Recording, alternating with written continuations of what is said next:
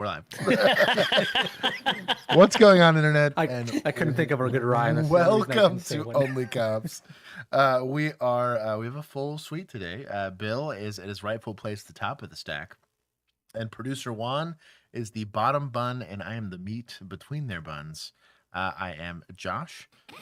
Collectively, we make up the OnlyCops. I guess nucleus, if you want to call it that. I'm gonna call mitochondria. Well, no, I was gonna say I feel like Bill has to be the mitochondria. I'm okay with being RNA, and we'll let Juan be the nucleus. The cell membrane. Yeah, Juan is the brain. I hold it all together. You hold it That's all right. together.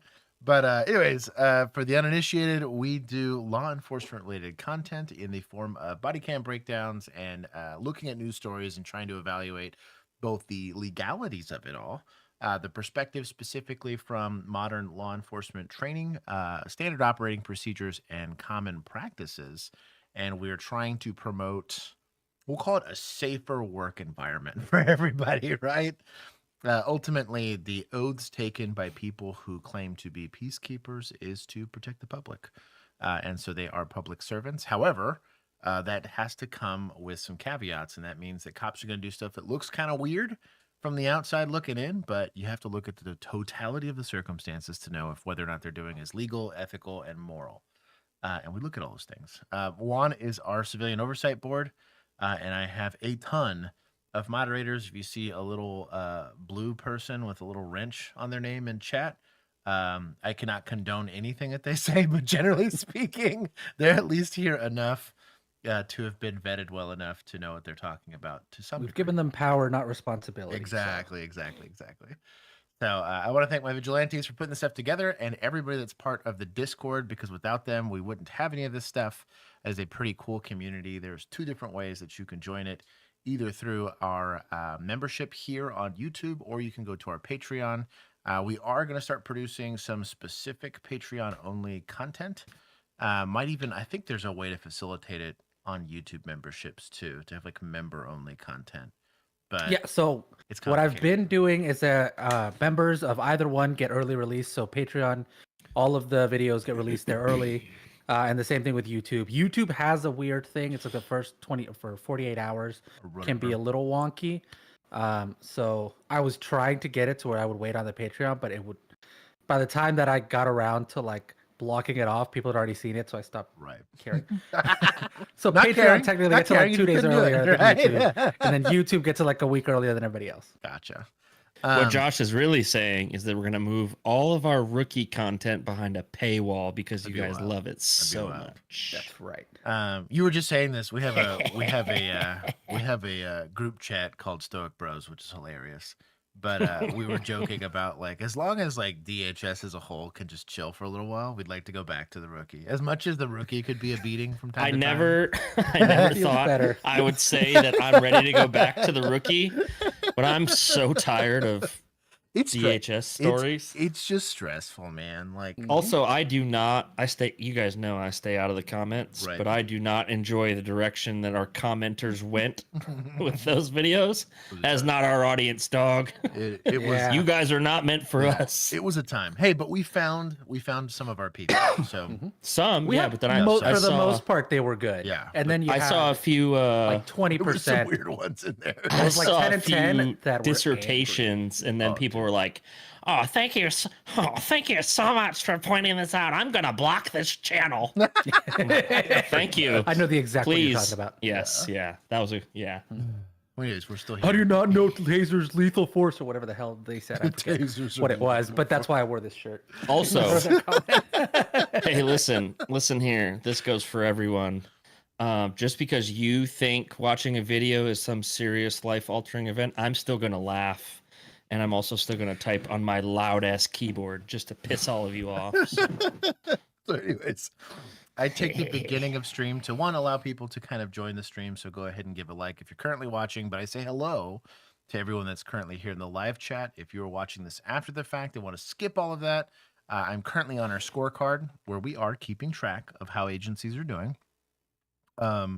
There's these like for fun categories that are just for us. But I will click over to the playlist when we are ready to actually do the body cam breakdown, so you can skip ahead till then. I will give my hellos as quickly as I can. Polposition? Polposition? Say that right? It's pole position, as in like an F1 race. No. The pole position is the top That's- 3. Okay, now I can actually take points from vigilantes. It's a solid pun. I don't know why you're mad about this one. For Poe? That's literally what That's it's called. not- It's called a pole position. Yeah, it's a pole position, not a pole. pole- Oh, pole position. I take Pole it. You know what? position, yes. I take it all back. I just clearly didn't get I didn't get it. You know what? I'll take points for myself for not getting it, for reading. Position. Pole For reading. Yeah. We will give pole position. It's especially egregious because I literally commented right after he got. I did pose. That's where he got it. Is I wrote position 1. Oh, gotcha. Well, I will switch it to that. I gave him credit. I took points from me, and I gave points back in restitution for my inability to read it. You're welcome, vigilantes. Django, it's good to see you. Christy and the Dan Hammer. Oh, all my mods were jumping in early. Tyler Stevens, brother. God bless you. I hope you're staying warm. I had to scroll for a second here. Feeling froggy, flexing his 6-month worth of membership. Have lived in Belfast. Ooh, Gaeltarach? Gaeltarach? I don't know. Quarter for 40 days. Most people hate the police because of British oppression. New dynamic for me. Makes sense because of history. I mean, yeah, I could see that. Colonialism. Belfast has had we'll call it a spicy history. Or I guess Ireland in general. The IRA be some sus dudes. But I mean, at the same time, you want to talk about if oppression happened anywhere, my dogs, Yes. they were going through it. Yeah. Let's see. Hey, shout out to my Texas public education for knowing that was Ireland. That's normally. I just watched a video on the potato famine. Did you really? They're good, yeah. Extra History. Go check them out. It's a They hard do time little for my cartoon people. history breakdowns. Extra History's an incredible channel. Like very, very I just well finished the done. Pearl Harbor one like 2 Oh, minutes dude. before Excellent. hopping on stream. Lisa Super good. Lisa Rowe, welcome. I don't have currently any cats around me. I'm sorry. Robert Carson. Who is Andrea? Just spelled kind of funny. Welcome. Valkyrie, welcome. Arca Valentine, Brian Miner, brother, welcome. Notorious Emu, dropping all the information. Thank you. Omnidan, they made a, I don't know who it was that made it, but it was an Uncrustable, like a de-escalation Uncrustable. It was pretty incredible. That's funny. The PNG for it was excellent. That's got to be like a, if you imagine flinging those things like Frisbees, just to get people to calm down. Hey, what? Calm down. Here's an Uncrustable. I tell you what, if I could give Bill a de-escalation like Nutella Uncrustable, I feel like if I hit that it'd work. Yeah, You know it would. it Just would. pre-bad video, you give him Yeah, that's what I the mean. Uncrustable. Got a Nutella, or I feel like Bill. I feel like you'd be the strawberry jam kind of guy, not a grape jelly. kinda guy. Uncrustables? Yeah. I do prefer the strawberry. Duh. Do I know my boyfriend or do I know my boyfriend? I do prefer the strawberry. I'm actually not a big fan of the Nutella Uncrustables. Really? I haven't tried I one. think they sound good, but I think the Nutella consistency is just a little bit too it's too thick for an Uncrustable. oh, that makes sense. That actually. makes sense. the Yeah. Smucker's Below jelly is perfect. It just reminds me of taking. I was there when we took the ICBS test in Texas, and then they went to the TEACS, and then tax, and then I think that I was too old for the STARS test, but They used to Took an bribe us with IBS those. test? No, not an IBS test. I just call That's eating just a- pizza. I was gonna say failed. it's just a cheese pizza. Sometimes you I pass, sometimes not. cheese Sometimes pizza. you're a child that gets left behind. Yeah. It's a cheese pizza and a tres leches cake, and yo, I'd be going through it. El Pete, welcome. Mr. Toastar. Can hold my phone with my left hand. Uh, Do you want me to? Cherry Folk. I gotta be careful with that one. Abs. Riley Is that Chen. a slur? No, not a slur. No. Folk. Fulk. Like Marshall Falk, but with a U. Liam Duke, welcome. Burry Strauspect, welcome back. Don't burst my bubble. I feel like that's a returning person that just changed their name.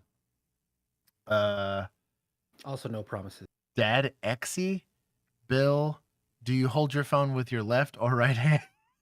I feel like I don't this know. is. It depends on what I'm doing with the I was other gonna, hand. I was gonna say, yeah. I type faster with it in my right hand, but I can. Yeah. I'm ambidextrous with my phone. Just got his Academy equipment yesterday. Is it wrong to use cuffs as a fidget spinner? No. When you first get them, that's exactly what I did with mine. When like handcuffs weren't like I don't want to say that they're like a source of stress, but after a while, every time I touched my handcuffs, it was paperwork. So I didn't like touching them ever after that. That's why I gave you Pavlov mine. interest. That's just gonna say it's like Just got rid of them. I got some bad juju on the. Didn't even want them in the house. Yeah. Oh man. Let's see. Shannon is back. Welcome. Hunter Poliquin.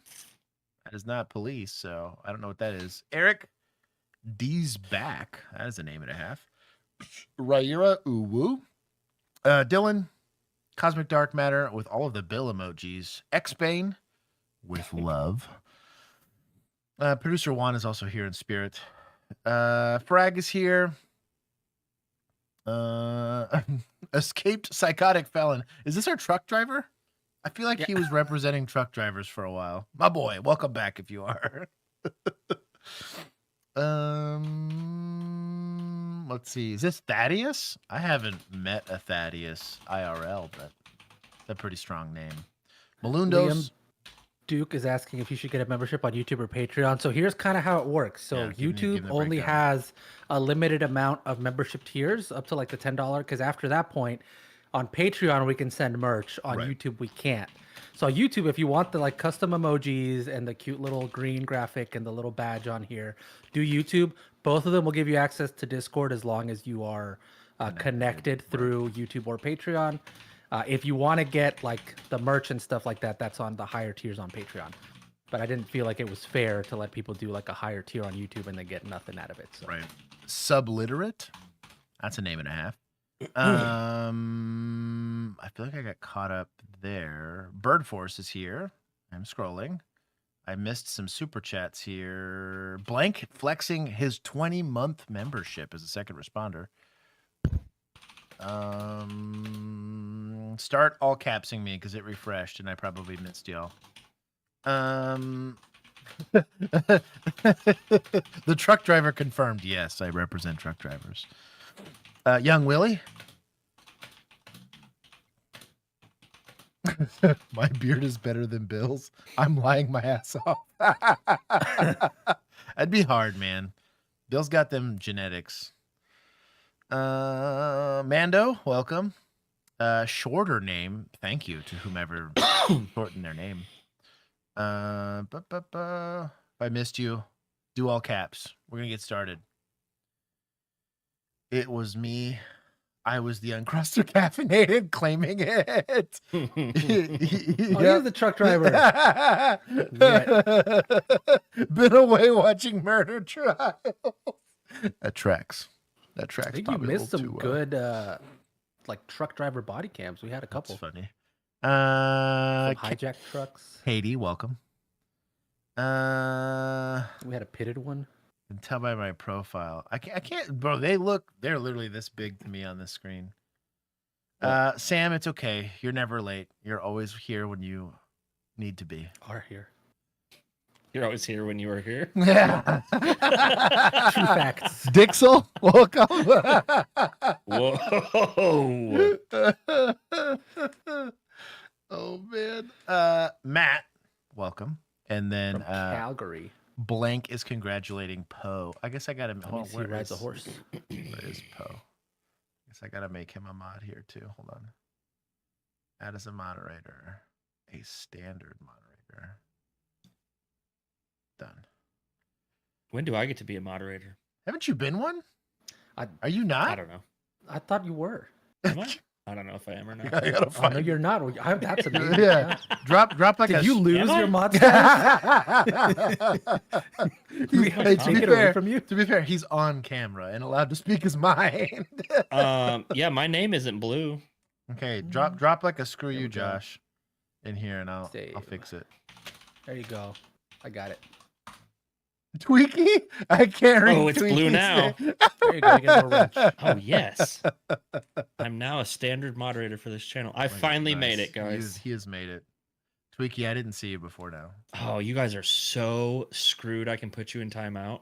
Yeah, I think that might be what we took away. Yeah, I think we had no rip. chatters left once you were done. You guys are screwed. Is it rail plane? Yes, yeah, it is. Sounds Yep. Sounds a little Yeah, sus. plain railing. That's a little sus, dog. Like that's like a airline stewardess recruiting pack there. That is wild. Anyways, we'll get started with stream. A Central Georgia Sheriff's Office taking a new approach to a serious speeding problem. A custom-built patrol car made for enforcement, but it's also having an impact that nobody expected. Carmen Brown shows us how a muscle car is changing more than Pause just it. traffic stops. This might be one of the weirdest shaped human beings I've ever seen on the news. It's Yeah, the it's ill-fitting definitely- suit. It's not You think that's what it is? fitted to him. Yes, because the shoulder pads are and it's like I'll take these. It's way too high, loose. right? I think it's coming out. Yes, it's like big.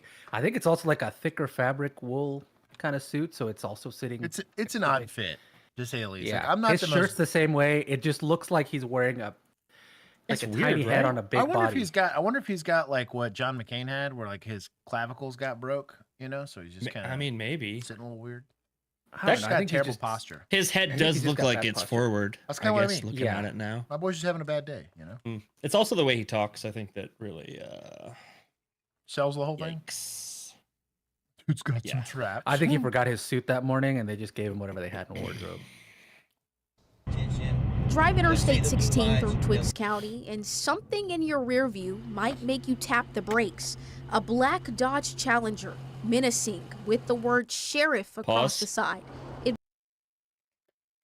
Does anyone else find it ironic that they chose that vehicle? Yep. I thought the same thing. I was like, yo, what is it? You can't beat them, join them, Hellcats, or what?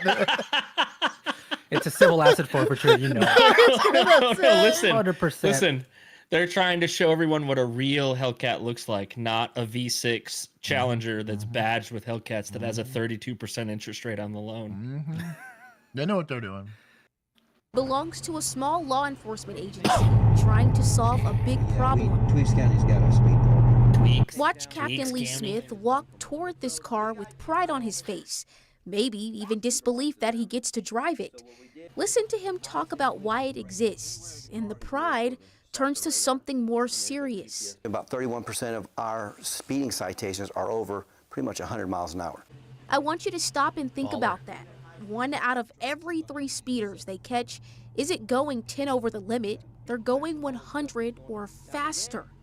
But this car here will basically get up there to speed quick, get to the car, and most importantly, we're able to basically end any pursuit that Also, notice it's got a legit pit bumper. Mm-hmm. That's not like a for show. Normally, I hate these. You'll get the Mustangs all the time. But every once in a while, you'll get like a Corvette. Yeah, And it's clearly just meant to like catch up to people and not about much else. it's not. right? Yeah, it's literally it's It's for meant for PR. community engagement. But more my than boy, anything. my boy's got the full-on wraparound, which it ruins a little bit of the aesthetic of the car, but it tells you it means business. Like, yo, I think it looks better, to be that's, honest. well, my thing is, I like it. it gives it this, yo, It's an FAFO kind of county, if you know what I'm saying. You know what I'm I saying? like that's why I like Fort Worth's Chargers, because Fort Worth does the full front grill guard, not just the push bars. Says, hey man, we keep the ditches and our highways well maintained and cleared for vehicles.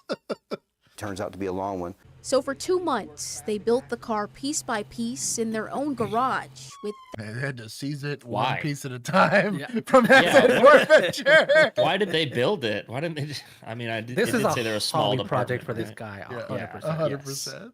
thousands. And then he was like, in "Can I use it at donated work?" And like, "Fine, we'll put some decals on it." And Yeah, I was gonna say, yeah. We got something in the boat. We got some spare stickers. parts. Everything we pretty much did to this car had to be fabricated, even to the front pit bar. Literally was a Satina and Wesson bar. He called it a cut pit bar. And fabricated and repowdered, Bless. coated back together. But when Smith takes it out I on like this patrol, guy. I like something it. happens that he doesn't expect. I have people beep at me and, hey, can we race? Or, hey, what do you, if I can get one of those, I'd come to work. And Oh, he needs you to hear a slow lot of people, down. people were Stupid soundbite. It gets me every time. Oh, he needs to slow down. I pull them over, and they're literally, can I take a picture with that car? Reporting in Twiggs County, Carmen Brown, I will say the funnest thing that I ever got to experience in a patrol car was the Mopar car show. That we had to, were you there for that? We had just gotten relatively new Chargers. And so it's a Mopar shows, it's Dodge cars, right? And so many people were like, yo, can you turn on the lights and do like a whole, and I was like, you know what? Whatever. Can I take a picture? Sure, why not? I was like, I don't care. Yes. They were cool. They were very cool about. Also, they were very well organized for being a car show. They weren't a bunch of. And they weren't in the middle of the Right. intersection. They Exactly. were actually, they were doing like a real reasonable car adults. thing. Now, Yeah. did they probably rip it down I-30 afterwards? Sure. I don't Probably, but I care. was like, you know what? Sounded good, I bet. I was gonna say, knock it out. WMAZ. This is News. one of the first ones. Like, I don't like the Teslas.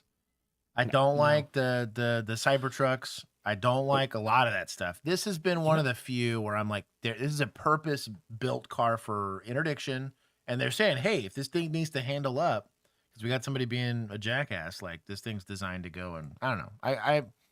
I'll give county points here for this one and admin.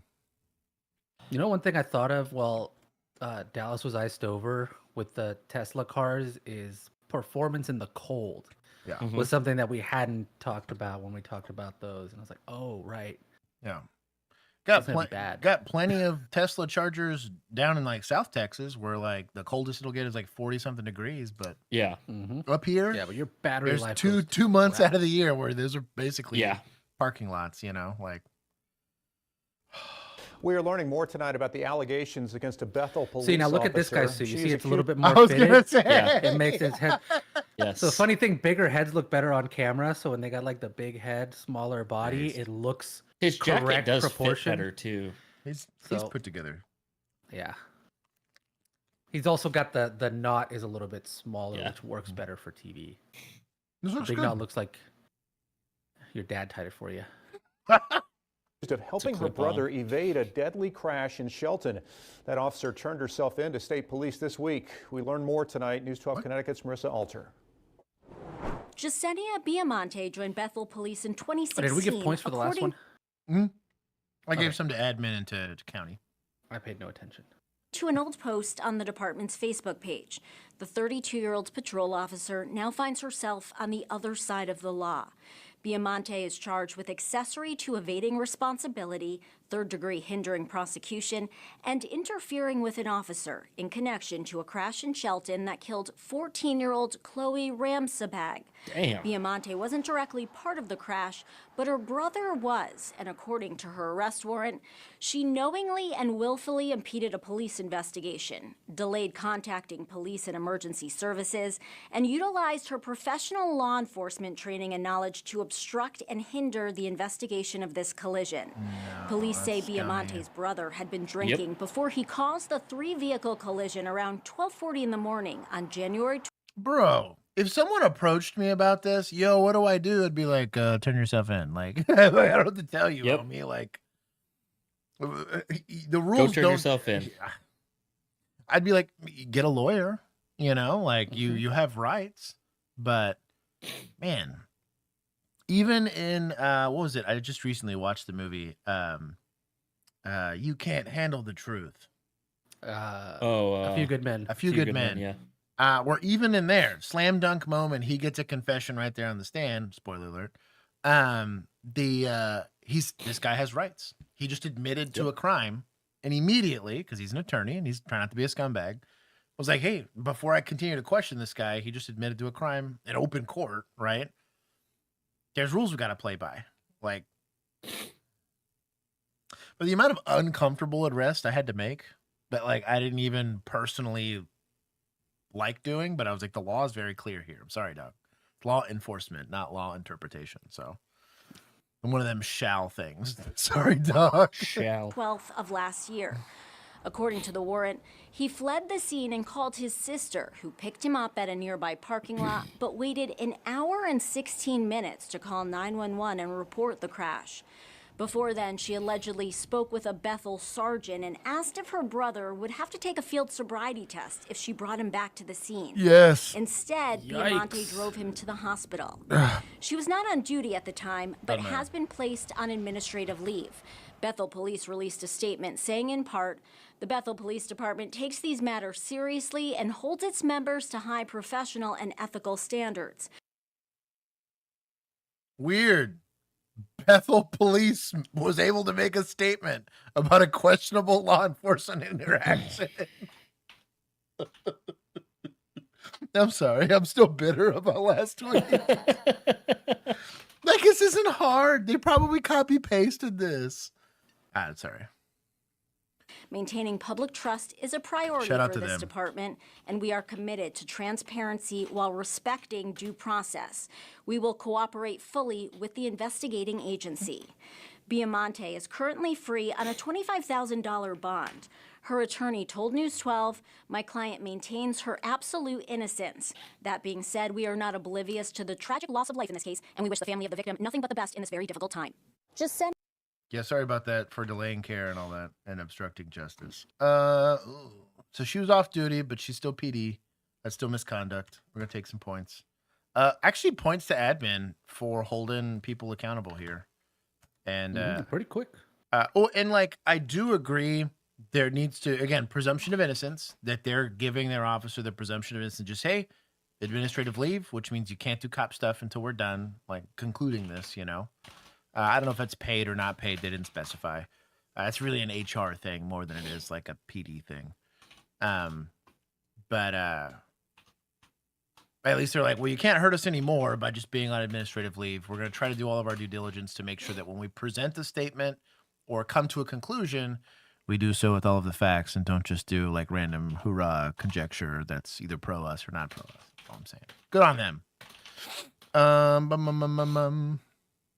Listen, our officers have absolute immunity when hiding family members from. They're patriots. Yeah. You know what they're doing for our country? So they have a hard job, okay? Anyways, good on them. And for media, this is person number 2 that's pretty put together. She's having to be outside doing in-field reporting. They even put like a little vignette on this guy. Look at this. This kind of way.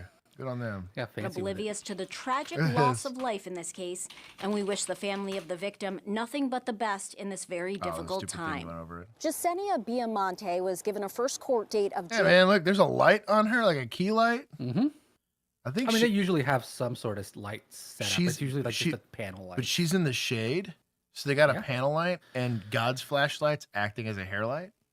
Mm-hmm. This is pretty good. Someone went to film school here. They didn't just hire some jack off. Good on them.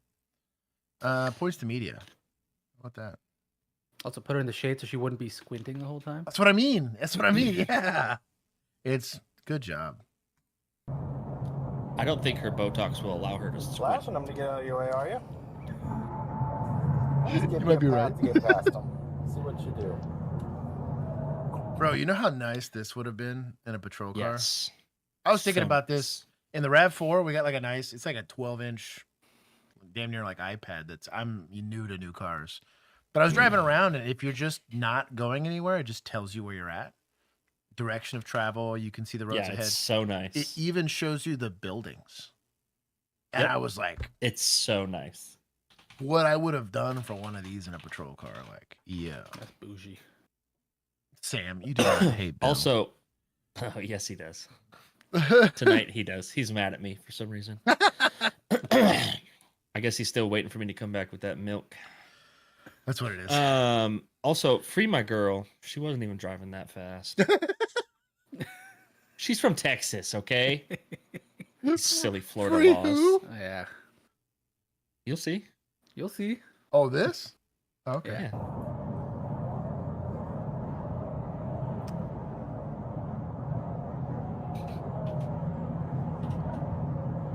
Oh, whoa. What about the car that just drove past faster than her? BMW? Yeah. I mean, she's going about the same speed as that BMW. That's keeping up with the flow of traffic.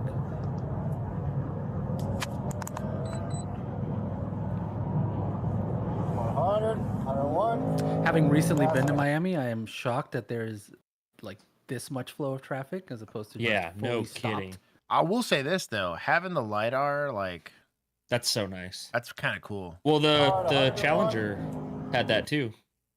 That one in the first. No kidding. Video. This Not is the pretty first- cool. The first video. I Yeah. don't know, whatever. I just He kind of showed went. that too. I would just say I was going this speed and they went by me. So Yeah. they were going faster than me. 103. Are you a physicist? Yeah. County motor 50. Copy, 1050. I wonder if this is an unmarked. It might be. The fact that she was willing to go by it like that.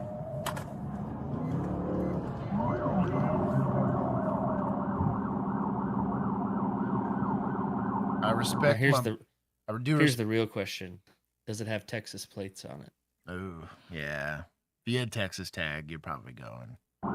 They're gonna pull you over just for that.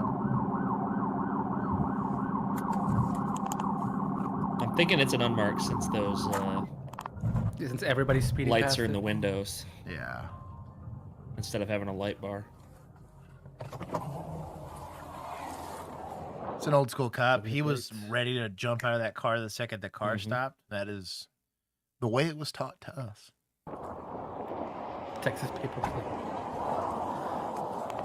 Oh, come on. We don't get to see This it. is the one time it's okay to go between cars. You just do it as quick as you can. But I still prefer going around the back. I'd still go around. Yeah, I'm a go around person. But if you're in a weird spot, I get it.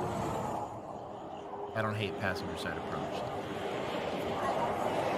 I would wipe that smile off your face. I'm Sergeant McDaniels with the Orange County Sheriff's. Bro, no need for sass. No. What is this? Wipe that smile off you, bro. Bring Hey, back Tab. robot cops, man. Dude what acts are like he we just doing? caught a murderer. I know. Because she was going like 106. Oh, 106. Oh my god. What's dumb too is especially in a vehicle that comfortably does that. Yeah. You know what I mean? You start getting into Yes. like the Mercedes SUVs, Porsche SUV, all these like higher end cars. Do or- you or know even how just a new car. comfortable Yeah. I can get to 100 and not even think about it? Josh is really good. I don't even keeping this. feel it. So- What are you drinking? It's a Zivia. It's a Zivia. Y'all chill. Always a Zivia. Y'all chill. What do they The think it is? Vanilla Coke Zivia. And no, he is not fasting if he's drinking a Zivia. No. I fasted yesterday. I got 30. Good I got job. almost 40 hours in. Ooh, I ate. that's a lot. I ate at like 2:00 this afternoon. It was nice. But you were fasting? Oh, he needs to slow down. Oh, the ambulance.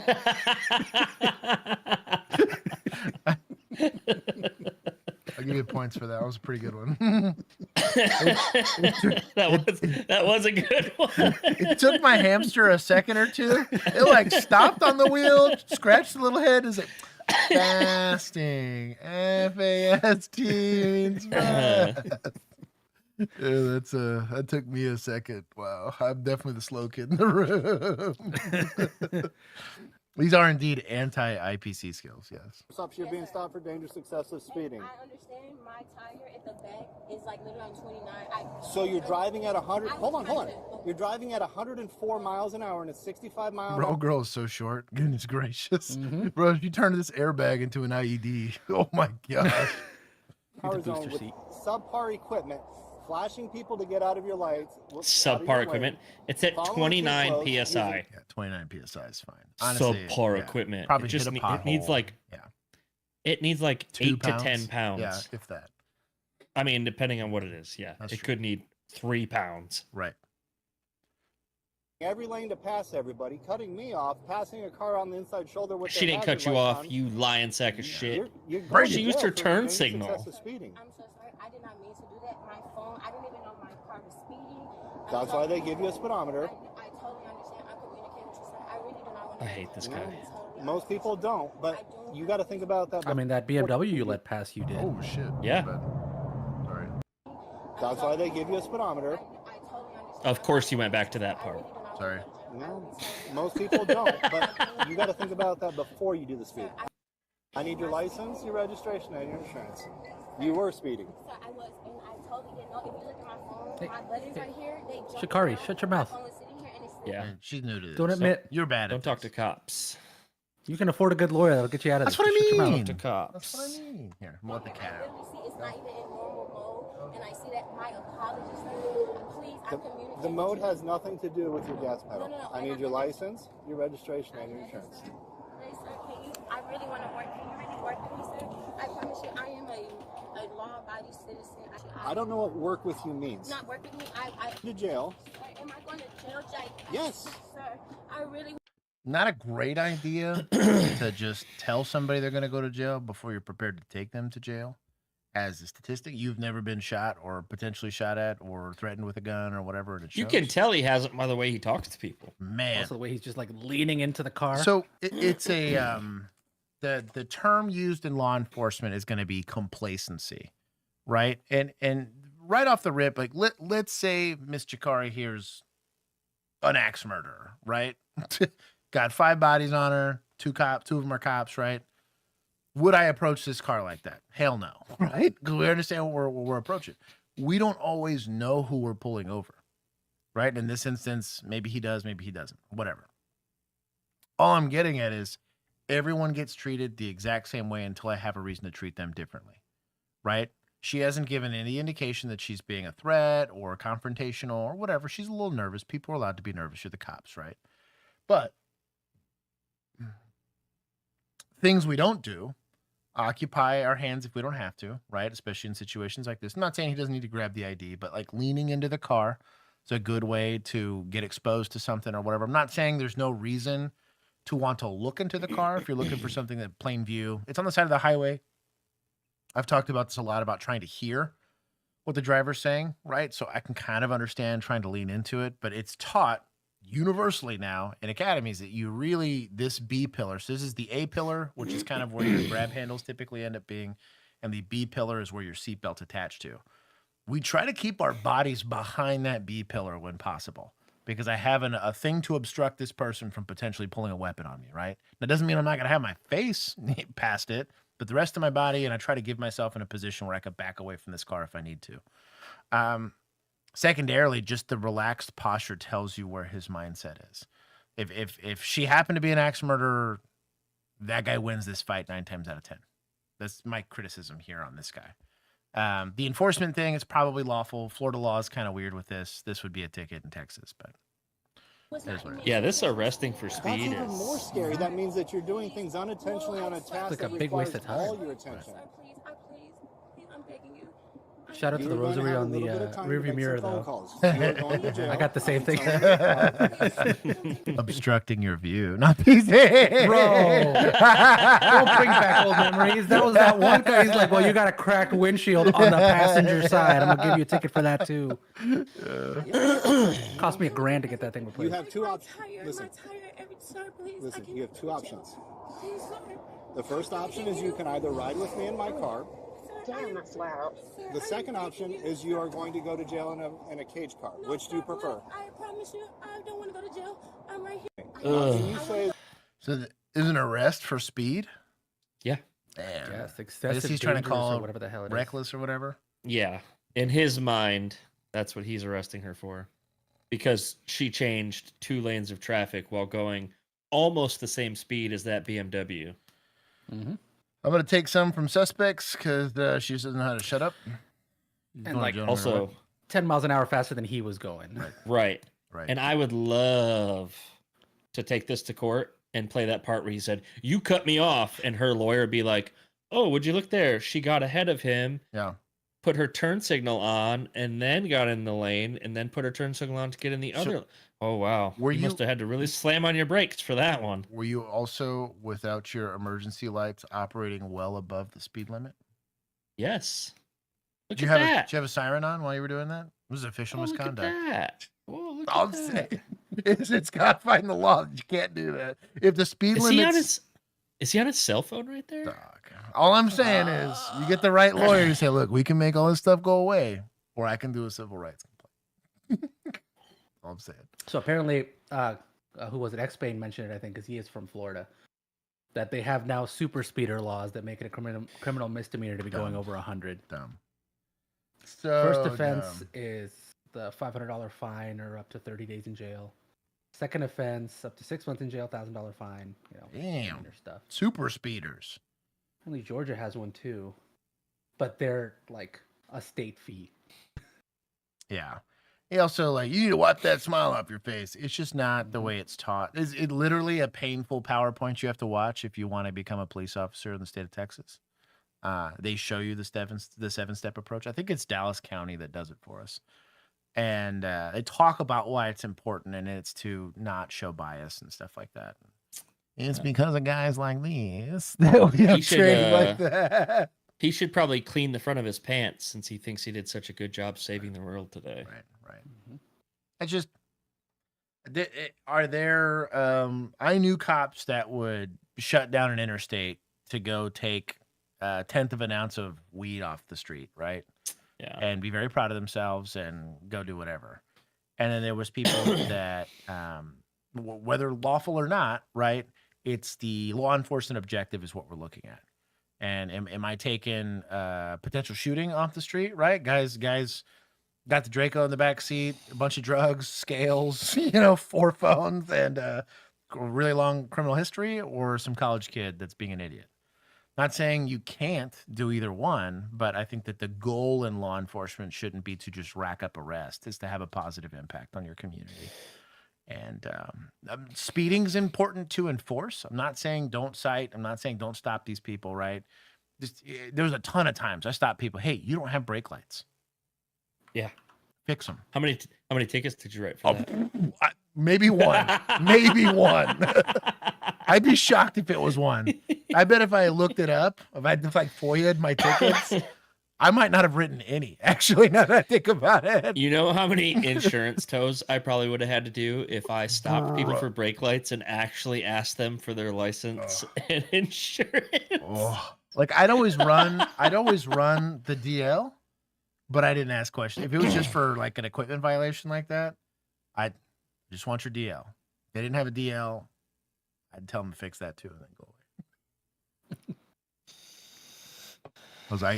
And the difference being, like where Bill and I worked in particular, is let's say I arrested somebody, right, for a traffic violation because I could, or a misdemeanor warrant because I could.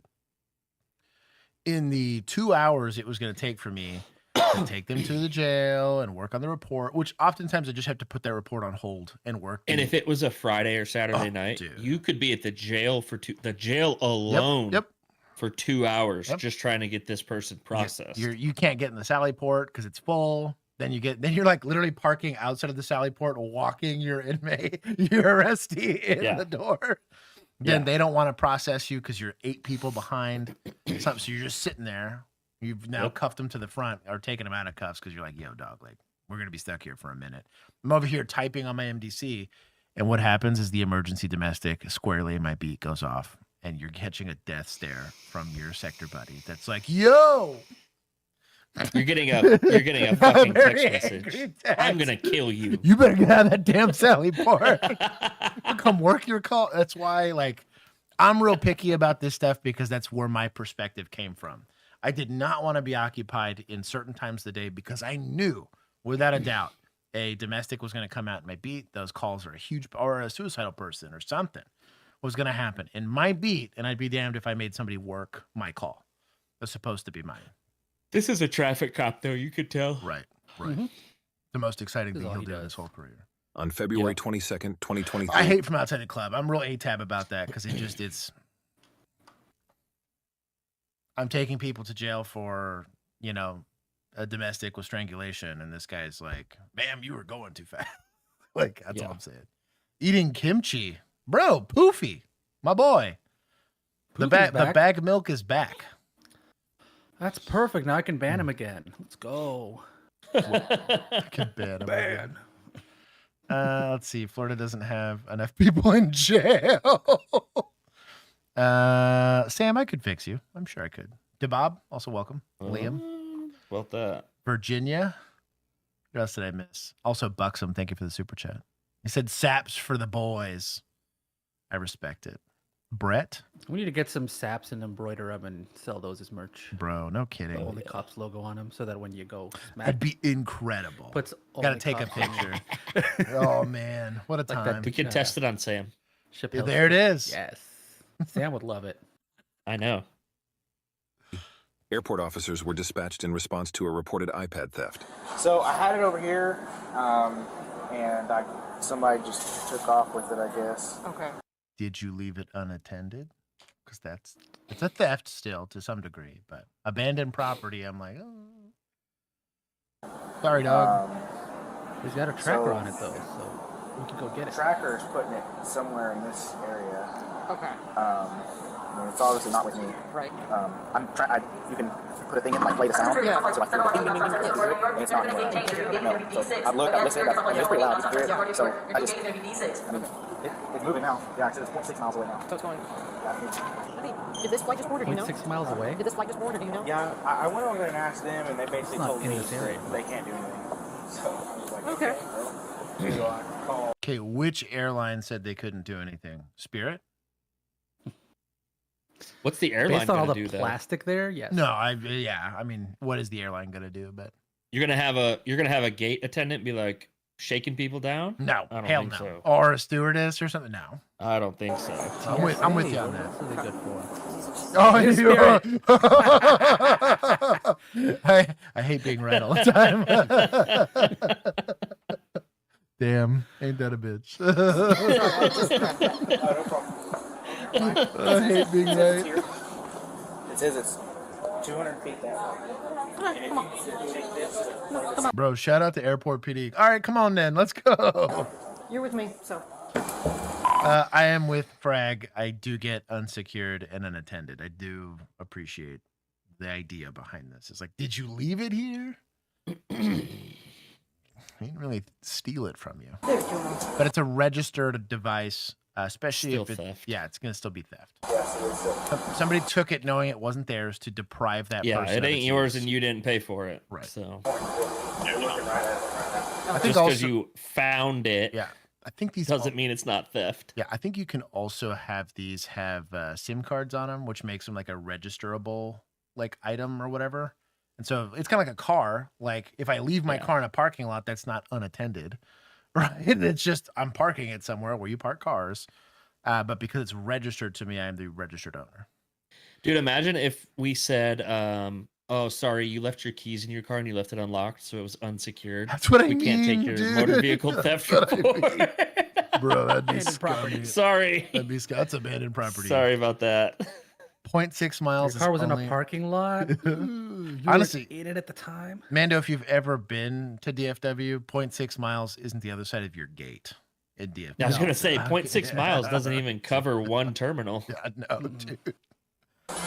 So is it having a kind of case on it, or what color? No, it's bare naked. He should be able to ping it too, right? Yeah. This doesn't look I think he's using the Find My It iPhone says thingy. Virgin Industries on it. It looks just like that. Okay. We'll take a work one. So, if you want to go ahead and play that for me?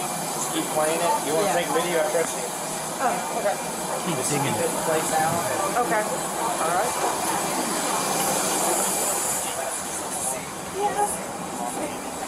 Hello. Shout out to your girl doing the Lord's work of customer service here. We're checking an iPad that Especially on Spirit. This is the Waffle House of the Sky. It's in here. Oh, they found So I'm saying, doing the Lord's work right here. These ladies out there, I salute you. They know Okay. it. Found it. Oh, wow. She's like, oh, I know who it is. Instant I got air about him. I got places to be. Yes, ma'am. Do you have an iPad? Yeah, it's I think it's in Terminal E. It's like where checkpoint is. Oh no, I'm looking for one that's on the plane. Oh, okay. What? So you're missing one?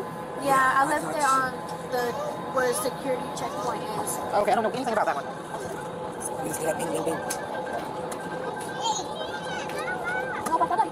Is your phone going off? You got a phone going off?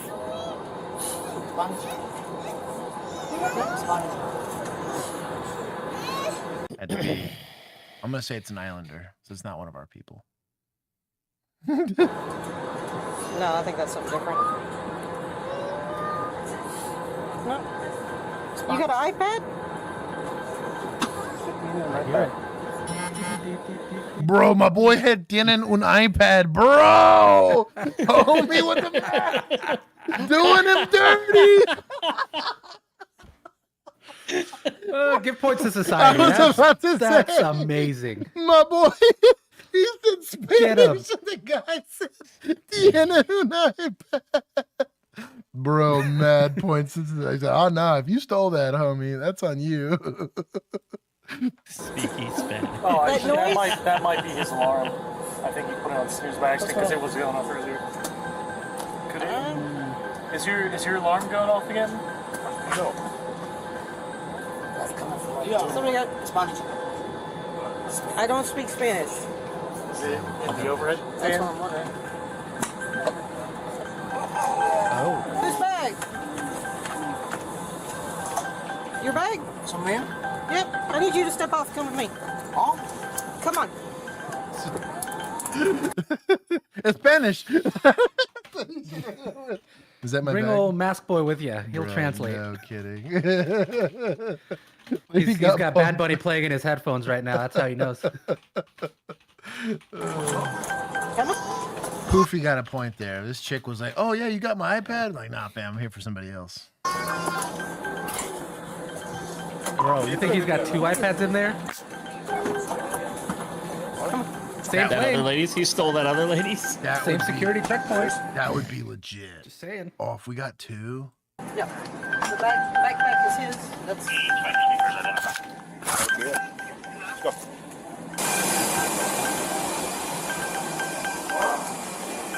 So here's your phone guy. If you hold back through there, we're going to deal with something here.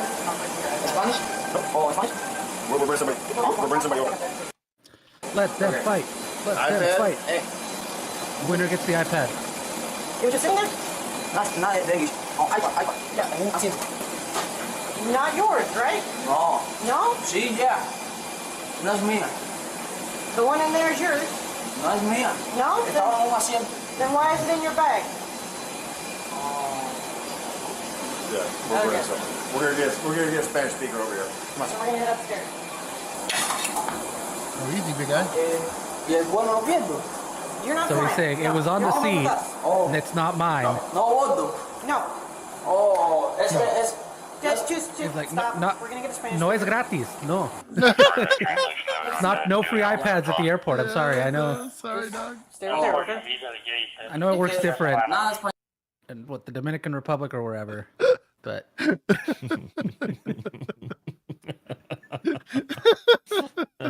Alguien para explicar. We have a Spanish speaker coming. No es mío. Okay, not yours? Don't touch it. That's a herb gesture. I don't speak Spanish. No touchy. No. Now you're no touchy. No. He's asking about the flight. You have a stolen iPad in your possession. We're getting a translator, so you'll understand. But you have a stolen iPad. Oh, you picked it up and put it in there. Yeah. Not yours. That's not yours. Yes, sir. We need some help with that. So. This iPad. He no. But finders keepers. Finders keepers. Yo. Sí, pero no fue como que sola, abandonada. It's not yours. He said it was This abandoned, iPad. bro. He knows. My boy, he was like, "Yo," but it was by itself. He literally said abandoned. Hate the player, not the game. Free you my know? boy. Free my boy. Is Free mine. my boy. Sí, yeah. That iPad is not yours. No. You put it in your bag. Sola. No. Oh, Go ahead and have a seat. Thank you for your help. Okay. So he thought he We're now on found speaker. a free iPad So if that you'd somebody like had just left behind. He probably thought somebody was already on their flight. Right, and had left it behind. I Yeah. appreciate your help. Thank He's you. just trying to make sure the person on the flight got their iPad. Sure. You know, That would have been a good story. swiper, no flying. Wow. All right, Would have been face the easily wall. disproven, but you know, better than what he's got. Put your hands behind your back. Bro, he's used to the other kind of police that assume the positions. Yeah. Manos here. Yes. Aquí. Oh, amigo. Oh. Ah. Put your hand behind back. Bro, don't do that to a city cop. I know he was just trying to gesture because there's language barrier here. You're in the middle of handcuff and you pull away Well, and like that. he has rapport with the other guy too. Yeah. He was like, amigo. Amigo. What gets me is that guy, he didn't know where to go. Like, he didn't know what plane to board or whatever. So he asked me for help. And I helped him. You're going to go here and say this or whatever. Like, so he understood me then. So anyway, I was like, when I saw him, I was like, oh man, that kind of hurts my heart a little bit. Yeah, that does. Everything else. Dang. Okay. But pretty much what he's, it's the same thing. Basically, he's saying, hey, No good deed goes unpunished. I recognize there. I recognize where you are. So he's asking me if, if there's other things blah, blah, blah. And he's asking me too if, All good on. I guess is airport police. That fish cops. Airport PD. I think we've done them as feds and we've done them as fish cops. So it really just kind of depends. Because it's airport PD. It's not like TSA. So it's not feds. Right. I'll let it be fish cops. They did good. They did a good investigation. They actually entertained, because I've seen a lot of people just, I don't know what to do with that, so we're just not going to help you. They went the extra mile, went and got this guy his iPad back. Points from suspects. Or no es gratis over there. That's it. Good on them. I'm glad the guy got his iPad back. And no pushing, no shoving, no fighting. Weird. Somebody's able to be taken into custody without anybody getting hurt. Weird. Crazy. But and also like they weren't like rude or disrespectful or whatever. They just did their job. Good on both of them. First time today, the head of the THP is answering questions from lawmakers about what WSMV. Each state uses sheriffs, use the division. Yeah, we have a municipals. For DFW, it's like a municipality that the DFW airport has their own agency. It's big enough to be a town. I request trial by Mando, that's exactly what I said. Literally what I said. You let them fight. Whoever wins keeps the iPad. That's so funny. But yeah, DFW, they have their own airport PD, but I would consider them municipal police. I think they even have their own judge, like their own magistrate and everything. Better, it's Dallas County probably. But I've seen sheriff's deputies be like the de facto police there. Dallas PD aids Dallas, like the Love Field Airport. That's in the middle of Dallas, so Love Field's almost exclusively done by Dallas PD. So it's not even their own. It's just, hey, screw it, we're already here. We can send some cops over there. They get assigned, but it's also a lot smaller. Airport. Oh, that thing's tiny. It's like 6 terminals or something like that. Yeah, they need like 8 cops max. Right. Has exposed in our sobering problems investigations. You may remember the last time I tried to talk to Colonel Matt Perry, Tennessee? He got in his car and was driven away. But when he left the hearing today, we were waiting outside. Of everything we've shown you, the THP being the police agency with the highest number of sober DUI arrests, 180 in the latest TBI data, to how sober drivers are having their lives ruined after being arrested. Just constantly the bad dreams, constantly reliving this experience. Today, Senator Mark Pody wanted to know about this, how former troopers tell WSMV4 Investigates a quota system exists, and the pressure to make DUI arrests is resulting in wrongful arrests. This is corruption. We're ruining people's lives. We're being forced to ruin people's lives. You don't get forced to ruin people's lives. I don't mean to like. You can't take the Nuremberg defense on this. There is some now. There's like in the sake of a domestic, right? If it looks like a duck, quacks like a duck, and it's got feathers, I got to arrest it, right? But like DWIs are strictly, I have to see the factors because it's such a hard thing to document outside of blood, right? Like the physical evidence is going to be either the blood alcohol or the PBT, or sometimes they take urine. That's very rare, but you only arrest when you have probable cause.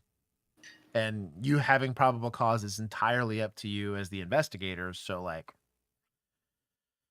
even if there's not supposed to be, but even if there was a quota, you still shouldn't be arresting people without probable cause. So nobody can force you to ruin somebody's life. And at the end of the day, you also still have a responsibility, I think.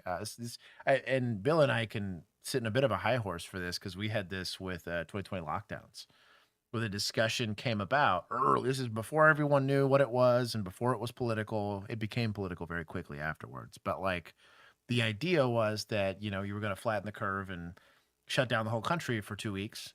And the choice was, so how do you make that happen? Well, you can't make that happen. You're just asking people to do it, right?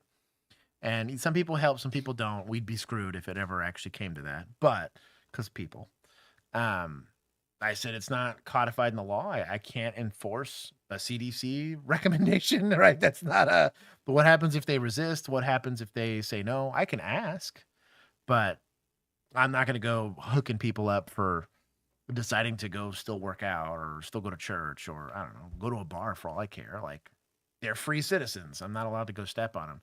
And there was a real discussion there for about a month, where it's like, well, are we? And that was a collection and a coalition of police officers that were like, I got a lot of sick leave. I can burn that until y'all figure it out, but I'm not going to do that. And we got our way. So that's a real rich take on they're forcing us to ruin people's lives, but that is what it is. There was some news articles that were forwarded to me, and it has to do with people being stopped and actually arrested for DUI, but there was no evidence of that. There's certainly no quota like some of these articles have pushed. Colonel Matt Perry says his agency is reviewing DUI arrests, where the blood work later came back and showed no alcohol or drugs, and so far found this.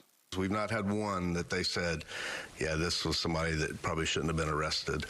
So do you think all of these people that have been arrested Brady list actually were not sober?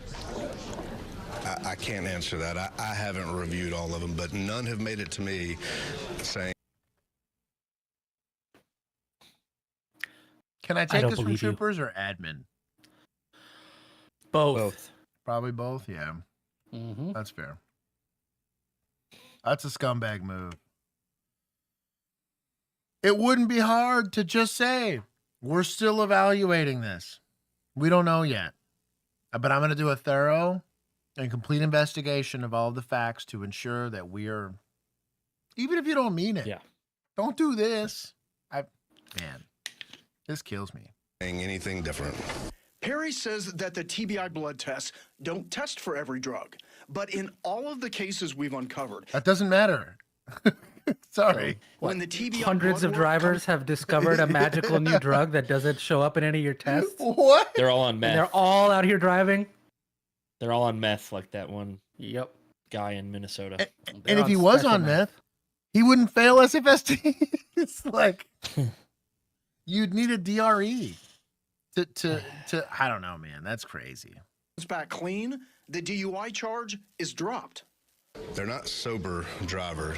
They might have come back with nothing from the TBI lab in their system, but that doesn't make them a sober driver. I've interviewed these people.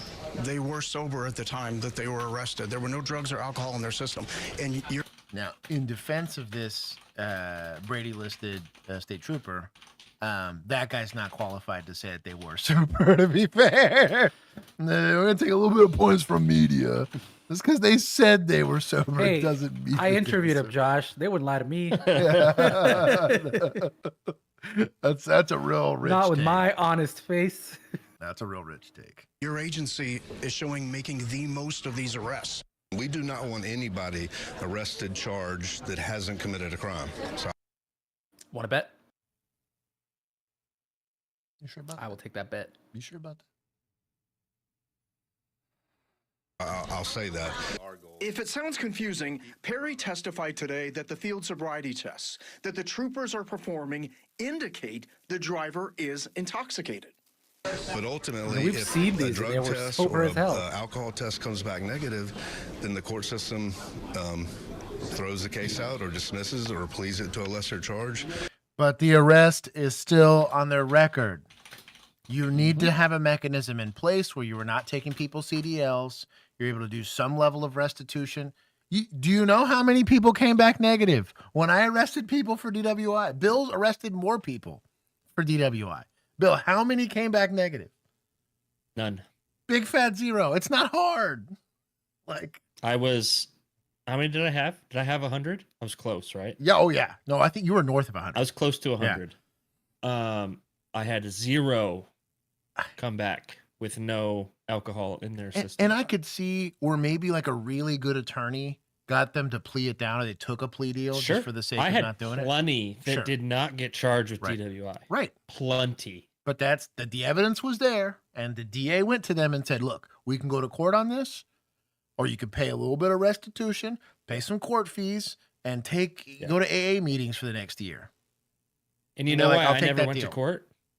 I never went to court, not once. Neither did I. I went to 2 ALR hearings, but I didn't count that as court. Right. I never went to court because mine was always blood.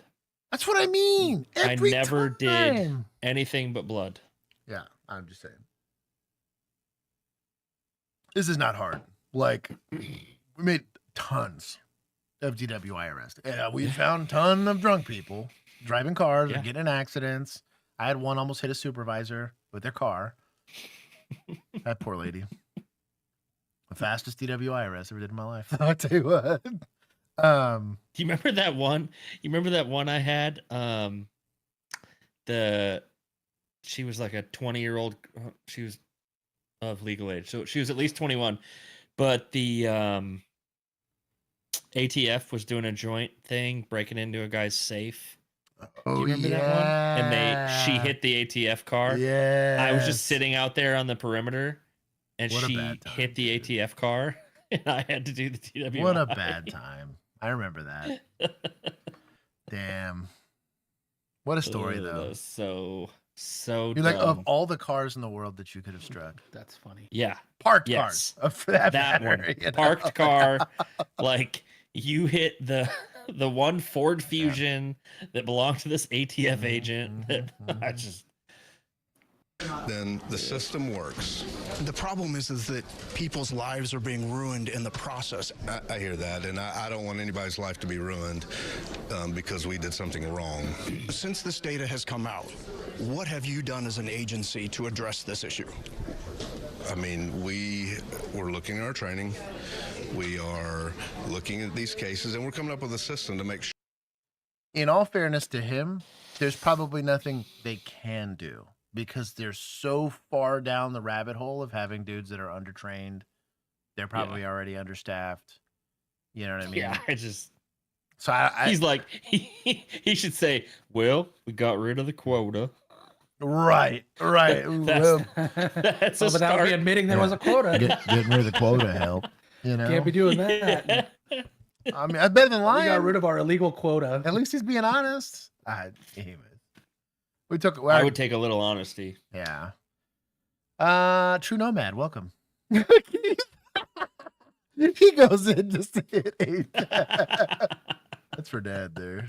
I give Dad some points. That's hilarious. That's the first thing I've seen from him the whole time. He just rocks in 8 times. He's been lurking, just waiting. Fucking troopers. Oh, man. DeBob, welcome. And Brett, if I didn't say hi to you, welcome. Drop a like. Central UNC Advance 1081 82 northbound. Stand by. Warning. Viewer discretion is advised. The following video contains footage some viewers may find disturbing. Wow. Gotta step up. On April 8, 2024, a deputy with the Turner County Sheriff's Office in Georgia attempted to stop an SUV. From there, things get very tragic. But we show the good, the bad, and the ugly of police pursuits because not every chase ends perfectly. Well, my boy's overtaking. Holy cow. You see how quickly he's catching up on this car? I don't like overtaking without lights and sirens. I'm not a fan of that. Agreed. That is objectively illegal in the state of Texas, but It puts you in a dangerous position you don't. That's what I mean. Need And to for put what? yourself in. Like, what are you gonna do? Sneak up on the guy I just. on the highway? Like, what are you doing? It doesn't really make 100% was sense. overtaking. He's trying to run the tag, maybe, before he pulls it over. Yeah. 22 gang ready.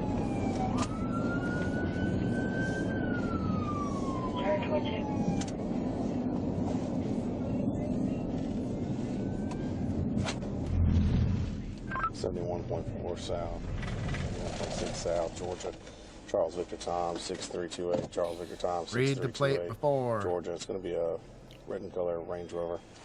At least they parked it. Yep. 10-4-1038, 71.6 southbound, 353.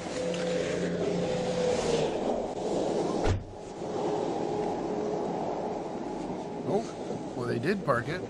1080 County, 1080 south. The second he got out, they booked it. I will say this.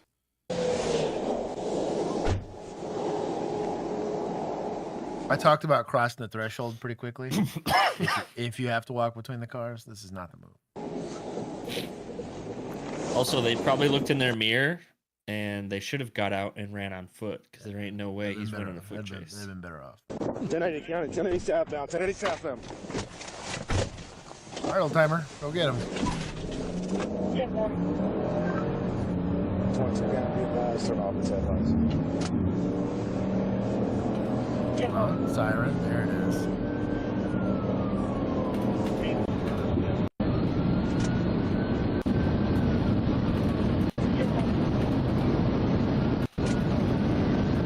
Wow.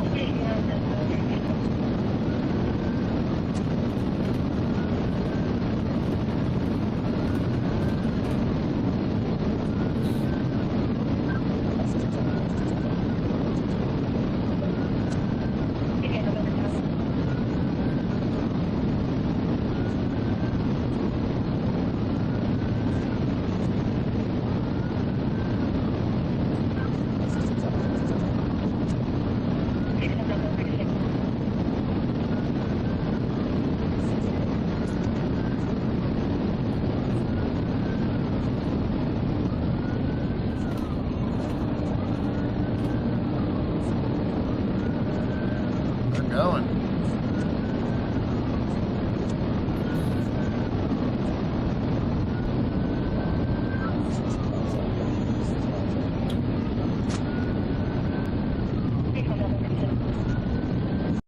Nope.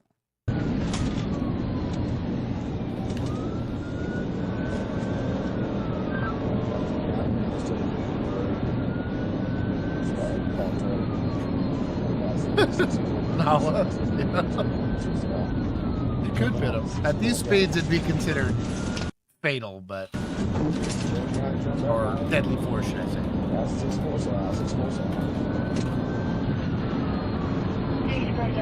Also, we're just chasing for evading, so I'm not saying you can't, but officers are probably just running because they're being stupid.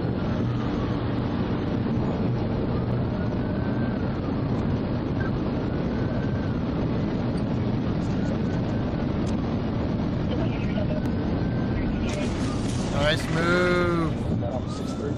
Points to suspects, bro. Got him like an absolute loser. Bro.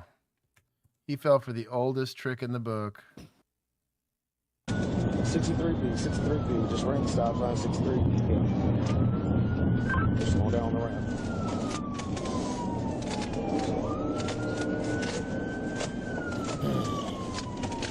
And now your last record, I won't hold you.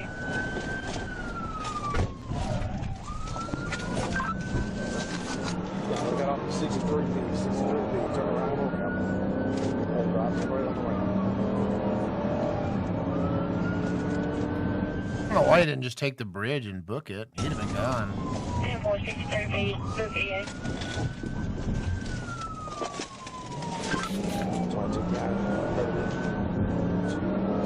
Tell you what, this deputy is very lucky this guy just didn't take the bridge. He would have been gone. 63B.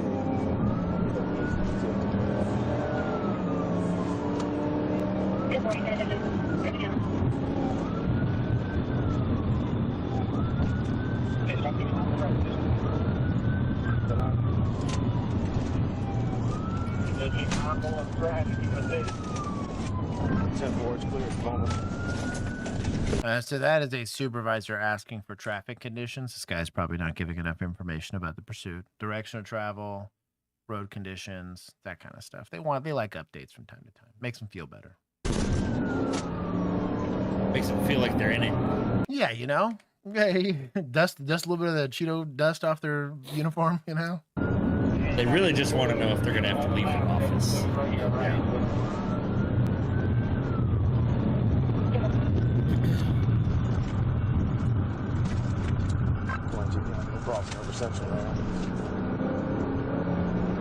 At least he's clearing intersections. Yeah.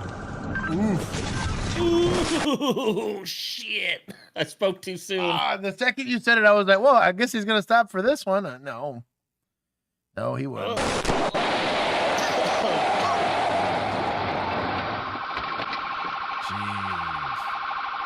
You've got to clear intersections. The deputy survived the crash, however, he did suffer multiple injuries, to include broken ribs, broken and fractured bones, and nerve damage. He was able to return to work in a light-duty status 2 months after this incident. From reports we have received, the deputy has now made a full physical recovery. Oh, that's good. The suspect also crashed and flipped his car into a ditch down the road. He was able to limp away and has been on the run ever since. We currently have no idea why he ran from law enforcement in the first place. Oh, well, justice served. I'm glad the deputy's okay, Kinda. but not clearing intersections, a big deal. Also, he's lucky if that was not an 18-wheeler, could have killed whoever he hit. Also, things to not miss, the big white 18-wheeler with lights on it and all that stuff, like that's an easy thing to see. Like he had a lot of time on that one. Emergency vehicle operations are by far the most dangerous thing we do. More officers die doing this than gunfights. Play it slow. Oh, dude. Like, yeah, dude. Even go back a little. You can see it where?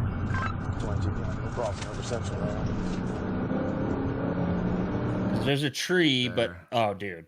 Come on. He's gunning it on a red light.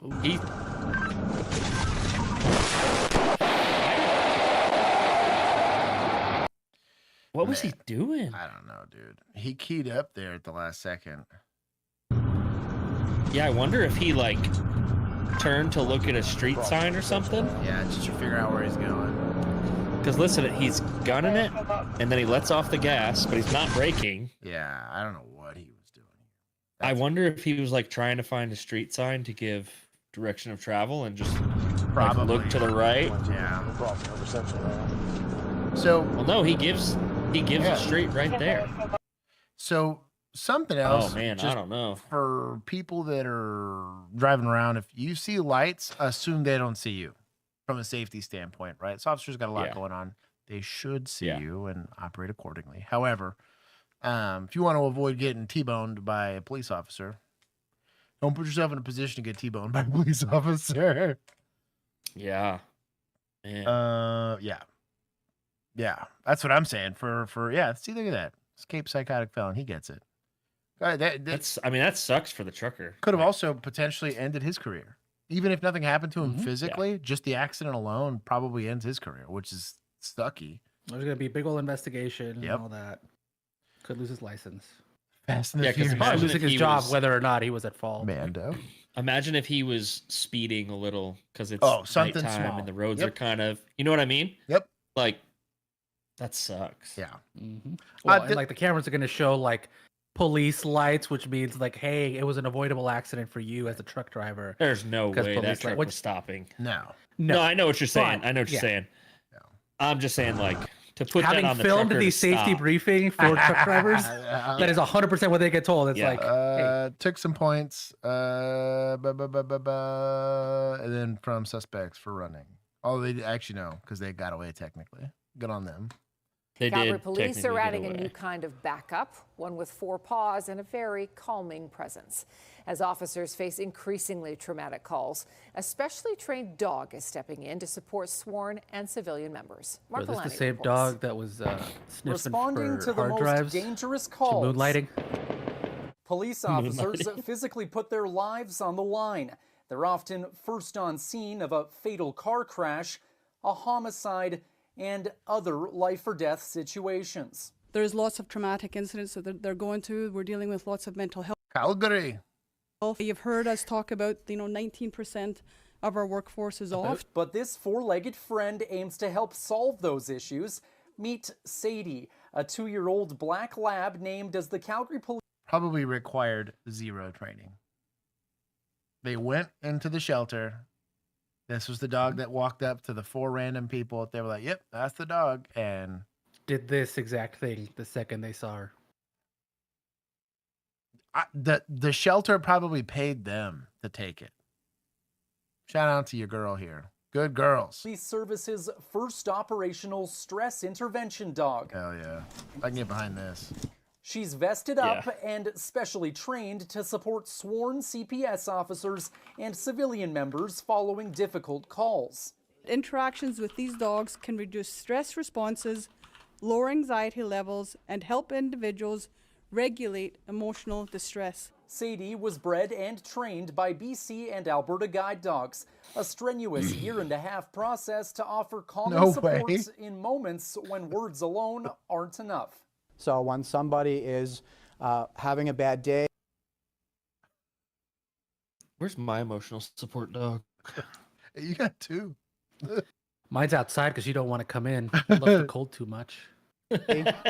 Needs an emotional downregulation or additional support, our dogs are specifically trained for those members. Bringing this canine into action was also made possible thanks to funding from Wounded Warriors Canada and Calgary-based nonprofit Pulling Together for Mental Health. When you begin to experience stress, your entire body chemistry changes. That dog knows you're undergoing stress before you do. The latest step in making sure those who swore to protect Calgarians feel supported too. Whatever we can do to assist and Be support careful them, if you're this driving is in what we're Tennessee here after for. petting one of these dogs. Yeah, careful. Yeah. Say, hey, you're not sober. Your body chemistry changed. That's going to be their next thing. They're like, we could smell. Is this our first points for Beaver Boys? I think so, yeah. Yeah, Beaver Wait, Boys. No, yes. Why was her accent? Wait, is Calgary? That is Canada. Why is her accent like Australian though? Points for good girls. She was British or The something. theater I get what run you're saying, Juan. Does a show once a year for the guide dogs to train them on how to sit through performances without barking. Oh, it's adorable. That is super adorable. Let them bark. We surrender the pet. The police alligator. The police gator. Shout out to Beaver Boys.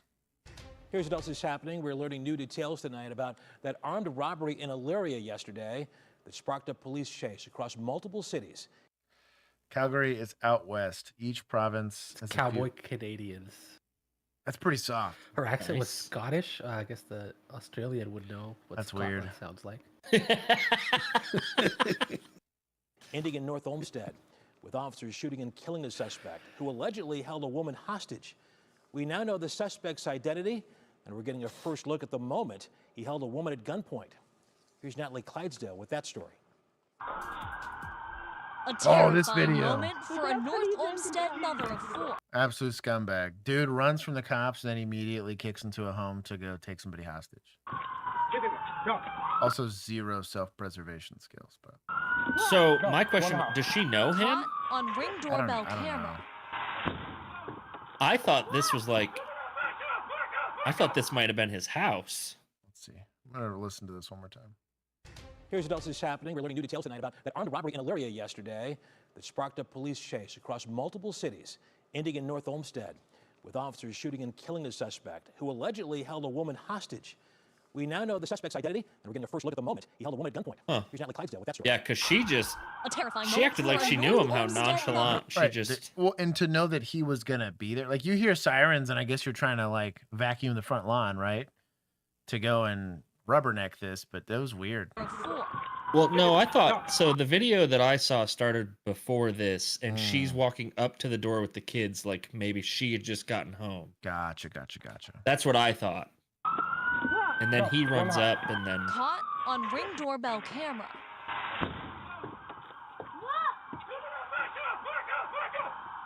What a Chad.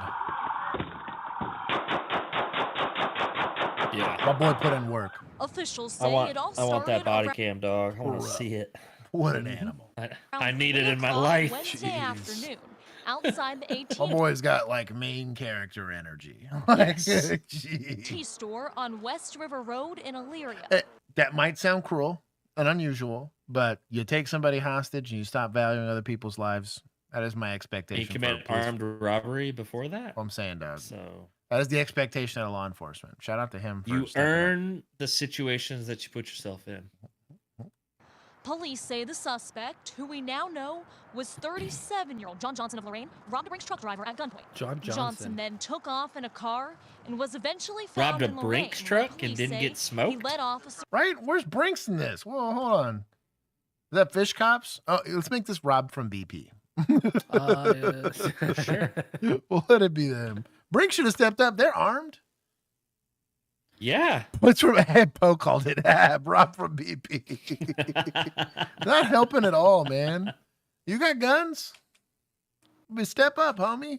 And normally there's two of them, right? Yeah. Don't they normally roll 2-man in those trucks? Yeah, they're not allowed to go I by wonder if- themselves. Wild. On That's a dangerous crazy. chase through multiple cities. The suspect showed no regard for the safety of motorists or pedestrians in the area traveling at speeds over 100 miles an hour. Officers eventually snow. disabled his car using spike strips. Investigators say Johnson then ran into an apartment complex on Clareshire Drive, where he took this random woman hostage at gunpoint. Oh, maybe I was wrong. Maybe it's the opposite. Like they were coming out of the house to leave. Also, Seems to did you me hear she his was- car? Dude. I think she was That's being indecisive because her kids decided to run outside, and she's like, "Do I get my kids or do I run away from the gunman?"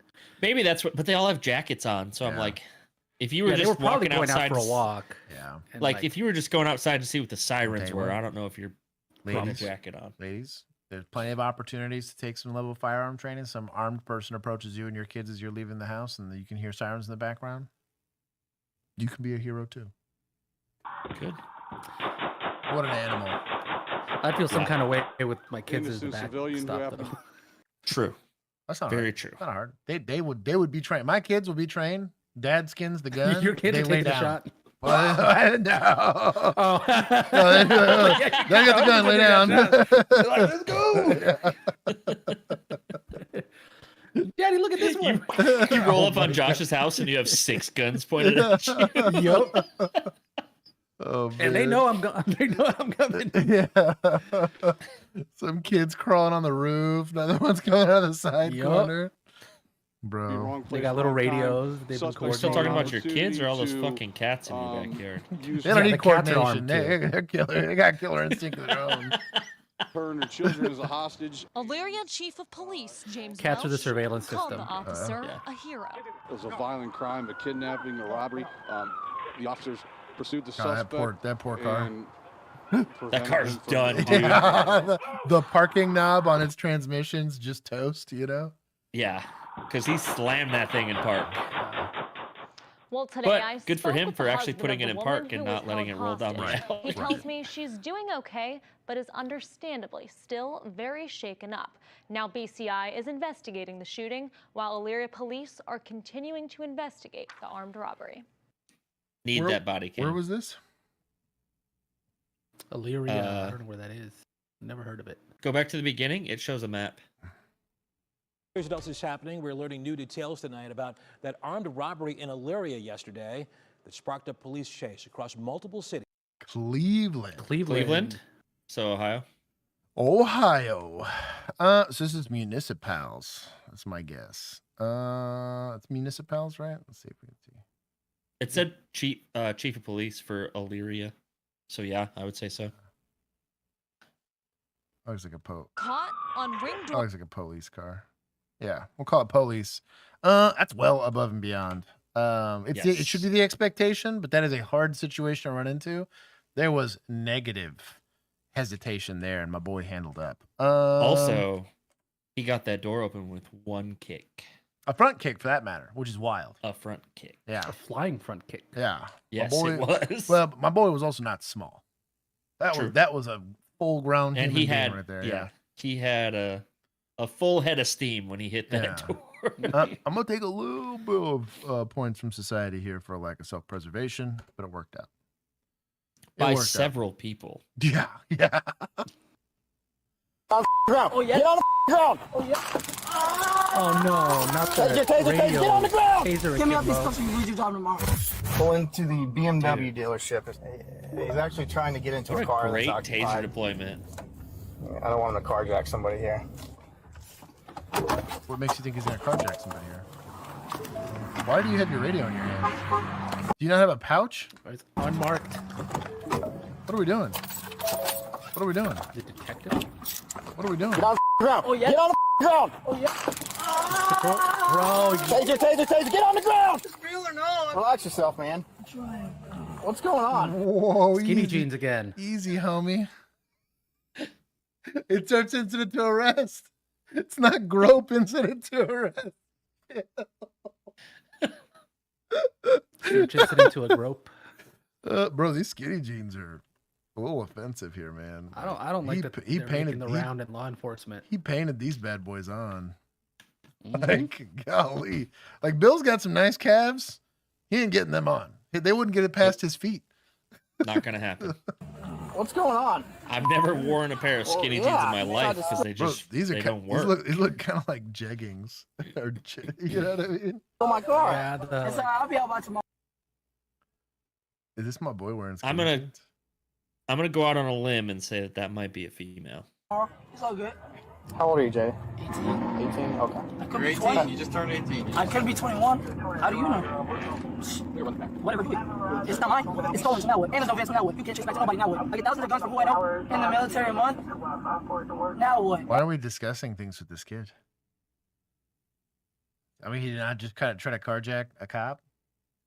We're not just taking him to either juvie secure if he's a minor or jail if he's an adult? What are we doing? Everybody in my family, my whole life, has all been federal agent workers. That's why we all have so much money to do everything we do. Wow. I wonder if his kid's got mental health issues. I didn't steal anything yet. I was just trying to find out what my car was. Yes. I think it's a little bit of undiagnosed asshole, and just because the kid probably, bad set of circumstances, dad didn't come back with the milk, mom's kind of unavailable. Yeah. But yeah, there could also be a little bit of that. Like, they probably gave him some SSRIs when he was in middle school for behavioral stuff, and we're getting some side effects now. Hey, someone get a phone back here going to IG Live right now. You're being detained right now lawfully. All right, unlock these customer. Yes, you can. What do you have against me? What do you have against me right now? Got into several people that don't belong to you. Give me up these cups so you lose your job tomorrow.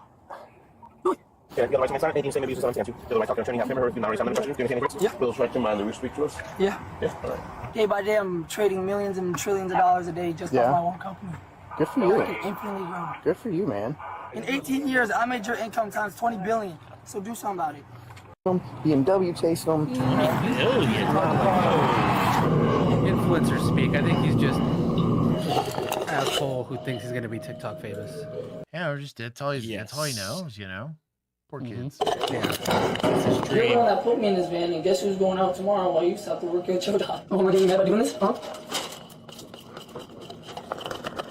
Leave the camera alone. Grand theft ×2, burglary of an occupied dwelling. Ooh. Yikes. He's 18. Ooh. Enjoy County, homie. It'll be a bad time for you. He will. You're old too. You're gonna be real popular. No, he'll enjoy it. So why was no one there in a regular uniform? Until, I know what you were saying. I'm picking up what He wants to be an influencer so bad. I'll tell you what. It was a weird arrest. I mean, the taser. Taser worked. I have to give points to Axon. Yeah, I wonder if that was like a vehicle burglary team. like a task force. Probably. Yeah. Because it's like unmarked car and bean and cheese quesadillas. Oh, nice. Pan fried. These are Ready gonna for that IBS test. Bro. I love when Josh's Spanish comes out. Hey man. Every once in a while. Show a little bit of leg on that Spanish. Ben and Chess. Ben and Chess.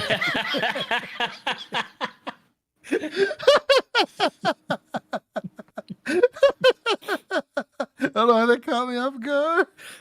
Ben and Chess. Because Juan said it. I know. Chat's yelling at you. They said you took points. Did I? From who? Axon. Oh, from Axon? Axon. Why'd you have to correct me? Well, who are you rooting for? 1,000. They said you only took 500. Yeah, I do 500 at a time. So I took 500. So I you- got to give 1,000 back so that they actually gained points. Oh, okay. I get what you're saying. Yeah. I mean, I guess it was a lawful arrest. I always find it kind of odd when they just kind of stand there and stare at the dog, you know? Like, it's like a weird thing that cops do. And Maybe they just have to wait for a car with a cage, so they got to just sit around. oh, if they're like a do task nothing. force. You know what? Yeah. Everything you said just tracks because every single time I dealt with narcs, those little buttholes never Yep. had a transport car. I'm looking at y'all. Yeah, I don't think he wants him in his nice new truck. Bro. All them Well, in specialized our, units, man. I was going to say our vehicle, whatever they were called, our vehicle burglary team, motor theft team, whatever the hell they were called, they rolled around like you see. Yeah. They did And, not. and they look gotta like... catch people, so I Yeah. don't have beef with that, but just have Sitting have in one. like cars. Have like a paddy wagon. How Nostradamus of him that he was like, I don't want to carjack someone, and then he jumps in his I'm the he victim. tries to jump in his car. And you know how he prevented his car from getting taken? Ready, boys and girls? Right here. I saw it. Right here. He's like, oh wait. Smart call. You hear that little doo-doo-doo? Yeah. That tells you your keys are still in there. Also, it's kind of soft to tase a kid that's only got a t-shirt and shorts on. Kid would have been leg swept into next week. Yeah. So Too bad I your agree, hands are kind of busy with your soft, radio. but we would have missed out on this image That's of fair. him going face first into the Bro, door. my bro, if this guy hadn't, my bro had a little come out. I have felt this pain, homie. That shit hurts.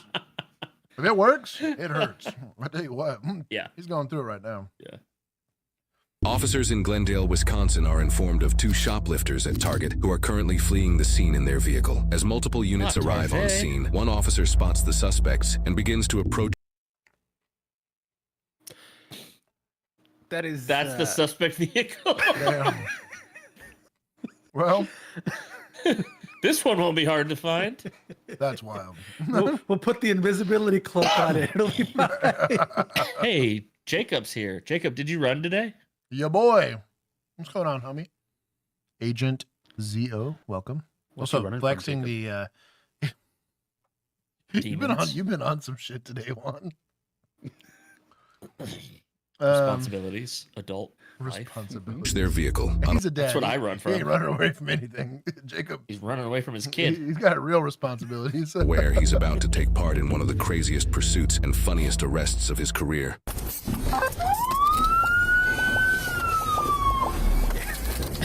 Taking off northbound on Port, King David Pole, 362. Oh, you could have hit him right there.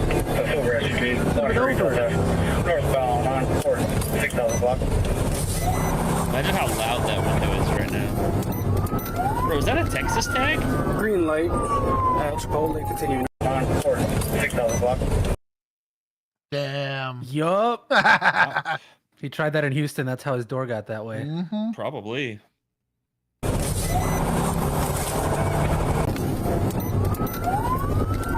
Green light at Chipotle, continuing northbound 350, driver's light. Coming up to a red light ahead, Western on Port, speeds are 60. You slow down for the red. Green light at Port, Bender, continuing northbound on Port. Retail type vehicle, silver Volkswagen or Volvo, I believe. It's a GMC. So we would not be able to pursue for this in our old agency. Shoplifting? No. No. Also, What? I think it's a Buick, not a GMC. Therefore, continuing northbound, passing Clovernut green light, speeds are 95.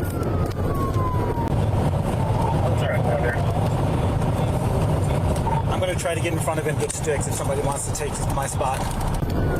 10-4, I'll do that. 30, call it when I do that. Coming up to a little bit of traffic at Starbucks, 6800 block. Continuing north on Forbes. Coming up to a green light at Green Tree.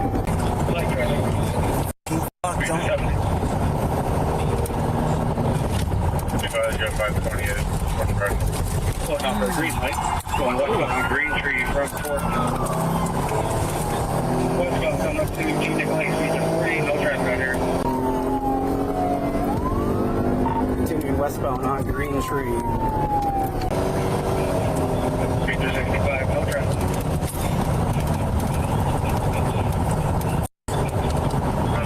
Slowing down for the stop sign at River, continuing westbound. Stand by on which direction, north or west? So the traffic got these outlets, pretty good. Slow down, continuing. And nope, he was north on River towards Good Hope. Continuing northbound on River Road to at a red light, Good Hope and River, red light. Speeds are 50. Speeds are 50.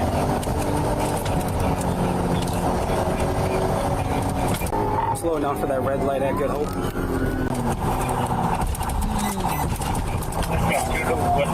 That was a sketchy intersection.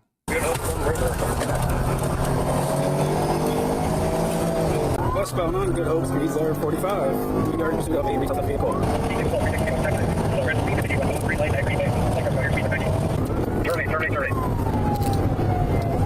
Damn, they got terminate. Green light at Green Bay. Light traffic out here, speeds are 90. Terminate. Yeah, for shoplifting, I get it. Yeah.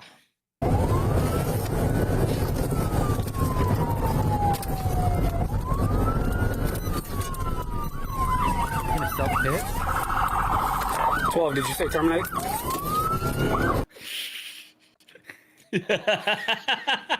My man. Sorry, you're kind of quiet. I didn't hear you there. Yeah, Is you it cutting out? terminate over something? Oh no, my radio fell out. If a supervisor tells you to terminate, I had to hold it in my hand. you need to terminate. But You can ask for clarification. game respects game is all I'm saying. I I wouldn't need that recommend submitted in doing writing. that. Thank you. No, He waited until after he did the U-turn. Did you say terminate? right. Generally speaking, You're gonna be like, did you say terminate? yeah.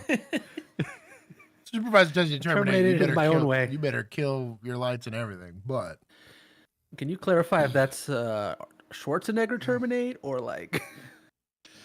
it was Spanish. That's all you need to say over there.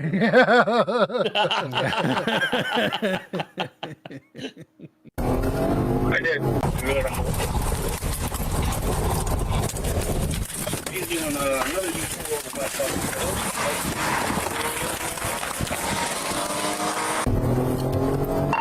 10-4, terminating back eastbound on Good Hope. He's doing another U-turn going westbound on Good Hope, coming up to Green Bay. Red light there, stop 6.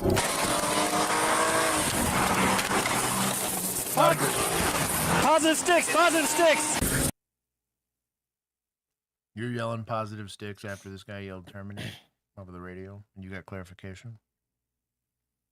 We're in the middle of terminating, Josh. Also, how safe do we think this is?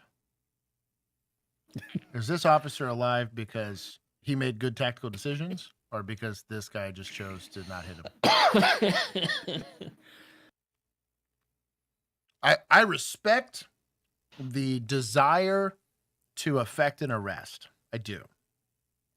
And sometimes this energy is what you want, right? Could we have used some of this energy at Uvalde? Sure. But I understand why this gives some supervisors heartburn or some administrators heartburn, right? They're the ones that are going to have to go do the death notification to your family. And when they tell him, well, what was he stopping? Oh, a shoplifter? Come on now. So, yeah, I'm with you, but the sergeant's not there to see where they're at, what they're doing. There is hardly any traffic. I'm just saying, if you can get stop sticks out, like, yeah, he said terminate, but if you're already in position and you can get stop sticks out, I don't know. I would devil's advocate. The this one. the P1 in me gets it, but yeah. Green lit, red light there, stop sticks. Got him. Terminate, follow him. Terminate, follow him. 10-4 terminated. Everything's off. Continuing northbound. That vehicle is. I'm 35 miles per hour. He's northbound on Green Bay. It has got good sticks on the driver's side. Tires are deflating right now. Passing the 7300 block of Good Hope on Green Bay northbound. Just following, not in pursuit. No, affirmative, we're buzzing. Vehicle's continuing. It's slowing down now. So is the difference Passing, between following and pursuit the wee-woos, the lights? Yeah, and speed. You have to follow the law, drive the speed limit. You have We're to pretty close to the speed limit. As close to the speed limit as can be considered reasonable. Like 78 to 65 kind of speed limit. Yeah. In Texas, that's fine. Range line right now. Gorith, stop sticks are tire deflation devices that law enforcement uses to deflate tires. Little strip of sticks. Spike strips. Yeah. Also. Yeah, spike I believe it went north on range line. I do not see it north on Green Bay. I got a citizen saying he went south on range line from Good Hope. I'm sorry, from Green Bay. Gonna continue to check the area, see if they ditched the vehicle. Gonna check Brown Deer Park. Disregard. He is southbound on range line. He's past the entrance to Brown Deer Park. He's gonna be coming up to Good Hope, probably westbound. He's gonna be making a U-turn. Eastbound on Good Hope.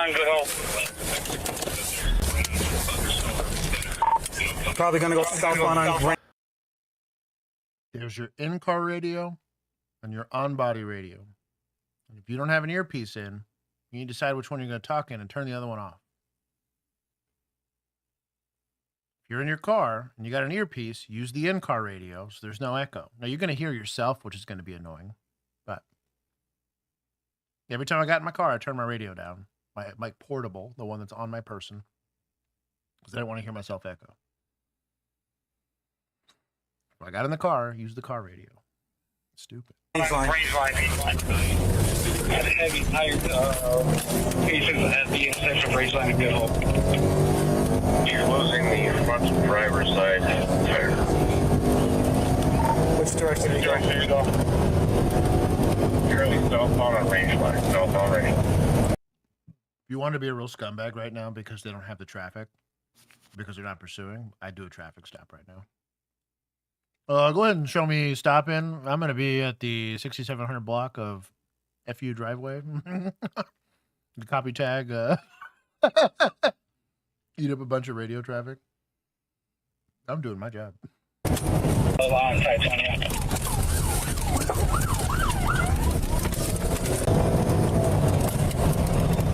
All right, he ducked in the neighborhood. While officers lose sight of the suspects after they enter a neighborhood, reports of 2 male subjects were seen running in close proximity to where the suspects were last seen. I was just told that 2 subjects ran westbound across the railroad tracks.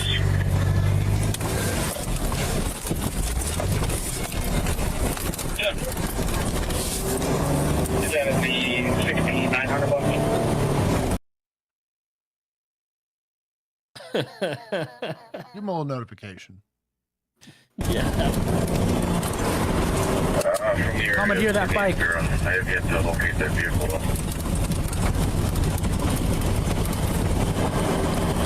734 is going to be on the west side. You think he's going at reasonable speed for the sidewalk? No. I believe it's Vera or Green Tree that comes out of the neighborhood. Listen, I'm less okay with this than I was the stop stick deployment. Well, because the stop stick deployment, you're stopping somebody who's doing a misdemeanor in front of in your presence, right? Yeah, this You is. might not be able to pursue, but the stop sticks, I get. This is a bit much. You're going like 35 on a sidewalk. No lights, no sirens. Behind leader towing.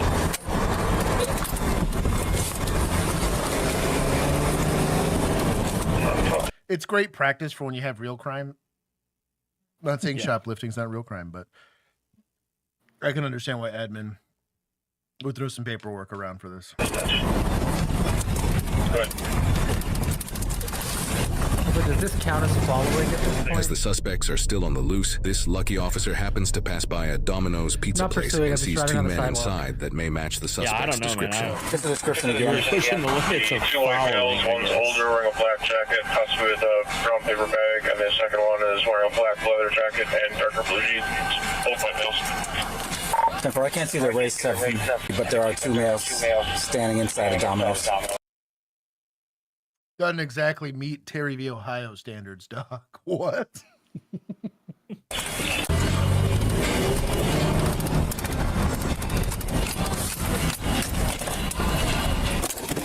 This is them, 750. Hurry up. Come on out.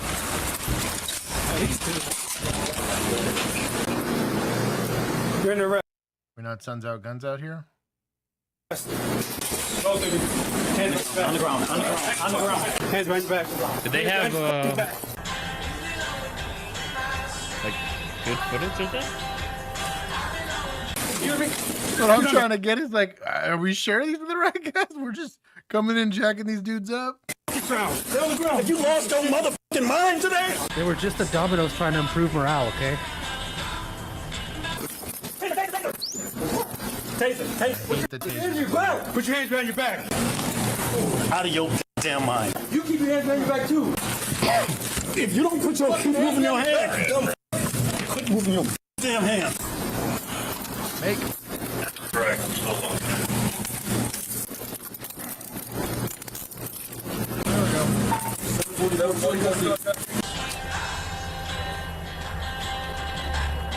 You can get half off Domino's pizzas when you order online right now. Stop. He put a fake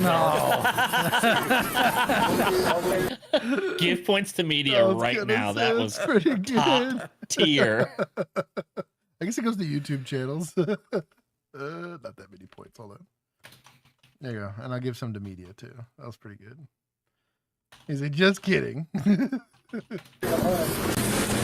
them and the Lumineers. On my Glasses right now. Were you concerned about your glasses? So explain to me why I should be. No need. It's for shoplifting and evading in a vehicle.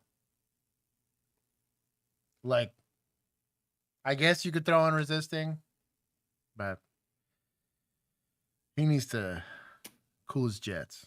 I'll pick him up for you. But you're done doing this stuff, okay? We didn't chase you all over. Then why'd you try to run out of Domino's? Okay. See this? I'm paying for a soda. Yes. What'd you pay for a Target? Pause it. Do it. Look at his drop poster. Oh, That's his dude. taser. Still, though, it's still also an ALS. So I went down a really interesting rabbit hole with these ALS holsters. These were meant for paratroopers because they were supposed to have a Really? they were designed specifically to rip away. Because if you get stuck on Got something, you're on a plane, you're like, hey, I need my equipment to just leave me and not me get stuck on the plane or whatever, right? That makes sense. Yeah. Well, they claim, not to throw any shade to Safari Links, I love the company. They make good stuff, but specifically this holster was never really designed for law enforcement, but obviously we're the biggest consumers of this style of holster. And they're saying that this maintains the level of retention no matter what you're using it on, right? So this, if you're using it on a level 3 holster, doesn't diminish the level 3 holster standard, but you can absolutely rip this thing off of, and it's just his taser, it's not his gun, but still. That's wild. Also, the flashlight placement's kind of weird. What is ALS? It's like a fork system. I have one, but I'm not going to show it on stream.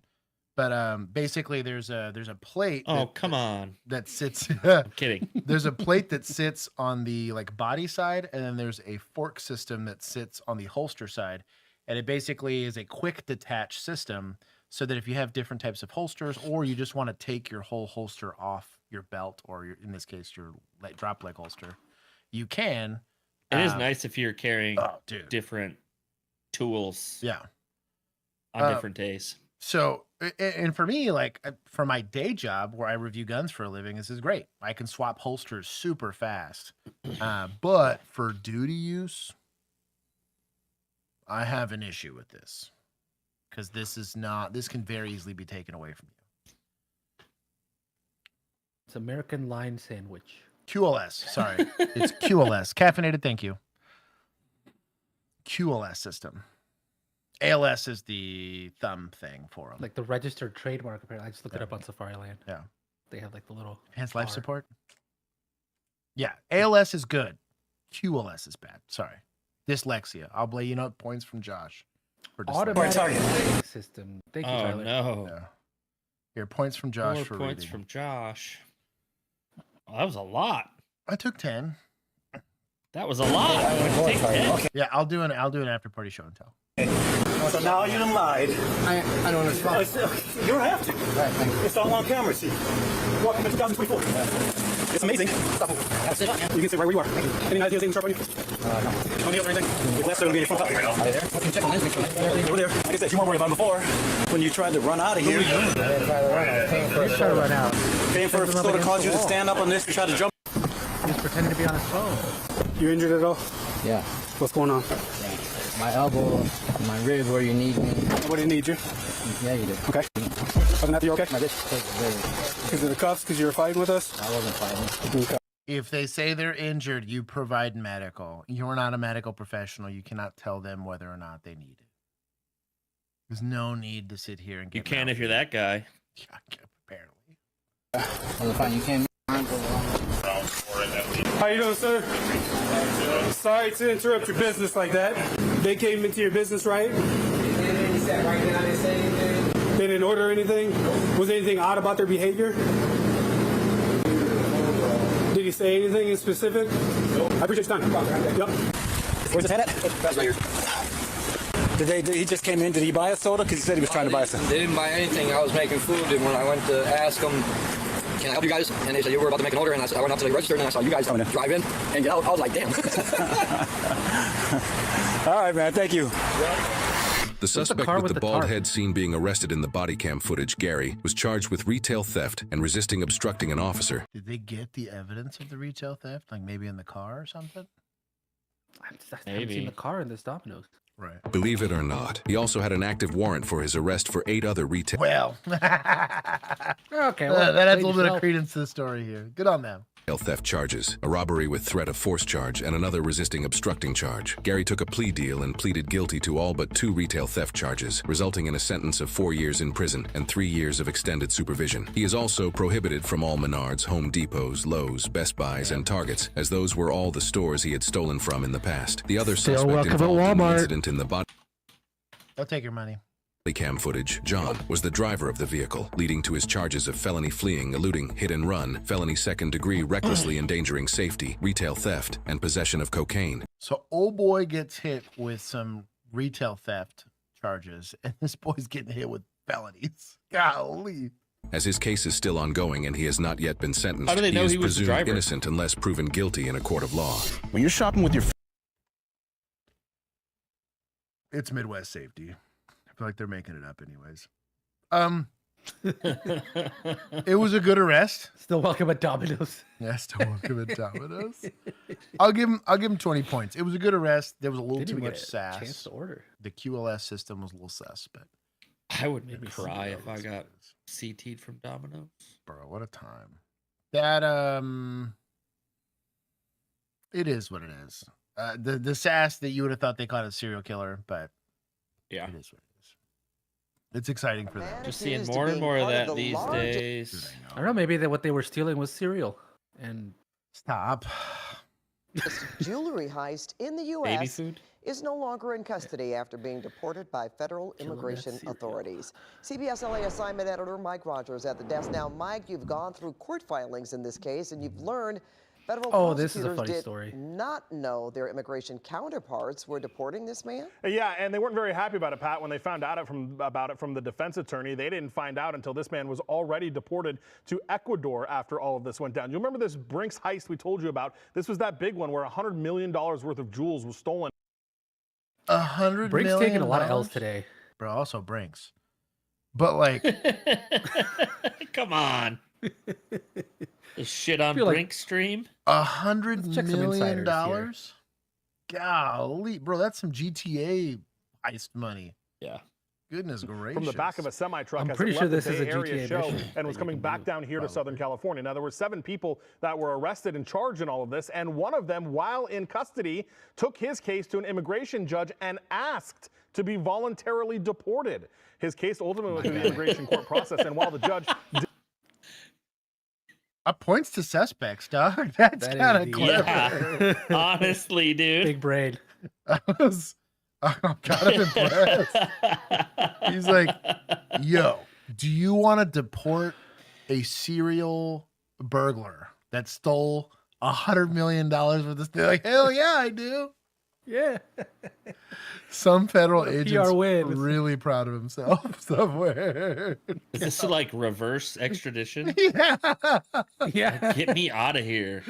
Oh, man. denied him being voluntarily deported, did find reason to deport him from the United States and deported him to Ecuador. The man originally wanted to be deported to Chile, but the judge decided on Ecuador. It's unclear what the distinguishment was, but the federal government did want Ecuador instead. Now, they say here that They got federal prosecutors were Better relationship with Ecuador, I think. That's really all it is.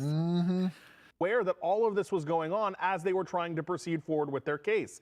I went through a motion by the defense attorney to dismiss the case with prejudice, and in it they said his client is no longer in the country. In a response to that motion, that's when the federal government said they didn't know he was going to be deported, didn't want him to be deported, and wanted to continue with their prosecution. The judge, however, agreed with the defense attorney in this case that the case should be dismissed with prejudice. So if for some reason he ever comes back to the United States, they can no longer charge him in this case because that judge dismissed it with prejudice. He's gonna be back. And to He's be gotta pick fair, up his stash from wherever he dropped it. To be fair, because I'm they would just put. I'm like pretty a sure I read they permanent- didn't find like most of the stuff.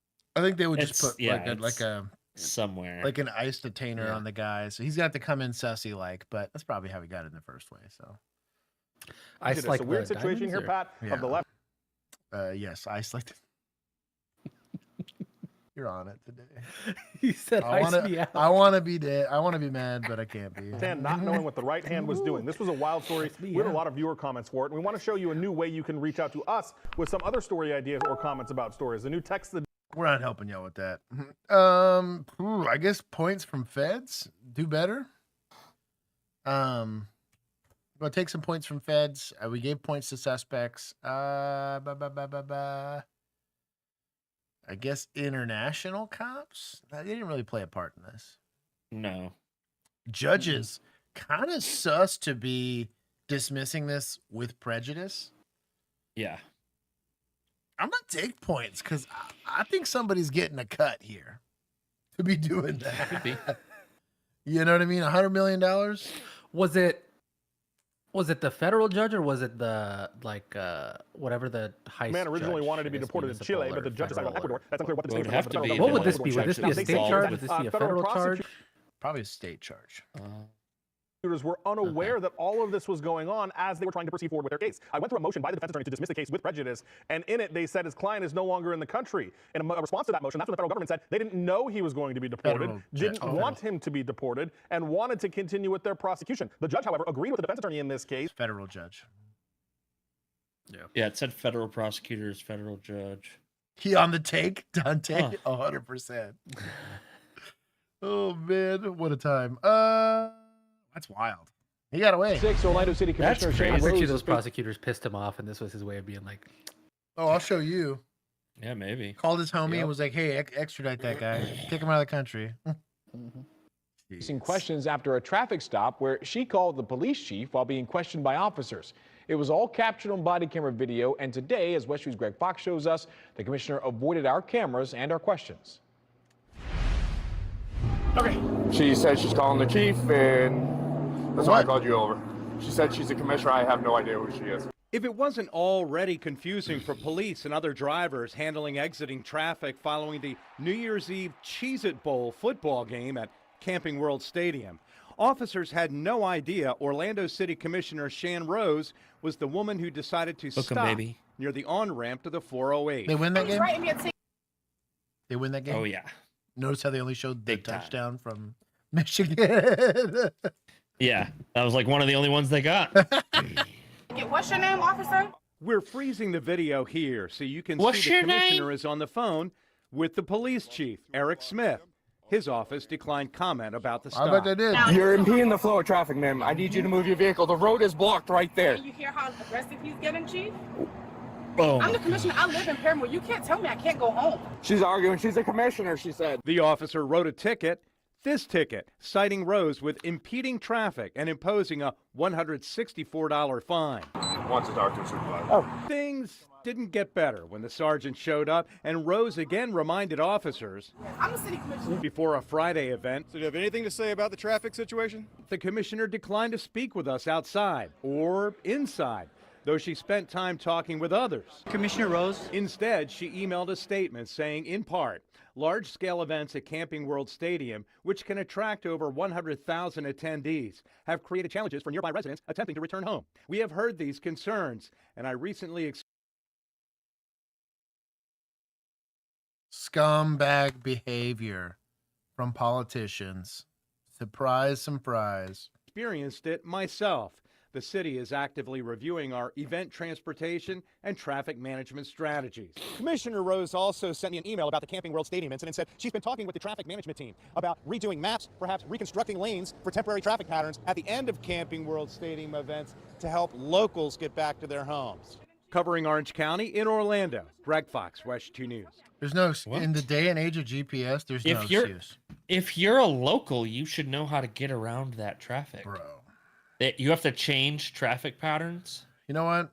Shout out to Because municipal. this lady's a stubborn. Yep. Oh, Yep. man. What you were thinking. What's frustrating to me is that not only did she make a huge stink about it, calls, which is crazy inappropriate, calls the chief, assuming there would be some fix to it, right? Is probably going to fight the ticket, probably going to put pressure on people to get it dismissed, all because of her position. And if this was a cop, I'd be like, yo, Brady list, and that'd be the last day as a police officer. Yeah. Because it should be. You're not exempt from the rules. Maybe the officers could have been nicer about it, but I'd have just taken her. Kind of, but do you think they're actually working, or you think they're on part-time working traffic, trying to 100%. get people out of the stadium, and she's parked here on these cones because she wants them to move the cones for her? That's crazy. So dumb. I took points from politicians, gave them. We're good. I give some points to media for putting pressure on the story. Good on them. That's journalism. All right, you ain't got nothing crazy on you, right? Get out of the car! Out of the car! Get out of the car! Let's not get kidnapped, boys. 710, he's in the car! 778, he's in the car! Stop the car, dude! Stop the car! What starts as a routine Chase after it on stop foot. quickly turns into catch chaos. And it's what one suspect is hiding in the car that takes the whole case to another level. Vehicle's crashed. There's an officer inside the car going eastbound. Dude, he just flooded with a fucking officer in the car. You're gonna tell me who the he is, or you're gonna. Or, hear me out. What? Hear me out. You take the car you're in. You go help the officer that's currently kidnapped and likely potentially injured in a fight for his life with the guy that fled in the car.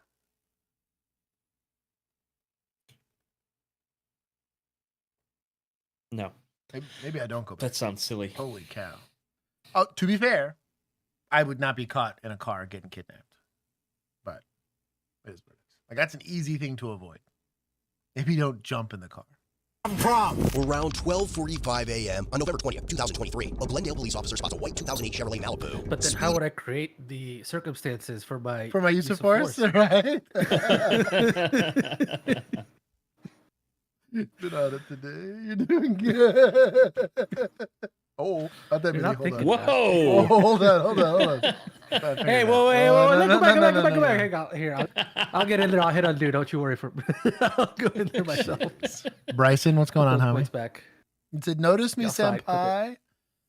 at Dog about sled? 60 What's miles going on, per homie? hour in a 40-mile-per-hour zone near Milwaukee County, Wisconsin. When the officer tries to pull the car over, he notices the backseat passenger repeatedly turning around and staring straight at him. The car does slow down and comes to a stop, but the brake lights stay on. Thinking the driver might try to take off the second he steps out, the officer stays in his squad car for a moment, only getting out once he feels sure. What he doesn't realize is that someone inside the car is about to pull off something far crazier. This is my pop's car.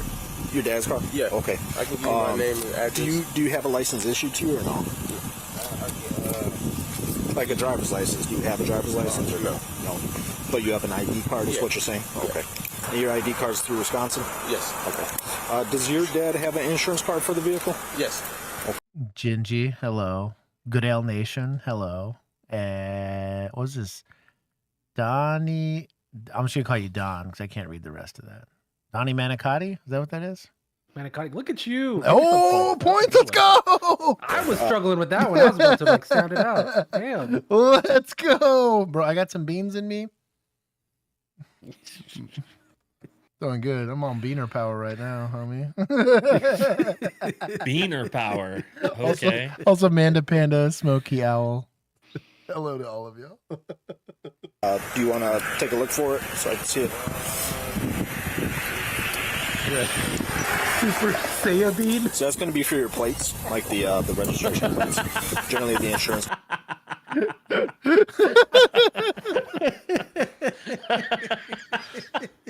Mac, it's good to see you. Oh. Here, Mac, potato. For Mac. Maybe he'll feel better. There you go. Whoa, why is it winking at me? Well, you know why it's winking at you. Layla, I did not miss you, homie.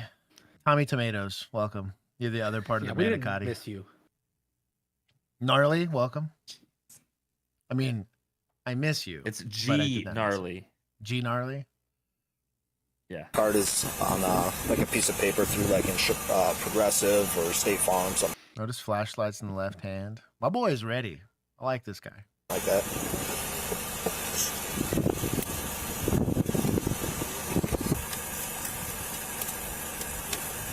Hey, bro, I know you just took your seatbelt off, right? All right. Because we're supposed to be wearing our seatbelt while we're in the car, right? I knew you knew that. Why don't you just throw it on for me, all right? Appreciate you. Do you know what insurance company is through?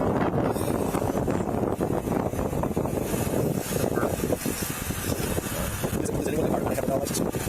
No. How far are you trying to drive to? Like, how far I stay on 60th. Yeah. So I was just taking this way. You were trying to go home? Yeah. Okay.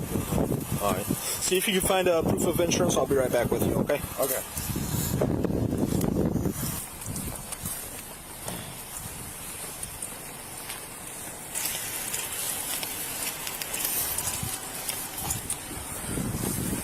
I would have stayed up there with that car, to be honest. If I was the backup officer, I ain't leaving the side of Somebody that needs car. to be up there with that car. Bro. They're now assembling the AK. You know? Jeez. He took his foot off the brake eventually there, but that backseat passenger was eyeing pretty hard. He kept turning around. I gotcha. You have odor on your side, right? You have odor? He was blowing some smoke out of the window. I can smell marijuana from right here. When I was next to the passenger, it smelled strong, so I don't know if it's on the passenger side or... Yeah, when I was standing there, I had a faint odor of it, but before I walked up. Let's do a quick one. Okay. Back to the 70 approaching now. First search. So if one of you says it's So real obviously strong, you ain't got a license. The other one pretty much doesn't smell it. Like, So how does that work on the PC side? So to like, let's say I got like a really strong wind on one side of the car and the other, you're still probably going to smell the weed. But I don't like saying I smell a strong odor or I smelled like barely smell. I either did or I didn't. I don't, the language of a little bit or a lot says more about your confidence in how much you smelled it, right? And less about whether or not there's actually an odor present. Stronger. It is. I mean, you can tell by the body cams it's windy. Right. So I'm not saying it's not accurate. That's maybe playing a role. Right. But if Passenger side says he has a strong odor, and driver side says, "Well, I saw him blow smoke out, and I have a faint odor." I have a don't love harder that. time. I was You're gonna. kind That's of- what I'm saying. The language used in that moment leads I me don't to love believe that the backup officer wants to do a search, and or the primary officer here on the Yes. driver's side of the car doesn't know what marijuana smells like. If I could smell it, especially if I could smell it from outside the car, it is heavy by the time you get close to the car. I can smell marijuana. The office that we have for my work, there's guys 5 stalls down. This is a huge commercial building. So they're probably 300 yards away. Yeah. And I can smell them toking it up.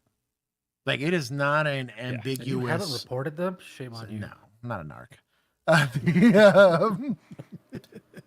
So like I have an issue with him saying, well, I can kind of smell it. I saw smoke. Da, da, da, da, da. If that guy's saying he smells it, you Well, should and the also. other guy, the passenger guy, was like, "You got odor, right?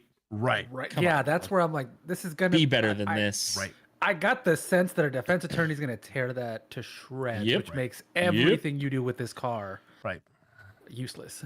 These Except when you get conversations are why they stopped muting body cams for personal conversation, because it's shit like this. It's shit like this where they're like muting for personal conversation, and then it's these two dummies going, "Oh, I got odor. Did you get odor? Oh, I didn't really have odor, but if you got odor, let's do it." Yeah, I don't like that at all. I am No, more I don't either. concerned. And there were times where we're in the middle of talking to somebody, and Bill would look up at me, and he'd do one of these, and I would just be like, "Yeah, I can smell it too." Like, but it was never a conversation.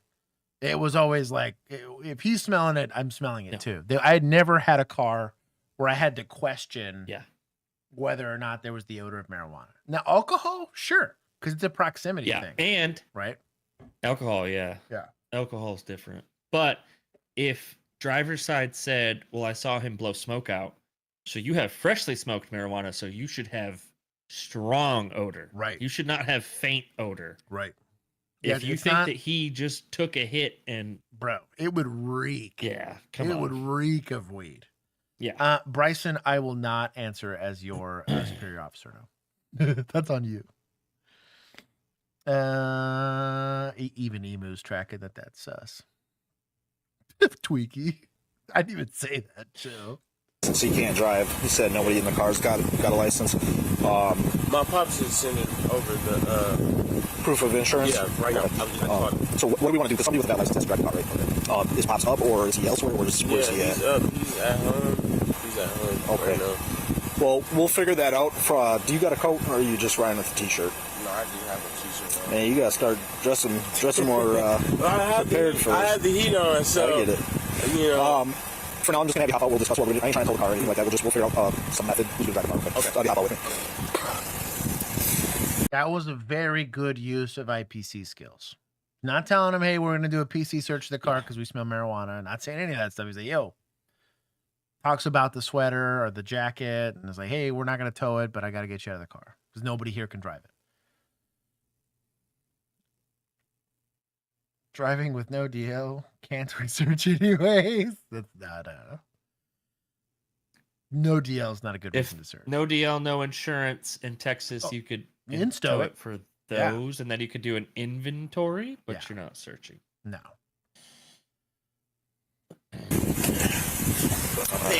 No worries. No weapons, knives, needles, nothing crazy, I need to say. All right, we'll just walk to the back here for me. Okay.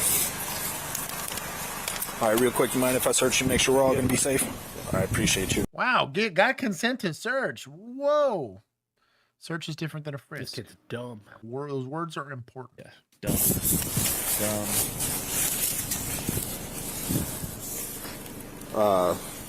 Mr. Thomas, right? Yes. So I also don't like the idea of this backup officer staying with the primary officer. This guy can handle a compliant driver, right? I got 2 or 3 unknowns in this car where the guns and all that other stuff can be like, let's be a good backup officer. You might get a real quick, like I would slide, like let's say this guy gave me a DL. I could slide that to Bill, and he's gonna be like, "You good?" As I'm taking the driver out, big yeah. He's like, "I ain't leaving." Yeah. Like, bro, we're not turning our backs. I want eyes on that. That's car, what I mean, not- dude. And I don't need eyes on you checking pockets. I Right. want eyes on the car. That's those people in it. Right. Now, if the guy was being sketchy and I asked for help, maybe he'd give it to me, but he'd also probably, I'm now sticking him in the weird situation of my job is to keep you safe.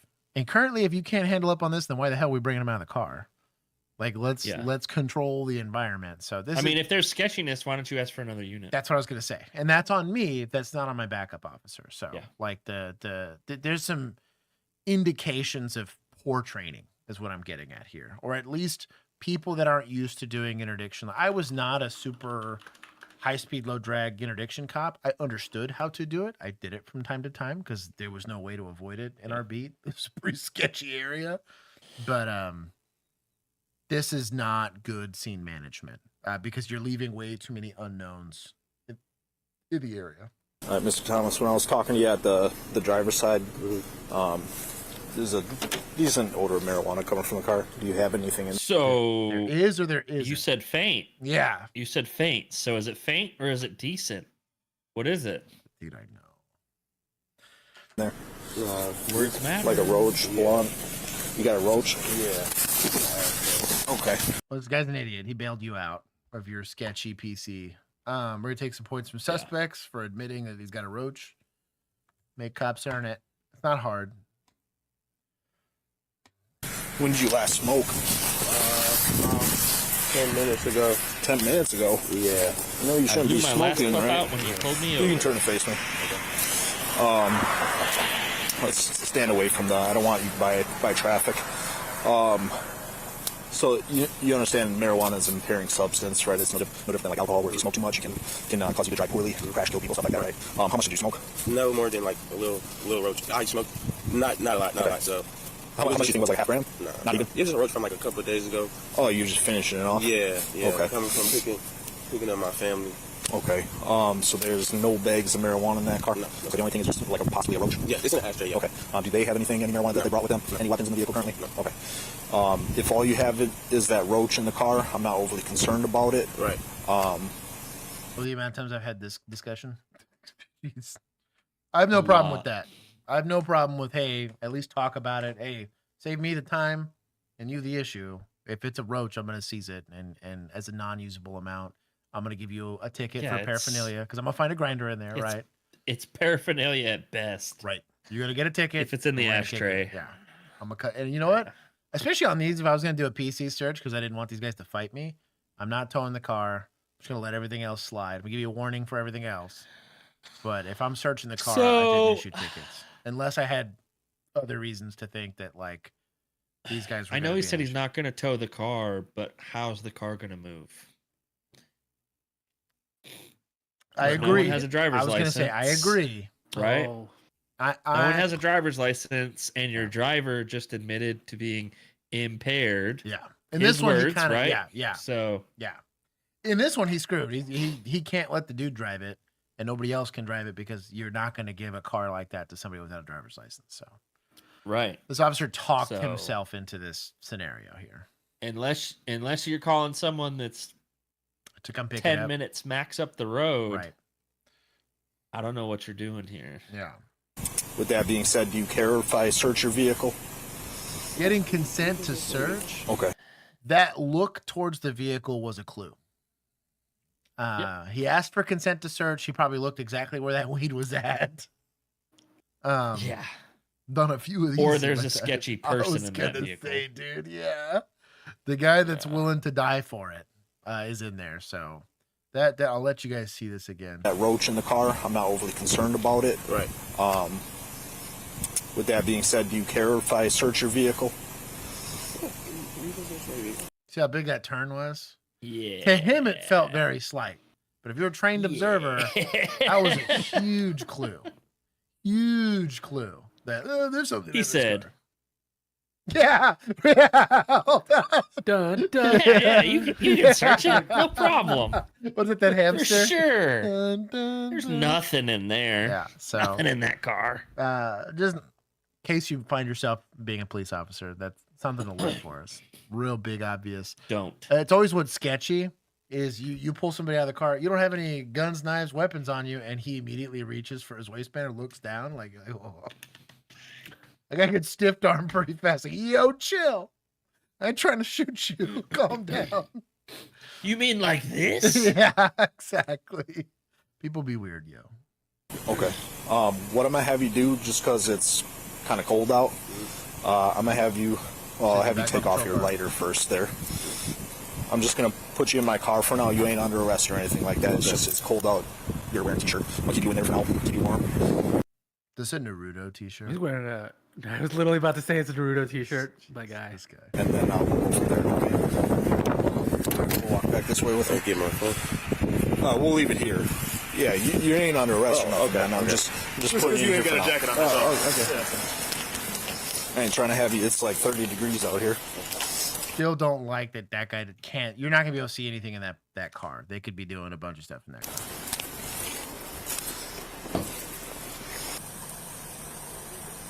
You want to be like here or here, just so you can see in it. Yep, you just slide in right. That goes right in front of you. Okay. That's just the seatbelt. Okay. Yep, just chill there for now. I'll be right back with you. Okay. So far, the driver has been cooperative, and officers note that the rear seat passenger is also following along, but it's the front passenger, 20-year-old Keemon, who has other plans, ones that are about to completely catch the officers off guard. Go, Philly. Yeah. I'll take this over. Here, you can put this back. Have the rest of them. Thank you. I already had a bunch. A month and a half now. One in the car. Just one out so far. Get some canes. I already ate. Leave me alone. 2 in the car. Only one out so far. Yep. All right, so we have more officers present at least. That's probably a good call with having to do a search and having 3 people. Yeah. That means you can lose one to the car. Open the door. One. Hello. So, as he already said that he was smoking a little bit of weed. All he said he has a roach in the car. That ain't that big of a deal. What I'm going to do is obtain the roach from the car. To do that, I need you guys out of the car. Okay? So just one at a time, I'll have you guys step out.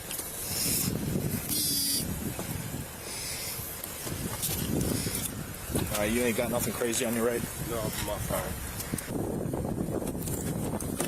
Get out of the car! Out of the car! Get out of the car! Oh, and he jumps in the passenger seat like a dummy. So this also gets avoided by just taking the keys out. As soon as you can. Yeah. Take the keys. Well, if you already got the driver out, That's what I mean. the keys come out with the driver. That's what I mean. That car gets shut off. The keys come out. Like, yeah. They're too worried about the faint or The decent faint or smell decent odor of marijuana. Yeah. It kills me. 710, he's in the car! 770, he's inside the car! Flee! Stop the car! This was the guy he looked back at. He looked back at his passenger like, ooh. I mean, I don't have anything sketchy outside of that roach, but I got a guy who's willing to die. He might. Yeah, he might. He said, I don't have enough badges to control Keemon over here. Exactly. Dude! Stop the does what he car! Stop the car! Stop the car! Somebody's got the right idea. That light. Vehicles crashed. There's an officer inside the car going eastbound.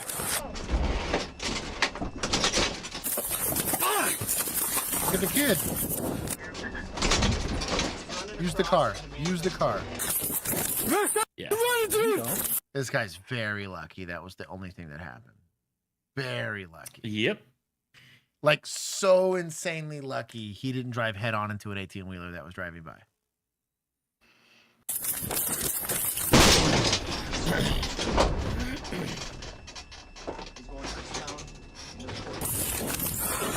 He seems to be to run. Hey, on the ground right now. On the ground. Lay on the ground flat for me. Bro, I appreciate you. What? Flat, yeah. Now you're gonna be the same, bro. I know you're not involved. I appreciate cooperation. Excellent use of IPCs. Have I had a bro moment with a guy who had an ignorant friend?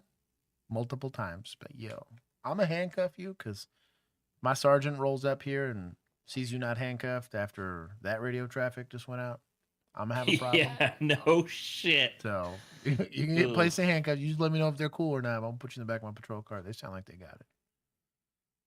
We're gonna be cool. I'm gonna add you to the call. Just give me name and date of birth. We're gonna sort this out, homie. But we're cool. We're cool. We're cool.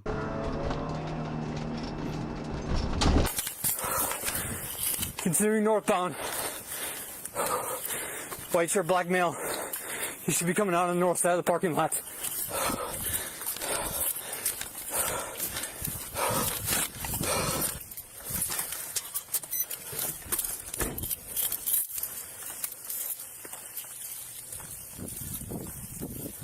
Create a perimeter. You do not have eyes on. 794 Glendale squads, there's a firearm in the vehicle. Yeah, someone in these apartments who went north, up the middle. Glock with an RMR, I bless it. Of them. No weapon on the way. He's going to hit the main apartment complex. He's going to have to come back out west. Also having a handpiece. So you can quickly get back on the radio and he's not taking this thing off his belt. On him. 10-4, my squad is parked directly middle by the pond, and I'm slightly west of that.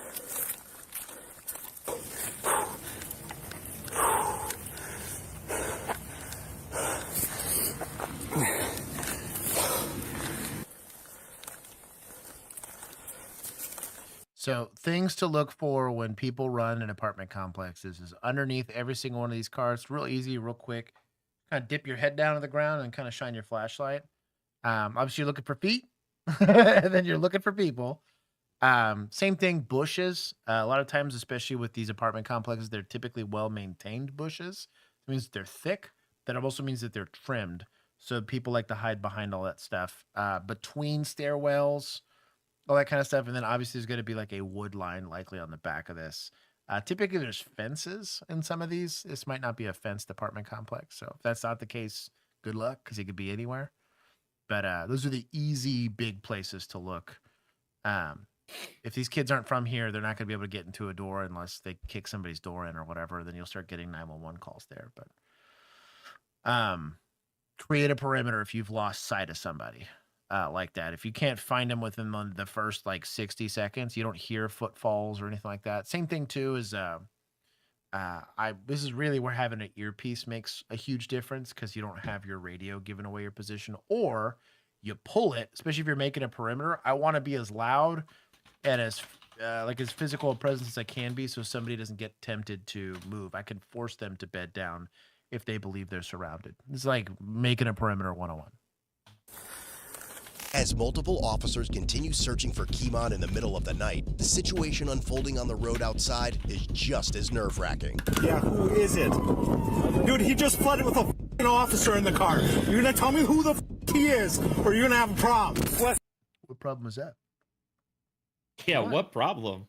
What are you gonna charge him with? You don't gotta tell you shit. That's what I mean. Like, I get the Constitution would say I'm not gonna have a problem. I appreciate the energy being brought to trying to create some level of control of the situation. Would have helped if you just didn't let somebody get kidnapped, right? And take the keys out of the car. But you can't really threaten him with it. You know, it's a pretty idle threat. So, no. You're gonna have a fucking problem. Yeah. Out of the parking lot, running north. Oh, we got eyes on. Through the big sea. So here's where a flashlight's really going to hurt you, actually, especially high output flashlights. So weapon mounted lights tend to have a big hot spot. This works very similar. Could you show us one? I know. I almost got me on that one. You almost got me. Very similar to fog, and it's the reason why we have fog lights, right? Is it puts the light a little bit under that. You kick your high beams on in fog, and all you're doing is reflecting more light back to you. Same thing happens with shrubbery lights. I'm not saying don't use your flashlight, but this is going to really diminish your ability to see. I think you should say that again for people, because there's too many idiots that drive around with their high beams on in heavy fog or even snow. Yeah, it's wild. But it literally just—it's like how can you not tell that when you're driving? I'm gonna turn my high beams on because I can't see in front of me. And you don't automatically I turn my think, high I beams can see on and I less. can't see any better. You can't charge him for aiding and abetting because he's not doing anything to physically help that guy get away. He might also not You know. made sure the he guy's couldn't. Right. You literally put him in the back of your patrol car. He Right. was the least involved out of anybody there. You should charge the other officer with aiding and abetting because he didn't take the keys. Exactly. The one that jumped in the car with him. Yeah. Aiding and abetting and a kidnapping. You gotta stop, dude! Good on this officer. Run, dude, stop! Oh, this is the one that got kidnapped. Never mind. Yeah.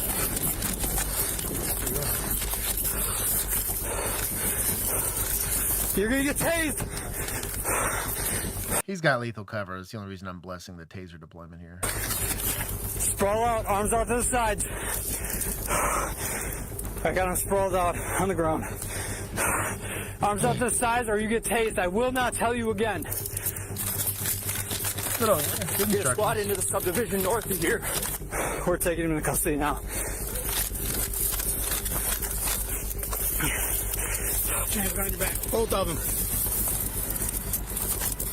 Good on them. He's in custody. Sarge is gonna be like, so I have some questions. Yep. Quite a few questions. You hurt? Was it? I gotta go. Eat. My dinner is here. So Bye. I stayed longer than I should have. Oh, You're not going to show the class like Josh? No, I'm not going to show the class. No. But my wife did bring it home for me. So Mega that kinda based. counts, like nice. Kind of like the same thing. That is exactly the same thing. Okay, I will see you all on Thursday. Yeah, we love you. Bye, chat. Righty. Bye, I love Bye, you. Bill. Bye. Bye, Juan. I get it. Oh, I'm getting good at this. Oh, I'm getting really good at this. Okay. Is it Cade's? Yeah, that's why he couldn't show it on camera. 'cause Exactly. Josh would crash out. I would indeed crash out if it was Cane's. What hurts? Your chest? Roll on your side. Why's your chest hurting? Roll on your side. Why's your chest hurt? Stop. You don't know? Frisk, not a field dog. Sit up.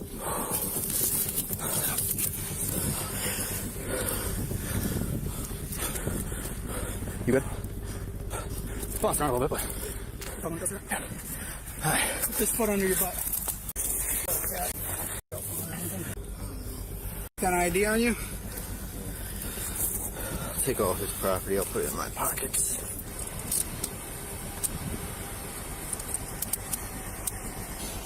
Alright, have a seat in there. You said there was a pretty large water cache. I lost my hat. Yeah, the whole car reeked like it. Oh, shit. You said there was a pretty large water cache. You want a bag? Oh, yeah. I got one in my front seat. Okay. You got the phone out already? Yeah. Phone wallet. What? Yeah, we'll get you a med unit. Even with Keemon finally in custody, officers have a lot to unpack and a long list of questions for all three suspects. You want to take, there's a gun showing right on the passenger seat. Do you want to take photos or just have it on body? So there was a gun in the passenger seat, and we wouldn't have known it was there until it came out because we didn't have a backup officer hovering over these people watching them. Also makes the whole jumping in the car sound like a really great idea. Oh, I know, dude. Like, it's... They're called standard operating procedures for a reason. You do it all the time. It's standard. Oh, yeah. Camera, what are you thinking? We can take pictures. I can go get it. 792-710. Hey, man. Can I have North Shore meet me at RPD? It's going to be for me. It's my left wrist. Yeah, from jumping in the car. Getting Yeah. kidnapped. Got a pretty mean side ache right now. I got a pretty mean side ache right now in my airbag, or my cardio sucks. You see my hat anywhere? We're going to take photos. Yeah, let me know if you found my hat. I like that hat. That's my favorite hat. And my hand's completely numb right now. I just don't know if it's in the cold or not. So with North Shore takes care of it. They can take care of it. They can just meet me over here. I got 2 detained. One is in this squad, one is in the back squad. So. All right, I'm gonna go check out with them quick, and then. I don't know if we need these guys. Both of them are cooperating. One got out of this car.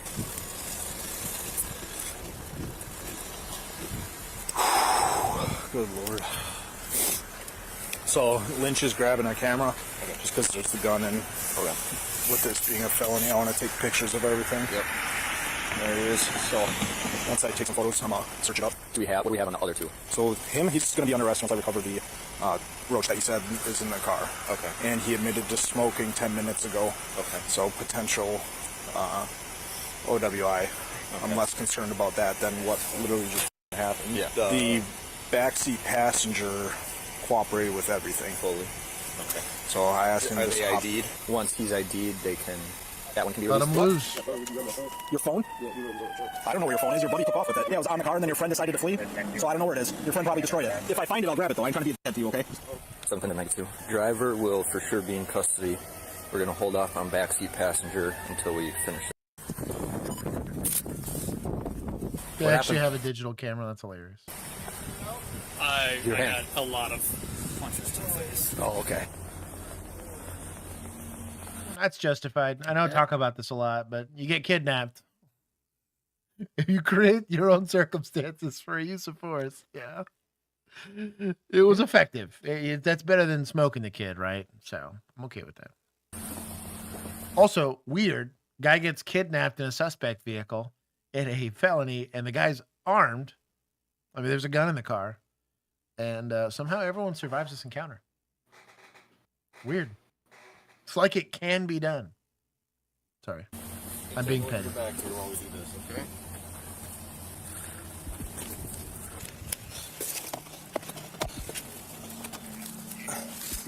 Oh, let's see it. Oh, this is like a Masada. Like an IWI Masada is what it looks like. Or like a Ruger. Oh, I think The it's hell is a Masada? It's a IWI's pistol. It's like a weird Glock clone. It's closer to a Taurus. Very, very cheap. All right, 15-round magazine. Well, yep, that's what that is. Oh, am I good or am I good? One in the chamber.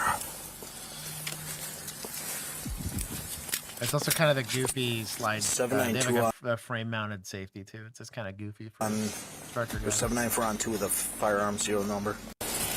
We run the serial number every single time we get a gun just to make sure it's not stolen.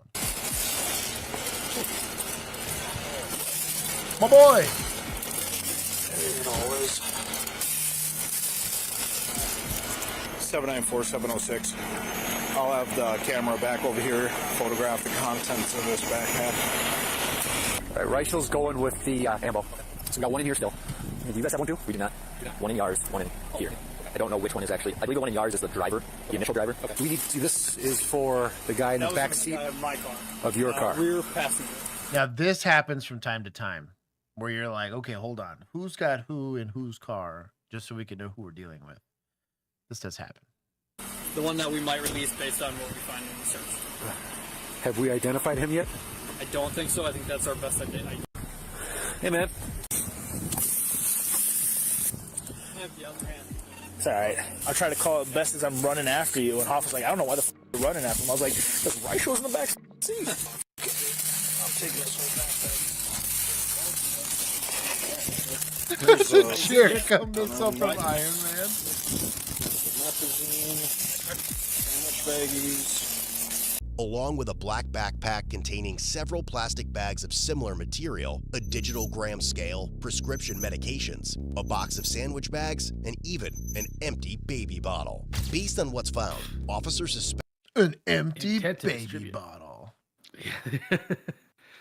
So, one or more. With that amount of weed, should we test primary officers' sense of smell potentially, just to see if it's not because I mean, we were smelling weed even in like mason jars. The second weed was smoked anywhere near anything, dude, like I'll go to the store, Kinsey and I are night owls, right? And we'll go to Kroger and I'll walk through a parking lot and I'll smell weed. Like it is a very easy, distinct smell. Now there's a slight difference between burnt and not burnt weed. There is a difference. Just think about it this way: like a cigarette smells a certain kind of way, and then if someone smokes that cigarette, like cigarette smoke smells a certain way, right? So it's not hard to smell it. It could also just be familiarity. You get like either newer officers or officers that are like SROs that they don't smell a lot of weed, right? I just spent a lot of time in a very ghetto area. So see the amount of times I've spent time around weed, it was easier to pin down. But also it could be bad training, for all you know. But yes, I would definitely expose him to weed just to be like, yo, dog, like that's a lot of weed. And it's a lot of weed in unsealed containers. If it was a sealed container, I could see that. Where if the smart guys, really the good smart dealers, they used heat wrap or not heat wrap. It's like a heat seal. So the vacuum seal thing. Yep. They would use those, or a lot of them use mason jars, just because they seal. They're glass, so they don't hold on to any of the scent, and they would seal really, really well. All the times that I was like surprised, like we did an arrest for a warrant, so we inventoried the car, and I was like, oh damn, like you got a lot of weed on you. But it was those mason jars did a pretty decent job of holding it in. But you can't smoke around it. Anything. If you smoke in that car even once, like we're smelling it for weeks, if not months. I'm willing to dispose of evidence once the court case clears. That's how you know we're an inclusive group here. I'm an ally. I got Django over here. That's right. Four of the occupants Half may our be chat is involved in felons, and drugs. the other half is cops. The ultimate cops and robbers. Well, Matt, again, it depends. Oh, Matt from Calgary, welcome. We were just talking about your place, but yeah, it depends on the school, right? I diss on SROs in general because they don't really do real policing, but Sales. But figuring out whether all three are involved or just one of them isn't going to be easy. This guy right away. So just take him out of cuffs, tell him what we're doing with him, and then just get a statement from him. What's your name, Marquand? All right, Marquand, I'm gonna have you hop out with me, okay? I'm gonna take you out of these cuffs, right? All right, so you're not under arrest. You gotta take this guy. At this point, you're free to leave. What I'd like to talk to you, though, is about what the hell just happened. Okay, are you okay with speaking with me? For sure. All right, how do you know? Also free to snitch. Eli, that's my brother. I don't know the other dude. Eli's your brother? Yeah. So the driver of the vehicle? Yeah, the driver of the vehicle. Okay. That's my brother. Who's the other dude? I don't know. You don't know him? Because he was saying he's what the kids call the plug. He didn't know him either. Yeah, Eli. So how do you both not know who dude is? I don't know. That's I don't know who he is, dude. They don't know who he is because snitching on the plug gets you shot when he gets out. That's why they don't know who he is. Get an Uber, bro. Okay. And when you say just give it a ride. Dude, the amount of times I have watched dealers leverage weed for stuff like rent and stuff, it's crazy. Because they'll couch surf and they'll just be like, hey, I'll hit you with an ounce. Let me stay here for a couple weeks. Because I'm trying to sell, they're trying to offload their goodies. They bought cars with weed. I've seen some crazy transactions. You're like, how'd you get this? I just hooked them up. I was like, oh, okay. It's a barter system. For real. You want to talk about tax-free income? There it is. Big brother, like, I mean, you saw that or pull it out of his pockets. Literally. When it's crazy. Now the IRS is gonna know. Dude, the IRS be like, oh, so what'd you get again? What was that? Say that a little louder for my microphone. You're saying like, bro, we grew up together? Yeah. Okay. Treat him and eat so him. He's your bro growing up with him. Are you guys the same age? No, I'm 18. How old was he's older than you? Okay. So prior to me stopping you guys, what was going on? Where you guys come from? Honestly, I don't know. I just know you're trying to go home. When did you get in the car? Like 20 minutes ago. 20 minutes ago? Where did he pick you up from? My house. So I don't hate Officer Yar here talking to this guy just to try to get a more clear story of what's going on, but like I don't like the position it puts this guy in because like he's stuck in between having to talk to you or not, and that puts him in a weird spot with the drug dealer that we just arrested in his brother's car and then his brother himself. So I'm not saying don't, but maybe don't do it right in front of him. That's all I'm saying. There's some rules in the streets that you don't want to put this kid in a weird situation. Was the other dude in the car already? Yeah, when I got in already. Okay, that's why you sat in the back? Yeah. Okay, and he was in the front seat the whole time? Yeah. Okay. Did you have anything in the vehicle that you needed? No, that was my phone. And you got your phone, Yeah, right? of course. So nothing else in the car was yours? No. Okay. When did you smoke weed? Like, when did you guys smoke weed? I didn't. I smoked at home. You smoked at home? Yeah, but when did they? I never said I smoked weed. That's the answer. Exactly. Points to suspects for The answer is I don't know what weed is. I've never smelled it before. What is weed? No clue. Is that what that weird smell was in the car? Yeah, Crazy. I thought it was, you know, off. They smoked when they picked you up? Yeah. Okay. I've never heard of IWI. I thought it was a toy gun. Yeah, I think it was like apples, like this much. Okay. And that was about 20-ish minutes ago is when they picked you up? Okay. The backpack that's in the car, whose is that? What backpack? It was a black backpack. I don't know. Not sure? Okay. Do you know if Elijah had a black backpack? Not that I know of. Not that you're aware of? Because it was by the I was other... just now getting with them. Okay. Whoever was in the car, I didn't know. When you guys were cruising this way, could you tell that you guys were going a little hot? I would say that, but like how the way his car is, you can't really tell. Yeah. Like, How fast do you guys think you were going? I'd say like 50. 50? Passenger claiming he doesn't know him or anything about the bag found in the car. All the answers seem to rest with the driver. But once he's brought to the station for questioning, he quickly turns around and points the finger at someone else. Hell no, I'm a snitch. You have nothing on you that I missed? So what? Yeah, you can snitch safely in here. Weed where at? Bro, they would have asked you before you got to the jail. These are charges. You ask ahead of time, yo, taking you into custody for XYZ reasons. You're going to jail for the roach that's in your car, right? Do you have anything else on you? Because if you do, it's a charge. Especially because you're bringing it to a jail. It's a felony charge.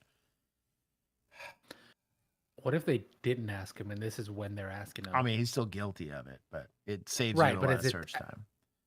But is it still a charge if they didn't Oh, ask you to put it? Yeah, it's still gonna be a Okay. charge. But my thing is on the knowingly and intentionally side. They're only probably going to be able to do intentionally there, which is technically, well, no, it's the other way around. Knowingly, you take knowingly You off knew the it was table. there. Right? Ignorance of but the you didn't law know. isn't an affirmative defense, but like, you should have a better charge for that. Pay my tax crotching bill, it? and I support you so much. I'll give you an info. What is it? A receipt? Gotta give him a receipt for tax time.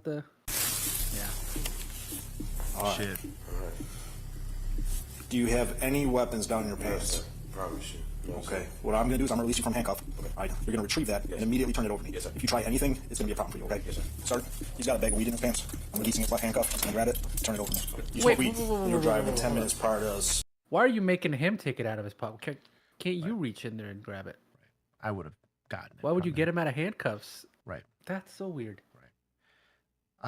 I used to just ask people, especially if they got skinny jeans or something like that on, be like, yo, I'm going to take this off. I say, is there a way to do it where I don't have to cut your pants? Because if this gets too hard, I'm going to cut your pants. Choice is yours. Also, didn't they search him before driving him to the... Missing a bag of weed Yeah.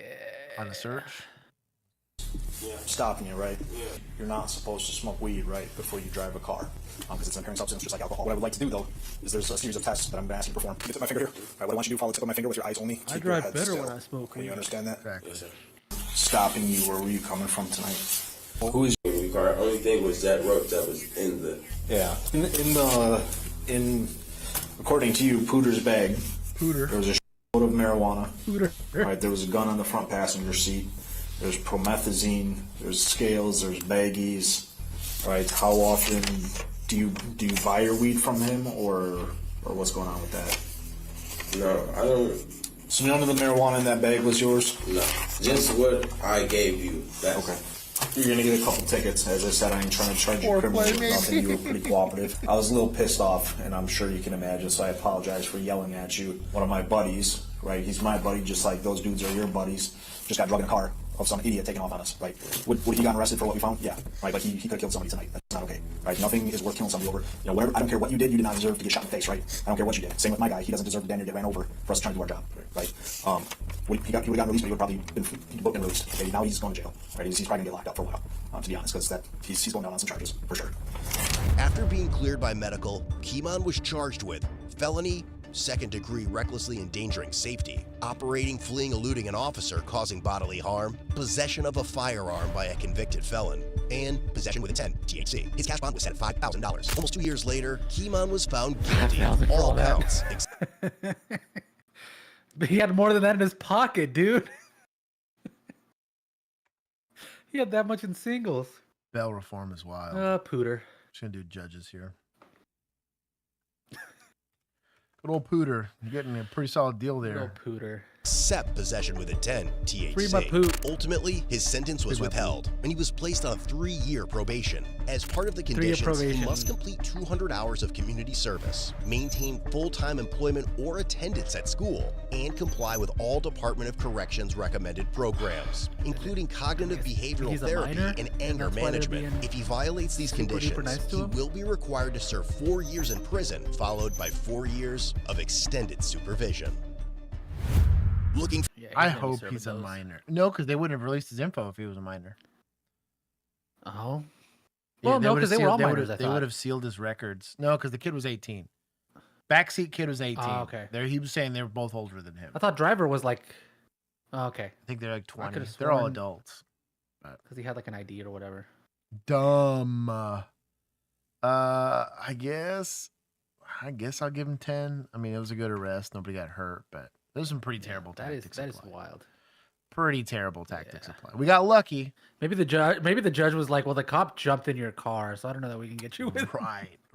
whatever happened there. He created some circumstances. Yeah, defense attorney's gonna probably get that kicked because of dumb.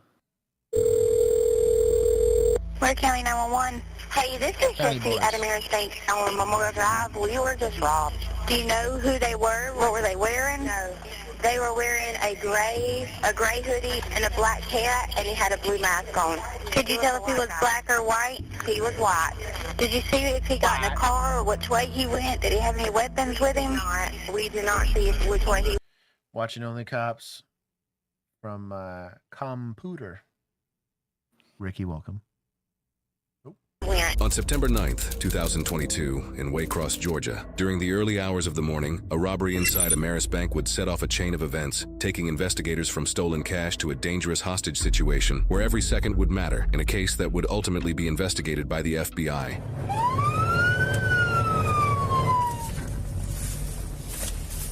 449, just be advised, he had his hand in his pocket the whole time. They're not sure if he was actually armed. He should be a skinny stature.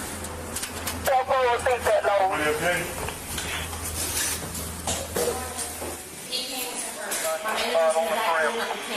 Because when he walked up, he didn't have no mask on. When he walked up to me, he said, can you cash it? I want to know that you take up and marry him too.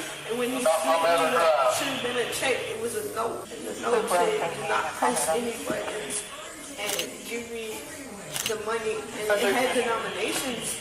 And so I'm trying to read the denominations. And Did he take it with him? Yes, he put it back when I gave him. So if it just happened, right? I'm not saying cut this lady off and tell her none of this is important because we're not trying to re-victimize the lady, but we only want to get all this information at once, generally, when you're doing trauma-informed interviews, right? But the most important thing we need is a description and a last known direction of travel. And if they got access to cameras, as quickly as I can see that so I can confirm what that description looked like and probably disseminate these images to anybody else while we bolo that information. Because one, he's going to get away. Two, he could potentially hit another place. We had a bunch of kids that, for a prank, it was a good time. They got checked up. Fake robbed a bunch of fast food joints. So they started at like a Arby's. So they just did it for TikTok. It was like a. Oh yeah, I was gonna say, did they film it? Yeah, which was dumb. And what got these kids caught is the first group they did it to. I made scene on first, and so as I'm there and I'm talking to him, this kid's like, I think I know the kid. I think I went to high school with the kid. So we're talking about it, and I was like, hey, can you show me his social media profile? I can give this to ATIU. We had a specific like technology detective unit that was on staff. It was really rad because you could give them an IG profile and they could figure it out from there. It was pretty cool. And while I'm on scene talking to them, they toned out another robbery like a mile and a half north of me, and I was like, shit, they're gonna hit a bunch of different places. I'm realizing they're not getting away with anything, like they didn't take anything. And so by the time they were on their way to the third one, and I think they actually hit a third one, we already knew who they were.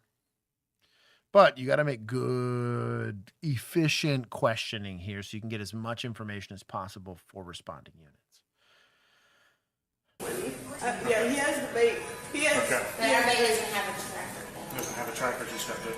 Doesn't matter. Who else witnessed this? We were talking.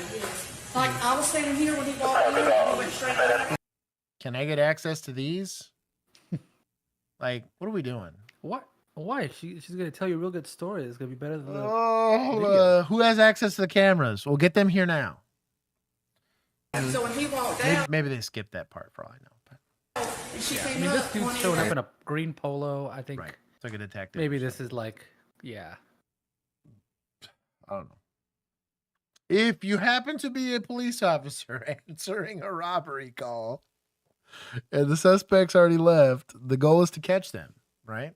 Make this real easy on detectives. I didn't see a weapon, but I didn't want to chance it.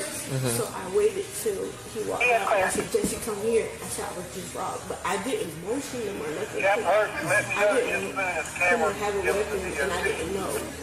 That's okay. I mean, you did the right thing. I have a friend of mine that was out Just out there in parking lot. She saw some. Okay, yeah, she's been sitting in the car the whole time. Okay, so she did see it. She was sitting up there the whole time. He come running out here and running across up there. In what kind of car? Sorry, I'm annoyed now. There's a little gray color Small town. four-door car with a stoop on the back. He went running this way. He's about this tall, had dark clothing and a mask on. That's all his seats. Hey, a gray four-door car with a scoop on the trunk went inbounds. Where is inbounds? All right, thank you, ma'am. Welcome. Cap, do you want me to go see if they got camera footage over at Sonic's? Yeah. Is Sonic's possessive? What? It's just Sonic, isn't it? I don't think. I think it's just Sonic, isn't it? It's Georgia. I'm just judging from here. I What don't were we know. gonna ask? But I'm just confused because they're all in the like little polos with the It might just be stitched detectives. badge. It's either detectives Yeah. or reserve units. And they're unmarked.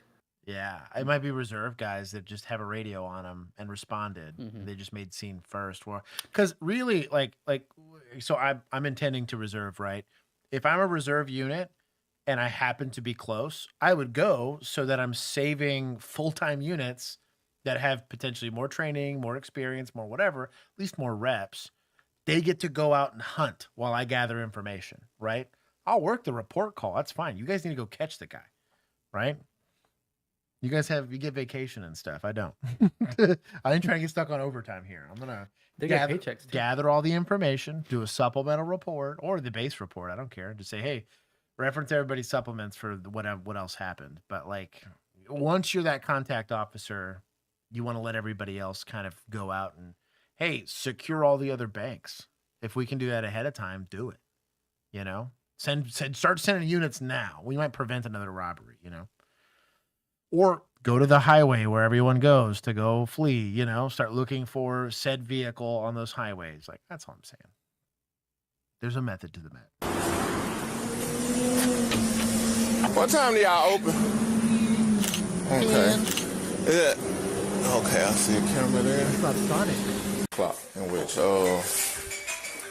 I think somebody just pulled up at Sonic's too, so we might be able to see this. There was a Popeye, sir. How you doing, sir? I'm doing great. Your camera's working? That's like the Southern 911 person that is called. So don't none of y'all cameras work? They're all down right now. They're decorative. Yeah. It's a lot of places. 100%.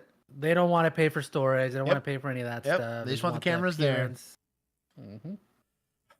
Yes, ma'am. Do y'all have way more common than you realize? Like, way more common. The amount of times I've looked up, seen a camera, and be like, sick, I'm gonna get a video for this. And they're like, well, how about Not that? working right now. Well, especially what's worse, it's only management that knows or ownership that knows. So like the staff's ultra pissed off when they find out. Cause they're like, what do you mean these don't work? Like, yeah.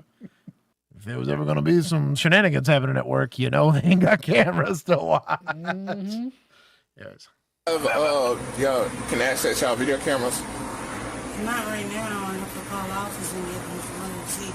Okay, can you do that for us? I can't. I'm behind right now. As soon as I get called up, I can do that. Okay.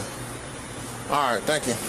So, in this lady's defense, get the chicken ready for all these customers. That's what I'm saying. In this lady's defense, she's working at a fast food joint for minimum wage. I take a little bit of pity on the lady, but call your boss. You can tell him that law enforcement's here and needs access to it. If it slows you down, blame me. Here's the phone number for my boss. You talk to him. Bye. That's fine, right? I can do that. Yeah, at least something. So we can get the ball rolling on getting this footage, but... Or, I ain't no snitch. This is a Popeyes. Get out. There's that too. There's that too. Yeah. So, look like the manager here says that. The manager or the owner of this one? She just come to the door. Nearby businesses for footage, they uncovered a major lead. The getaway vehicle was traced to its registered owner, Stephen Ham, who admitted driving 34-year-old Matthew McCloskey, believed to be the robber, to the bank. Ham revealed he had dropped him off at McCloskey's girlfriend's home, and from there, a taxi carried them to Motel 6. The taxi driver later confirmed they paid the fare with a marked $20 bill from the robbery, giving investigators the break they needed. Despite fleeing in a getaway car and then switching to a taxi, McCloskey chose a motel just down the same road as the bank, giving officers and detectives their next lead and location to check out.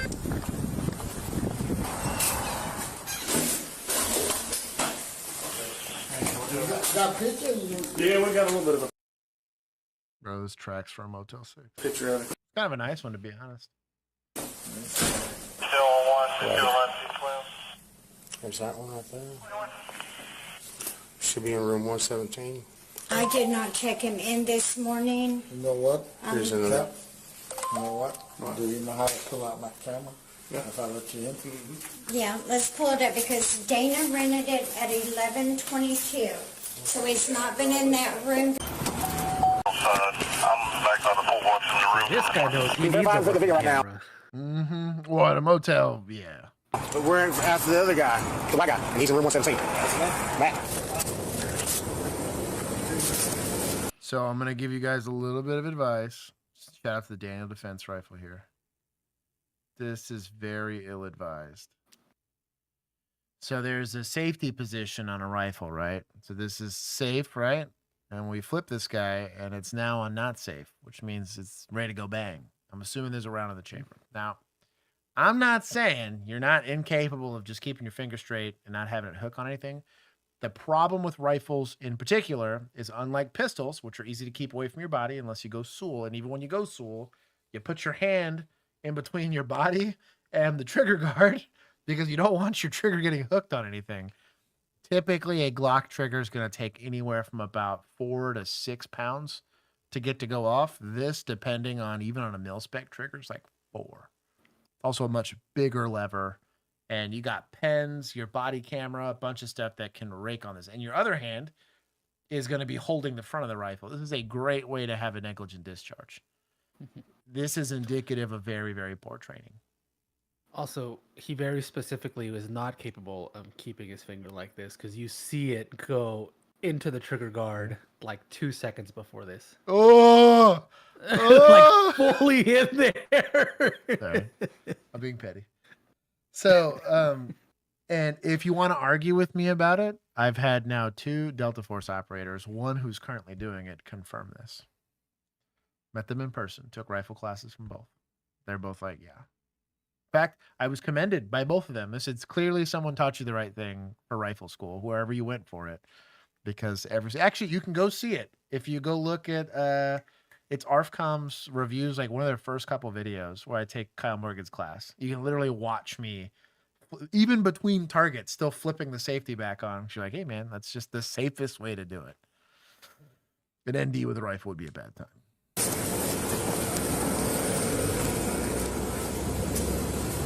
Something else to consider is I get wanting to stay out of maybe view from the doors, But when you're having to go down a hallway, it's generally pretty ill-advised to stay on the wall, especially like a hard wall like this. Because if this guy just pops out of this door and starts blasting, if he skips one off the wall, it's gonna hit you right in the face. It will hit you. So you don't want to be right up against the wall. Give yourself like about 6 to 12 inches off the wall. So if it does ricochet, typically it ricochets flat, no matter which angle it actually hits the wall in. It very rarely is it going to take an acute angle on that ricochet. Food for thought. You got really nice hard barriers here for cover. Choose those. That door is open. Oh, this one is open. Sus. Yes, Good super sus. catch. Bro, Also approaching window side here. Oof. I think it's supposed to be SWAT.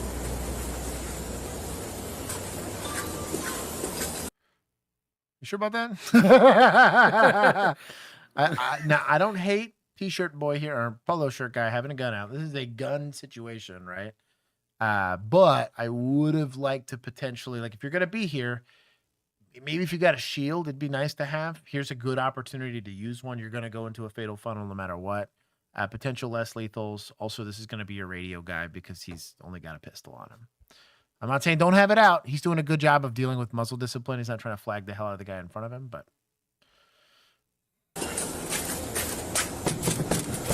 White Cross Police Department, come to the door. I get, so he's trying to aim into this window, right? If you're going to do it, word to the wise, you got a wonderfully nice piece of cover here or a wonderfully nice piece of cover here where you're going to have a bit more of an acute angle into the window. It's going to be hard to see anything. Just the nature of being in a highlight area looking into a low light area. This is sunlight in an unlit room. Good luck. Not to mention, if you hit this with a flashlight, you're going to get a lot of reflection back. This is what we call photonic barriers, kiddos. But this guy, rifle guy, is technically doing the right thing on what we call attacking the crack. And we want to see where the door opens. The easiest way to know is there's a door handle here. That's where this thing opens. I don't see hinges. It's the way the door opens, right? So anything pops out of this, I'm the first to kind of see it. We just want to be a little careful here. Again, if we start sailing it, if this guy's really hugged up against this wall and I skip one off this wall, I'm going to be drilling homie here, which I don't want to do. White Cross Police Department, come to the door. We know you're in there. It's got a semi-decent idea. I don't hate this idea, but I hate this idea if he's here. This is not a lot of communication happening here. If I'm this guy, I'm probably yelling at this guy to back off. But maybe you need a hands guy, or there's a couple things to do. Come to the door.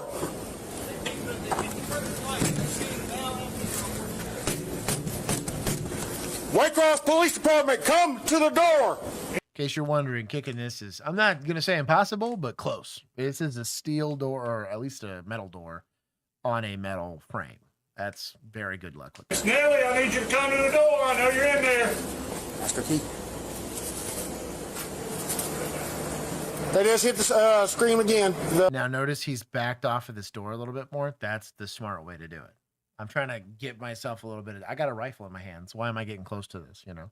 Curtains. Hit the curtain again. Hit the curtain again. Open the door. Come on out. Room 117. Back. Come on out. Yeah, it looked like a male and a female. The cleaner said that's what it was. Come to the door.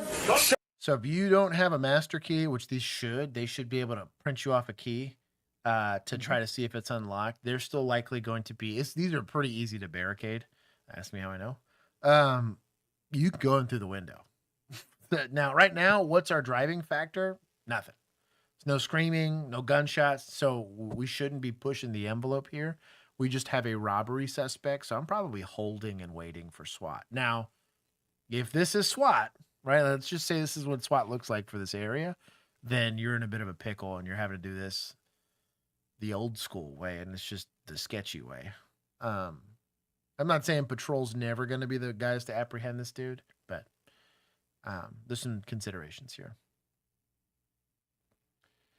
Fire doors are much more kick resistant, but not, there's not too many things that are Halligan resistant. 95, if not 99% of law enforcement is not going to know what a Halligan is, and a higher percentage isn't going to have one, to be fair. Show your hands when you come out. One person talking, one person talking. Sounds like a barricade in the door. Come on out! I'm going to send a dog through the window! Do they open it or they barricade it? Sound like a barricade. I think that was one of them barking. That's incredible. One of them barking. You need to come out and come out. 422, 401, updated information. Keep barking. Please, the door not be barricaded. Hey, let me go. Go. Let me go. Find a place safe. Listen, I know you can hear me. I've heard y'all talking. We need to talk about what went on this morning. I want you to come to the door with your hands raised. Albert's back. They didn't need fake enough. Hey, window. Come outside. Come out. Come outside. Open the door. Come outside. Come outside. Mail behind her. What's she saying? Come outside. No. Specifically 55 grain 556. That's going to get issued to PD, which is not going to be green tip or anything cool like that. Glass is not your friend by a lot. Pistols almost damn near worse. You can go look up videos of how bullets perform when they're going through windows. Are we taking a hostage shot through a window? Probably absolutely not. The only exception might be like a slug round, maybe, but even that's kind of brave, just because shrapnel to the face or broken glass to the face to our victims probably still suboptimal. But brings a little bit more merit to taking a glass breaker to this. If we can get rid of that barrier, cool. It's easier. Now I can have that decision. You break the barrier, you rip those blinds down, and now you got easy access to it. That's all right. She said he won't let her. So we have a hostage situation. Hold on. Everybody, what's she saying? Y'all got me covered. Listen, what's she saying? Ma'am, can you hear me? Huh? Okay, to ask him why not. We're trying to find out what's going on.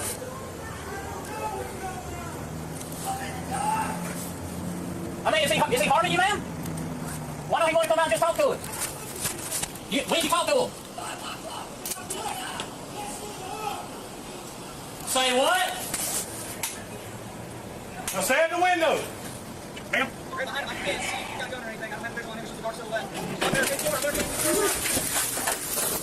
Whoa. Pull it to Josh. Shut up.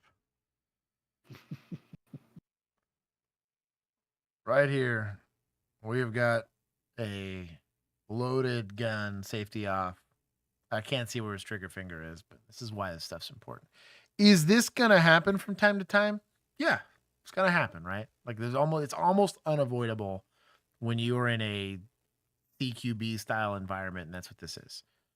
Really, really high trained guys. You get like a SRT unit or SWAT unit that this is all they practice. They're probably a lot better about not flagging each other.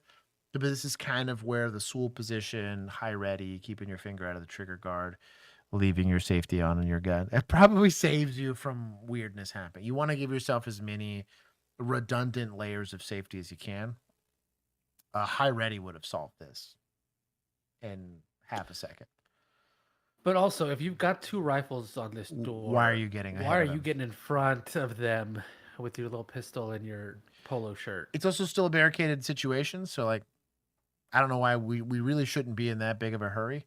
I wouldn't hate the idea of possibly like getting a car in front of this door or something like that, so we can have some like additional cover. We can kind of back off the door and kind of talk to them from a more relaxed position, since we might be here for a second. But there's some undesirable things happening.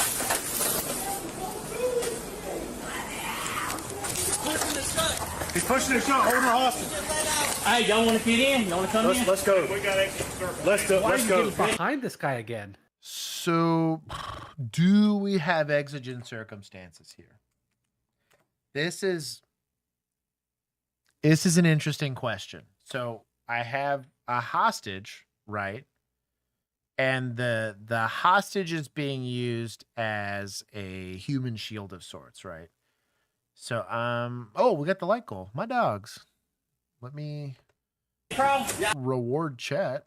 Shout out to light goal. Man, y'all are kind of crushing this year so far. Chat's out here putting in work. If the hostage is being harmed, I would say yes. You have exigent circumstances. Now, she's yelling. That doesn't mean she's being harmed. Now, we don't know how she's being held hostage. Could be a knife, could be a gun, could be whatever. We don't know because we haven't been able to really put eyes on, right? But got his hand in his pocket. Technically, a hostage situation is the opposite of exigency, right? Like, I'm going to try to slow it down because what I don't want to do is force a use of force situation, right? Modern logic and tactics around these situations. Hey, they're barricaded. It's a barricaded person with a hostage situation. I shoot a lot. Do I want to be taking a hostage shot in a compressed time frame? Not if I can avoid it, right? So I have a little bit of an issue here with trying to push the envelope unless we believe that the screams are indicative of her being harmed. And in that case, sure. But you need to know the difference in between somebody being held hostage and we're going versus someone's being held hostage and harmed and we're going. There is a very subtle difference in saying that, hey, if I don't intervene now, somebody's getting hurt. Being held hostage is not the same as being hurt. So that's my argument here. It is a domestic for sure. What would you call yourself in this situation? Myself? SOL, because I'd be volunteering here. But I still disagree with the call here on the ground that her screaming is enough. I'm gonna try to break the door for y'all. Show me your hands! Show me your hands! Open the door! Open the door! Open the door! Get on the ground! Get on the ground! Get on the ground! Get on the ground! Get on the ground! Hold on again. Somebody just pull this lady out. I got him. Get out! Get out! Pull the lady out. Get down! Get on the ground! Get on the ground! Get on the ground! Get on the ground now! Get down! Now get on the ground! So there's another. Oh my God, he's a Kimbo. Yeah, there's another issue that we have here on. So there's a couple schools of thought here, but all of the schools of thought on making this is considered a dynamic entry into a room, right? Would you like to evaluate as much of this room as you can on the outside? Sure, but if we're going to force entry, we're going in, right? What you don't do, if you're the first, second, or third person through the door, is stop in the door if you can avoid it, right? Takes just this much training, right? Where let's say Juan, let's say he's got a shield. He's my bullet sponge, right? But Juan's only got a revolver in his hands, and he's 6 shots away from having a paperweight in his hands, right? So what's Juan's goal if he's got the shield? To let somebody else in here with a gun, right? Like, hey, somebody come help me. Because I go from being a bullet sponge to a tourniquet patient very, very quickly, right? Same thing, if I'm making the first move into this room, I'm trying to get out of the way of this door so that more people can come in here and I can get as many barrels or hands as I can in the door. Kimbo in a shoot-no-shoot scenarios. What was that lady that said taser, taser, taser and drilled that kid in the chest? God, I cannot remember her name. I mean, I don't know what her name was, but Carrie something or another? Yeah. Something. Anyways, you don't want to be doing that. Let's not go akimbo on this. Get on the ground! My boy's akimbo. Everybody's akimbo today. On the ground! I'm on the ground! That's how they traded here.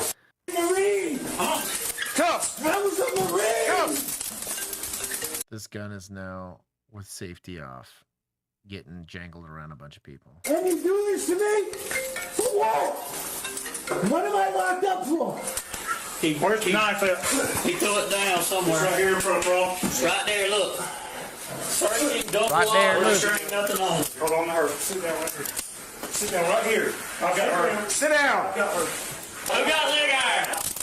Legs are in my car. All right, cuffs right here. Well, right now for holding somebody hostage. I didn't hold the hostage. She tried to come out. You wouldn't let her. It's unlawful restraint, maybe. The hostage thing's going to be a bit more complicated. But Units, we don't need any more help. We got it. Everything's set up full. good job. Should have said that. Wow. Those zip ties. Shout out to Zip Ties, my dog. I'll transport him to PD. Hey, I'll take him to that way. Y'all just stay sitting like I'll transport him to the PD myself. Matthew McCloskey. If you would, go put him in the back of my car. Give me a shoes. I'll take care of them. We're going with this. Yeah, you got him on top? Okay. Yeah. I've already searched my I'll We're walking on dry concrete right now, dude. We're going to put them on your feet. We're going to get to the PD. I'm not going to put them on you right now. Leg irons and handcuffs.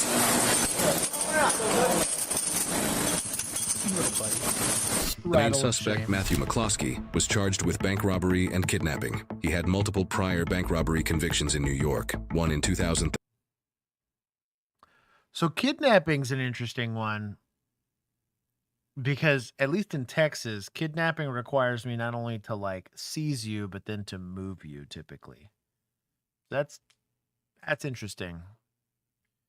Because it'd be unlawful restraint and aggravated assault, or there's maybe like a specific hostage clause. I wonder if they're doing because he said the getaway driver said they dropped him off at his girlfriend's house and he took her to the Motel 6. Gotcha. So maybe that's why Like they're convince her to go. kidnapping. Maybe. Right. Something. All things considered, Maybe they can get her to say she didn't want to go, but he made her go. Shank, that is a clean motel, all things considered. I'm with True Nomad. There's some weirdness going on here. This is the reality for most. Now, did anything bad happen? No. But just because something bad didn't happen didn't mean bad things weren't happening, right? We got lucky more than it was skill and whatever. But, I mean, this is successful. They did what clearly federal agents cannot, and that was apprehend an armed person while holding somebody hostage and still nobody getting hurt. Weird. How far would they have to move them? Any amount. I mean, so it's like just from like one room to another. They don't specify a distance, but it's from one location to another.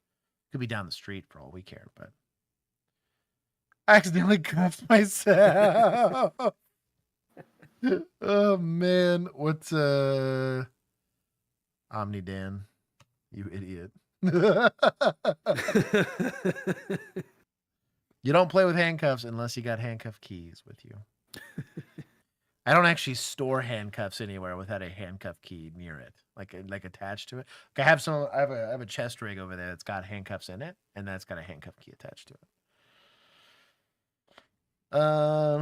13 and another in 2016, marking him as a repeat offender. McCloskey stole $877 from the bank, an amount he was later ordered to repay in restitution. The case was investigated by the Waycross Police Department and the FBI, resulting in a successful prosecution in U.S. federal court. He was ultimately given 14 years in federal prison and placed under 3 years of supervised release. As FBI agent Will Clark later stated, by now, Matthew McCloskey should realize robbing a bank is not a winning proposition. The getaway driver, Stephen Ham, was also charged with armed robbery and held in Ware County Jail without bond for his involvement. He is presumed innocent unless convicted in a court of law.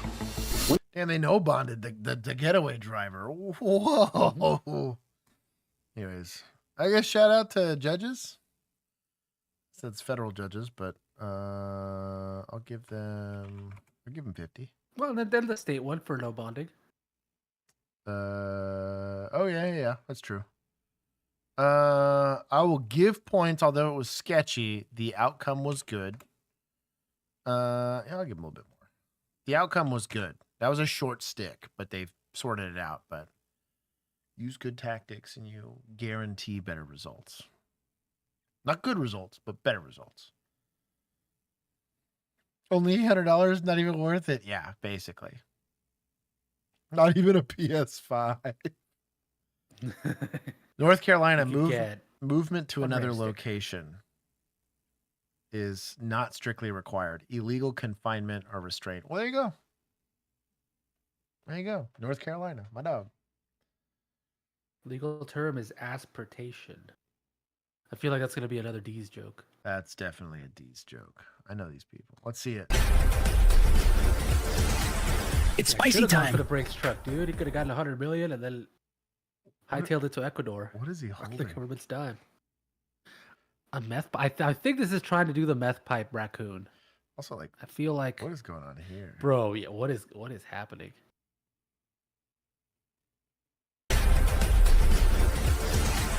It's spicy time. 911, what's the location of your emergency? They just made both of y'all Middle Eastern. Sharing a peace pipe with the raccoon. Yeah, 14 years for $800 is pretty rough. It's a pipe, allegedly. I guess Canadian pipes be weird, yo. Brett's supposed to be a meth pipe. Okay. Inhaler. Amanda should have gone for the Brinks truck. Amanda thinking for the super chat. At least you would have gotten something more than $800. Listen, if y'all like, I need someone to come deal with this drunk. He's torn my whole house, my whole yard up. I'm not letting him in. It's my son. If y'all don't come take this dude, I'm gonna put a bullet in him. Okay. He's a 300-pound bully. Sound civil. Sorry. Hold on. First of all, please do not make this my door, I'm blowing him back out of it. He's breaking everything off my house. What's going on? Come get this drunk. He's tearing my whole house up. He's trying to knock my windows out. It's my son, but if he makes it through the door, I'm putting a bullet in him. So y'all come deal with him or I will. Man, please don't make threats and record it live. He's trying to get this. She sounds like a nice lady. Welcome, in case you were wondering, to law enforcement. We deal with reasonable, rational people. I wonder how her kid ended up as like wild? Like, yeah. property destroying drunk. She has nothing to do with that. How dare you? Nothing at all. How dare you? I would never. Where's my Greta I would Thunberg? never insinuate, How Josh. dare you? 3 and 191. Caller said her son is banging on the door. Sounds like you got her handle, man. Banging on the window. Then seeing if she gets through the door, she will put a bullet in him. You know what's funny? He said, Brandon said, page out SWAT. This is not a felony yet. So they ain't showing up. Looks like she hung up and no answer on callback. 192, same mark. As this officer begins heading to the address of the call, she's about to make the biggest mistake of her life. That's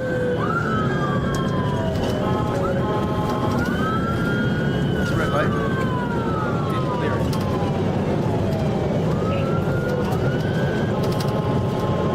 That's a red light.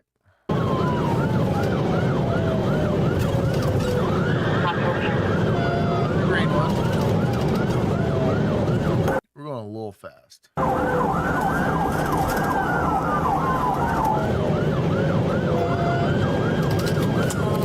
a red light. That's a red light. There it is.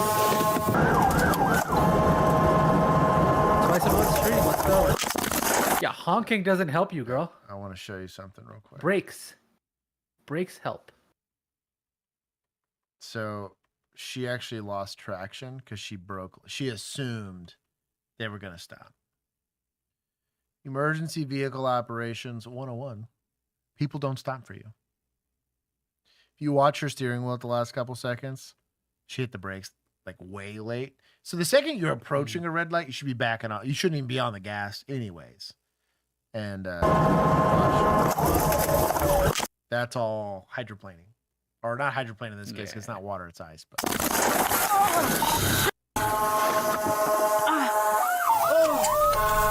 you've got no one to blame but yourself. Should that person have turned and looked and saw you? Sure. But guess who didn't have right of way? You, madame. You have to use what's called due regard. Here's for probably giving people life-altering injuries. I'll probably take more, actually. That's pretty scummy. It's pretty heinous. Yeah. Especially because you saw the first car doing the turn. Bro, there was a couple of intersections she didn't clear. Yeah, like. Yeah. No seatbelt. If I was on a You had residential, time. I often did not wear a seatbelt. So I won't give her any blame for that. But she didn't clear that at all. She didn't slow down at all. For that At her intersection. speed, I don't know that you want to be. Yeah. No seatbelting. Yeah. No. Well, also, again, if I'm no seatbelting it going code in a residential, I'm damn near stopping for every intersection. It sucks because you're. By the time I get to the call, like my brakes are super hot. But guess how many people I T-boned while I was on patrol going code? Big fat zero. And I went code a lot. I would argue I probably went code 2 to 3 times a week, especially like in the summer when it was a lot more busy. God, like on a Friday night, it might be 3 times in a shift. And it's not like a bullshit you're going to like an accident, although sometimes it's the case. This is shootings, stabbings, emergency domestics, all that stuff. Potential fatality, like a rollover accident. You go code to all those and happen all the time. The dash cam footage frame by frame shows the officer approaching the red light, one car pulling out in the intersection, followed by... Honestly, the second this car was going through, you should have been slowing down anyway. That's what I'm saying. Like, you had tons of time to see that, like, hey, they're clearly not stopping for me. Yeah. You see his keyframes. Like, your clue is... You see his keyframing? Yeah. Yeah, like... Shout out to that. One car pulling out in the intersection, followed by the truck. The officer strikes directly into the driver's side compartment. The body cam footage frame by frame shows the officer using the air horn as she approaches the red light. Then she braces for impact as she collides with the truck, causing her to be thrown in the passenger seat, showing she clearly was not wearing a seatbelt. A speed analysis of the footage using the length of the dashed white lines on the road helps to give an idea of the approximate speed of the officer moments before impact. Yeah.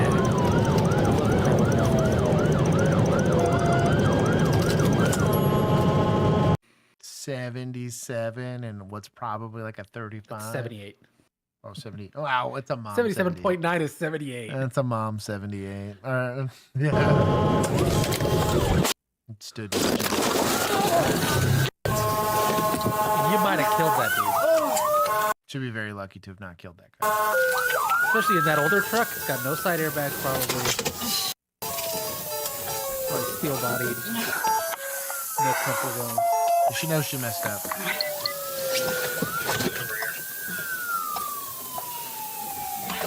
That's why she hasn't keyed up yet.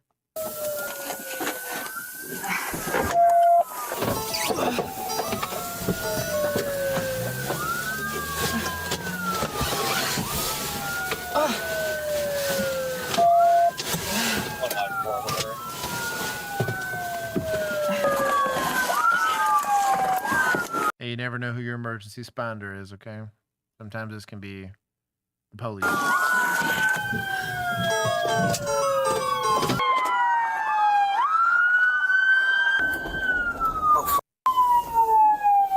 Weird. While on his phone and driving code, managed to see this and stop. It's like it can be done. There's a cruiser involved crash at Central. She never keyed up. Wow. And Vaughn.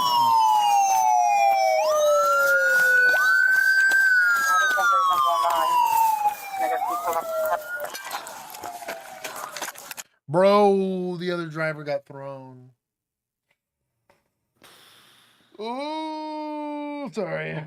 I'm upset at spaghetti. She hasn't keyed up yet. That's what pisses me off.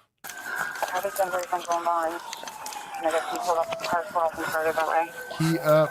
We're gonna need a medic. Thank God for homie here. Also, probably don't move this guy. Dude, after he got thrown at a, you don't know. Broken back. Is anyone else in your cruiser? Yeah, right. Yeah, the amount of injuries. Apple Watch crash notification. Another sin. I'm sorry, I'm laughing, guys. So the comments are gonna be like, "I can't believe you're laughing. You don't care about life." Oh, I know. The reason why we'll call it a stress response, right? Is it every time I joke about maybe I don't go back, it's just like I see stuff like this, man. The rules aren't that hard to follow, right? Are we allowed to break the rules from time to time? Absolutely. You got to make judgment calls, but like good judgment is not hard to figure out during academy, during field training. There's so many little micro evaluations that an agency gets to make about you. Not to mention the body of work. And like it shouldn't be a surprise. Like, I remember never being surprised when something stupid happened, which officer it was. Oh yeah, that tracks. You know what I mean? And so I don't have a lot of sympathy for the administration here because they knew but again, we watched a couple of, it's not like this was a surprise intersection. Oh, weird light just cycled red and somebody gunned it. And it was like a blind turn and they couldn't see it or whatever. She just wasn't clearing, which means she probably never clears intersections, right? Like, come on now. Renegade's got a great comment here. Is it just me or is it ironic that because she didn't pay any attention, she became the emergency? Yep. And now she created the victim. And now you've got a bunch of people going to her instead of the original call. Now imagine the mom shoots the son. Now, like, I mean, it matters, dude. Like, it's why it's a huge reason why we do the show, and I nitpick the hell out. And some people will call it Monday morning quarterbacking. I'm just trying to reemphasize SOPs. Every single time you see XYZ stimuli, XYZ response should happen unless there's an exception, right? And the exception you're gonna have to figure out. But like every intersection you roll up on, that's a red light. You should clear. Clear means make sure nobody's gonna get in the way. I don't trust people on it. You don't trust fall a red light. You make sure. It's the second one we've seen so far. Pedestrian roadway. You okay? Get it Go together. sit down. Let's have it. Sit Get it together. Hey, buddy.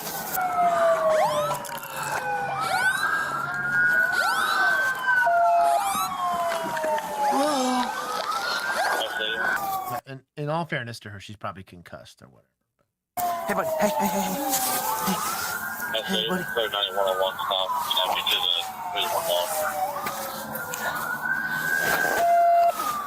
Hey, buddy, come on. Move. I'd be really careful without a C-spine moving this guy. Ugh. I'm not a medical professional, but C-spine is just designed to keep his back from moving too much. If he's got a shattered vertebrae here, we're like ensuring he gets paralyzed. Come on, buddy. Oh, God. Oh, God. You're okay. You're okay. Just keep breathing, dear.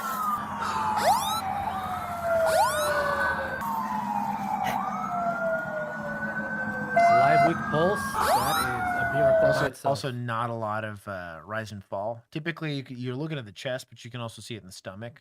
We can see the stomach. Rise and falls when you're breathing. You're going to see the thoracic cavity move.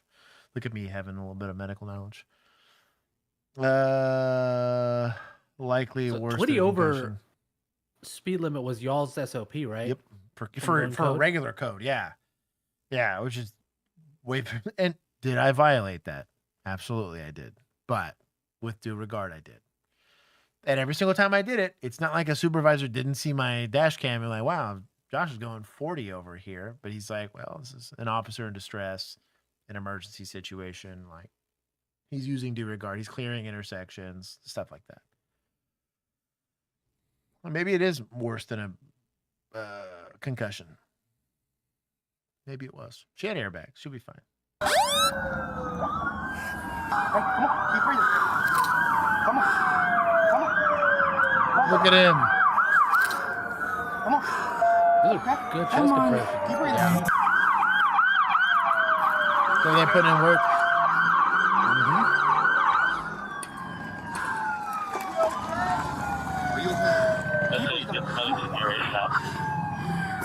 You okay? You okay? Bro, my boy's over here just doing the Lord's work. Should you check the car for injured passengers? Breathe. He's laid back. Yeah, maybe he's gonna go with what he can see, but Lay back. oh boy, that's checking on this third guy can probably do it. But you're gonna triage what you can find, right? I would like to check it.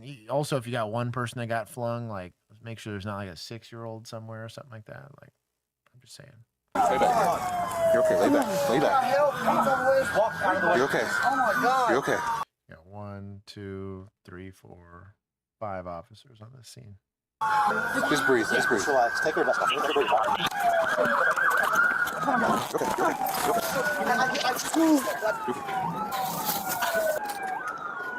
Is this a pedestrian? I don't know. I'm going to One block south central at the alley, and then at Eden, and Dang, it's a 1500. Bro, this truck would have ran for 500,000 miles if it wasn't for this. It's a special place in hell, man. Okay? Keep talking to me. Keep breathing. Keep breathing. You're okay. Is he okay? Yeah. Don't worry about him. You're okay. You're okay. So what about you? Dr. Michael B. Pro's chest compressions. Agreed. I do like them mentioning that you probably want somebody switching out every 2-minute cycle. Yeah. The goal, because it is exhausting to do those. Right. Yes. I was like, it is a little easier if you're a larger human being. If you're doing them right, you are giving it the ugga dugga. I do agree with the 2 minutes idea there. Unfortunately, especially in a lot of emergency situations like this, that won't happen. I would assume you're going to be locked in for anywhere from 5 to 10 minutes potentially, which is horrible. That's a long time to do chest compressions if you're doing them right. Fitness is obviously part of it. Also, like box breathing is a part of it. But if you got that many officers there, there's zero reason to not have. You're going to get on the radio and say chest compressions started. Second officer's there. How long have you been doing chest compressions? Hey, let's switch. And you want to time that switch because the less you're beating this person's heart, the more likely they are dying. So. You got other officers over there with him. He doesn't want to lose control. No, you're okay. Hey, don't worry about that right now. I need you to keep breathing. Don't worry about that. Turn around.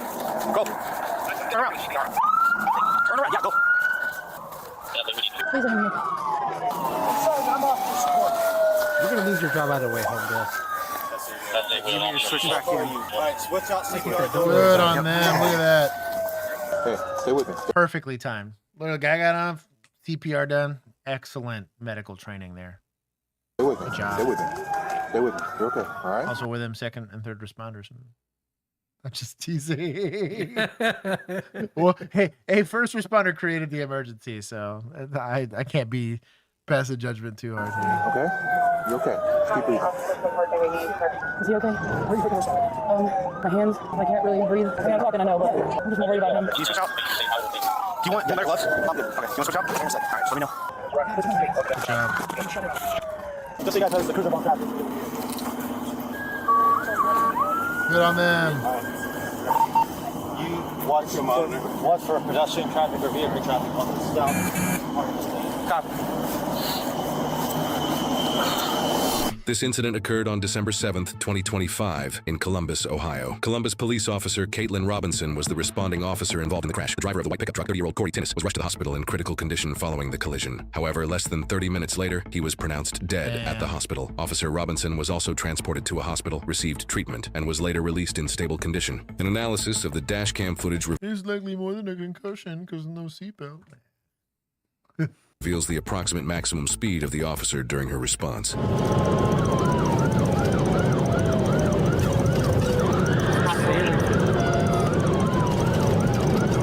This speed calculation shows the officer. Jeez. So have I done 92 and a 30? Yes. I have done 92 and a 30. But I did 92 and a 30 where there were no streets like that come into it. So I knew. Cross streets? Yeah, there was no cross street. The second I approached an intersection, hard on the brake, waited till I saw it, hard on the gas. It's really abusive to a car, but like. You know what else is abusive to a car? Jeez, no kidding. Smoking somebody in an intersection. That's rough. Some of it is luck. I don't want to say that all of it's, but like, yeah. Officer's estimated top speed during her entire response. You The can prior limit the speed amount luck calculation plays shows. into it. You can minimize it a lot. Shouldn't have to rely on luck. Right. Shown earlier is her. But talked about it with having the safety on. If a safety's equipped on your destructive device, have the safety on, right? Like if I don't know, just it matters.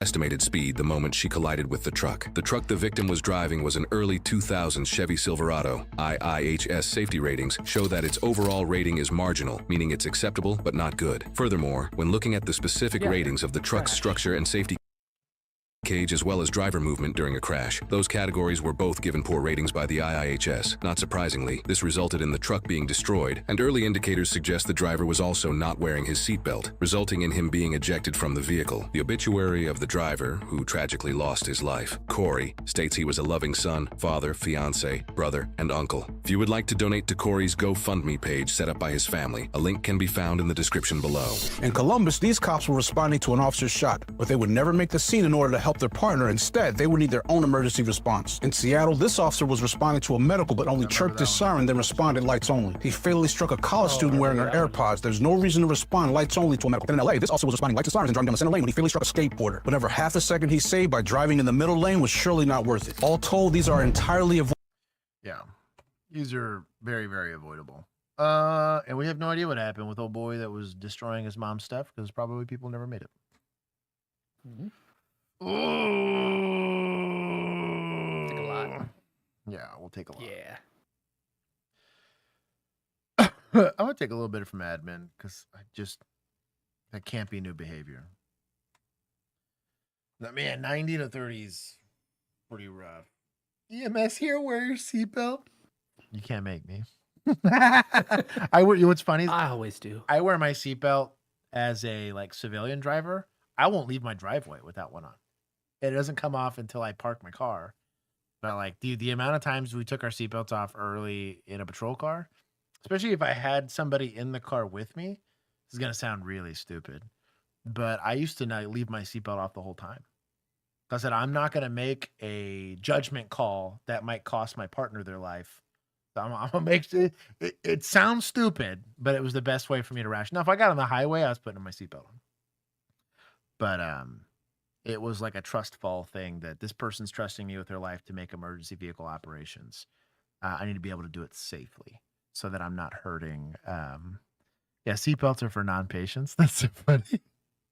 Also, and to put that back into perspective, an easy way to become a non-patient is to not go into a door that has an armed person in it, not run into an active shooter situation. It's an easy way to make sure you don't get hurt. But you do have to have officers that are willing to willfully put themselves in harm's way. And so, I'm not saying you need to practice doing that. That's objectively stupid. But, in the law enforcement profession, I do believe it's the expectation that you will put yourself in harm's way for others, even if it means getting hospitalized. And that sounds stupid. There was the trooper that went in a head-on collision because somebody was going the wrong way on the freeway. He said, screw it. If it's going to hurt somebody, it's going to hurt me. And they picked me. And it was incredibly courageous of them. But, that's the expect. Now, you can up your survivability by slapping the seatbelt on before you go head on with the car. You're buying yourself some time, but that is what the oath entails. So, what is the benefit of not having your seatbelt on if you are so for in us, law enforcement? So for us, it's approaching like a shooting suspect, right? So we're approaching a shoot. I don't want to get stuck in my car. That sounds stupid, but if you've never had a duty belt on, so you have a gun. You have other holsters. You got a bunch of stuff on, right? Ballistic vests and all this. I have seen seatbelts get stuck. I have been stuck in my seatbelt a handful of times while trying to get out of a car. So I try to preemptively take it off before I'm in a rush to go do it. Kind of the same thing on a foot bail. If I'm trying to slam my car in park and I get caught, those couple of seconds do matter. Me being able to keep eyes on, me being able to do some of that other stuff. Getting stuck in your car is pretty suboptimal. Very few people have that extra need to get out of their car really, really quickly. They also don't carry as much equipment on us as we do, right? I always kind of chuckle. Firefighters are probably the only people that carry a lot of equipment on themselves, physically on themselves, if they have to respond to a pretty serious call. And I'd be curious to see how many of them are wearing seatbelts when they got a lot of stuff on before they jump out of the thing. I will go and PD also has extra padding. We do have extra padding. But the biggest thing for us is going to be getting stuck in your car. You start getting shot at, you don't want to be stuck in your car, and you don't want to be emergency fiddling with your and honestly, when you're in a seated position, you literally physically have to turn your hips to get a gun out. A seatbelt makes that a lot harder. Especially what's worse is you can slam on your brakes periodically. It'll actually lock your seatbelt. And you have to unlock. There's been some sketchy times where It happened to me early in my career, and then after that, I was like, never again. I was like, oh, I'm gonna run the risk. I died in a car accident. The car accident was gonna happen no matter what. I just need to drive and operate my vehicle safely. A gunshot's a preventable thing. Yes. Yeah. The firefighters are in a tank, effectively. That's the worst about seatbelts. Almost never want a seatbelt in the back. And to be fair, Like in the back, it's somehow worse because it's like yeah, you're not getting even. tossed. Oh, dude, and the suspension on boxes, it's so squishy because of the way that it's just a dually basically, and so they drive. They don't drive as fast as we do typically. The cars physically can't. But yeah, you get on like a bumpy road or something, or they're having to take some semi-quick turns. It gets very sketchy in the back of an ambulance. But there are very few people that are going to drive as fast as a patrol officer will in a pursuit or something. It's just a very different ball game. Like the level of uncertainty and like I don't get scared in cars anymore, like at all. For normal driving, it doesn't matter how sketchy this. My wife hydroplaned one time on the way for us going down to Houston, and literally had to recorrect 3 times. And in the middle of it, I'm just kind of sitting in the I was super tired, sitting in the passenger seat, and in the middle of shout out to Kinsey for saving it because we could have easily flipped that car. She's like, "Where do I go?" And I was like, "Not the barrier." I was like, "There's a concrete barrier and there's grass. Maybe aim for the grass." And she did a great job of keeping the car like pointed in the right direction, but literally had to correct 4 times. And by the end of it, like she's having a full-on panic attack, and I was like, if we die, we die. That's our chance to go. You get kind of numb to fear of serious bodily injury in a lot of situations like that. I'm scared because my car's almost paid off. So, dude, I know. I Yeah, want it to be but okay. it's a different kind of fear. A different kind of fear, right? Last 2. Evening. You called? Yeah. What's going on? That being said, our official position is you wear your seatbelt all the time to make everybody feel a little bit better. Walking to the gym, there's some dude that peeled out of here like banned for a week for advising not to wear a seatbelt. Well, that's what I'm saying. Yeah, it's like I want everyone to wear a seatbelt. There's just like there are things I have done in my life where I willfully put myself in harm's way, and that takes a certain kind of brain to do. It's stupid. I would argue an objectively stupid thing to do. It feels dumb when you're doing it. You're not really proud of it afterwards either. My spouse didn't like hearing about it when I had to explain it to her. But that is the expectation for law enforcement. This is why I'm always so very harsh on cops when you see a lot of hesitation in certain situations. Like, hey, man, like, buckle up. You don't get to go thin blue line it and put the cute tattoo on your forearm and try to get some action on Tinder if you're not willing to step up. really fast. So he comes back, stops right there, pulls out his gun, walks towards the lady that's in the garage. She's screaming on top of her lungs with her daughter, and he starts yelling at her, pulling the gun. So then I ran to the gym, told everybody to hide. I come back, and either he's gone or the car's in the garage, and they're both upstairs. All right, what did you see? So that's my apartment right there on the 3rd floor. I had just walked down to go for a walk with my girlfriend and our puppy. We came right across here. Pretty much as we got to this grass right here, all of a sudden we heard like what the fuck you. We turned around. That was right behind us. That garage right there, not the one that's open, but I can't remember. I think it's the middle one. All right. Looked like a black gray, some kind of dark Tesla, and there was a woman. The moment that I turned around, I was trying to rush my girlfriend over to those bushes to get away from what was happening. She was like double fist slamming down on the hood of the car. I don't know. I didn't see any altercation prior to that. I don't know how it started. Okay. And then the guy started revving and trying to come out of his garage, and she was literally on the hood. Like, she got up on the car, and he full-on accelerated with Hey, her on the just hood. 1 second. I got to get one story at a time. Okay, I'm the person I think that they called about. Yeah, just give me 1 minute.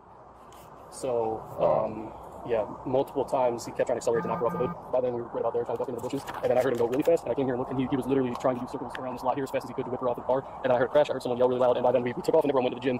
And then someone came in and said somebody had a weapon, so everyone was hiding in the kids' room of the gym inside of there. That's where I came from. So that's all I got for you. All right, so what happened next? Nothing, we just got into a little altercation. Something happened next, so it's not nothing. What? We just got into a little altercation. Who's we? Me and my husband. Okay. What kind of altercation?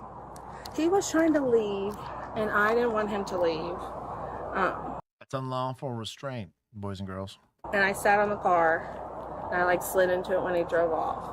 And I was just chasing him and then the dog. Who are you waving at? Just letting him see that I was here. Just. Alright. So the cop, you'll notice, put up his pen as he's like, "Who are you waving at? Is this the husband you were just in an altercation with that might be armed? Maybe I'm in danger." Very good on him to recognize that he's potentially going to have an issue here. We'll deal with that in a second. All right. So, walk me through start to finish what actually happens. That was literally start to finish and then I... So why are y'all arguing? Me and him arguing? Yeah. This doesn't just happen for no reason, right? We don't have people climbing on cars and driving around fast. Like, let's set all this off. Fast, I mean, was maybe just not let's from here to there. focus on me, not him. Well, he's not over there anymore, but... Okay. So, how did this all start? I hope this guy's not by himself at this call. It's just... We had a stillborn son in December, and I had a really explosive episode. Lady is this is the lady that was involved. She climbed on the trunk, unlawful restrained husband. They got into an argument over something. So I'm just a little sad that my son died, and he doesn't like to talk about it with me. And he wanted to leave instead of talking about it. I wanted him to stay. So the adult thing to do is to jump on his car. Good job. And that was it. But I seen Tom Cruise do it, and he looked cool doing it. Like they're making out to be. Alright, is there any punching, kicking, slapping, biting, choking, spitting? No. There was unlawful restraint. Sorry, I'm kinky. My guy. It's an important question for domestic. I just like whatever. No, I just wanted him to talk about Carter dying. He doesn't like to talk about it. Making sure he does have a partner there, which is good. I'm tracking 100% on this. You try to talk to him about the stillborn child, which I'm sorry for your loss. He decides he wants to leave and not talk about it. He just never can talk about any fucking thing. Anything with emotion. This is going to do a really good job of keeping her calm. Anything. At least for tonight. Sorry, yes. He tries to get in the car to leave. I sat on the car. You sat on the car. Like this to the side. Okay, and then what happens? He went a little way. I went back. And the dog went out, jumped out. I ran that way after the dog. I mean, I'm sure they fucking recorded it. I ran that way after the dog. He went that way. Then he came back. Is he known to carry a firearm?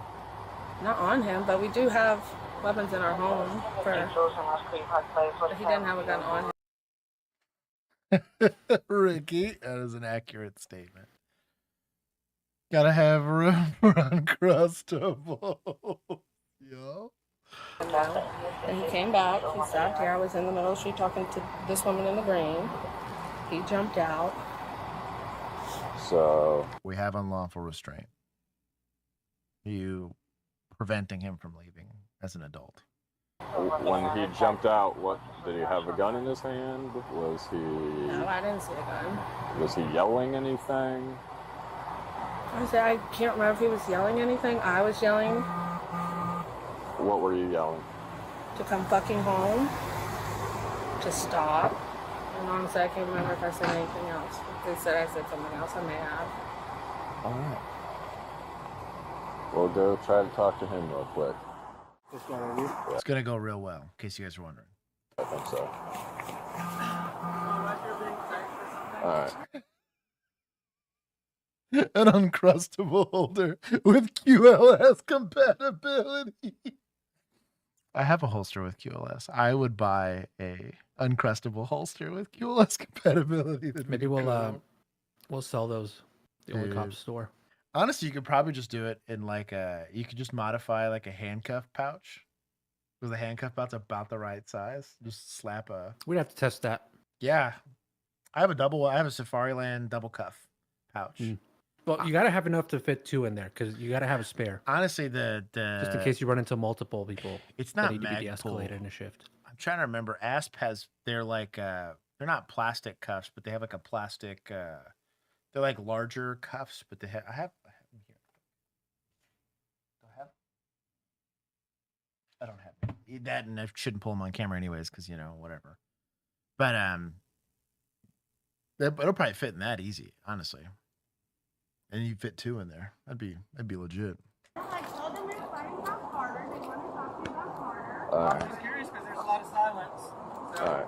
We just were debriefing. I understand that. Do you have any weapons on you? Excuse me? Do you have any weapons on you? Why are you rolling up on me?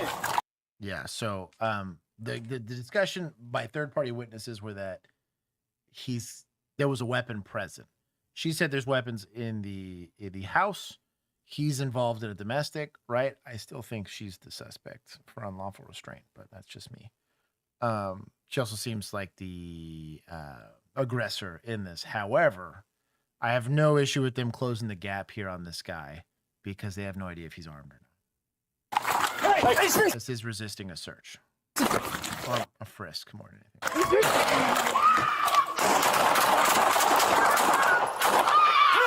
Get back! This lady gets kicked right in the chest. Oh. Get down! Ma'am, get back! Get back! Yeah, she gets leg swept. Ma'am. Ma'am, please.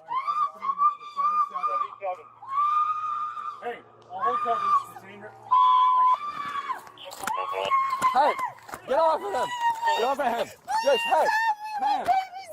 Okay, we'll deal with that. Just give me a second. Deep breath. Ma'am, get out of the way. We will help. Get my baby! We will. Just sit down. Sit down. All right, she gets handcuffed, I'll be honest. That might seem mean, but she gets handcuffed. Sit down and breathe. Okay? He just retired. Ma'am, I get you. Just sit down and breathe. This guy right here? Yeah, I think so. I'm just curious because there's a lot of silence. So. We just were debriefing. I understand that. Do you have any weapons on you? Excuse me? Do you have any weapons on you? Why are you rolling up on me? Yeah, dude. That was he did the forbidden chicken wing here. Oof. I'll show you exactly what he did right here. So he's chill. This is this is a problem right here. Honestly, there's not a great solution to that from going hands on, and you're already at 0 yards, so you're involved in this with it, whether you want to be or not.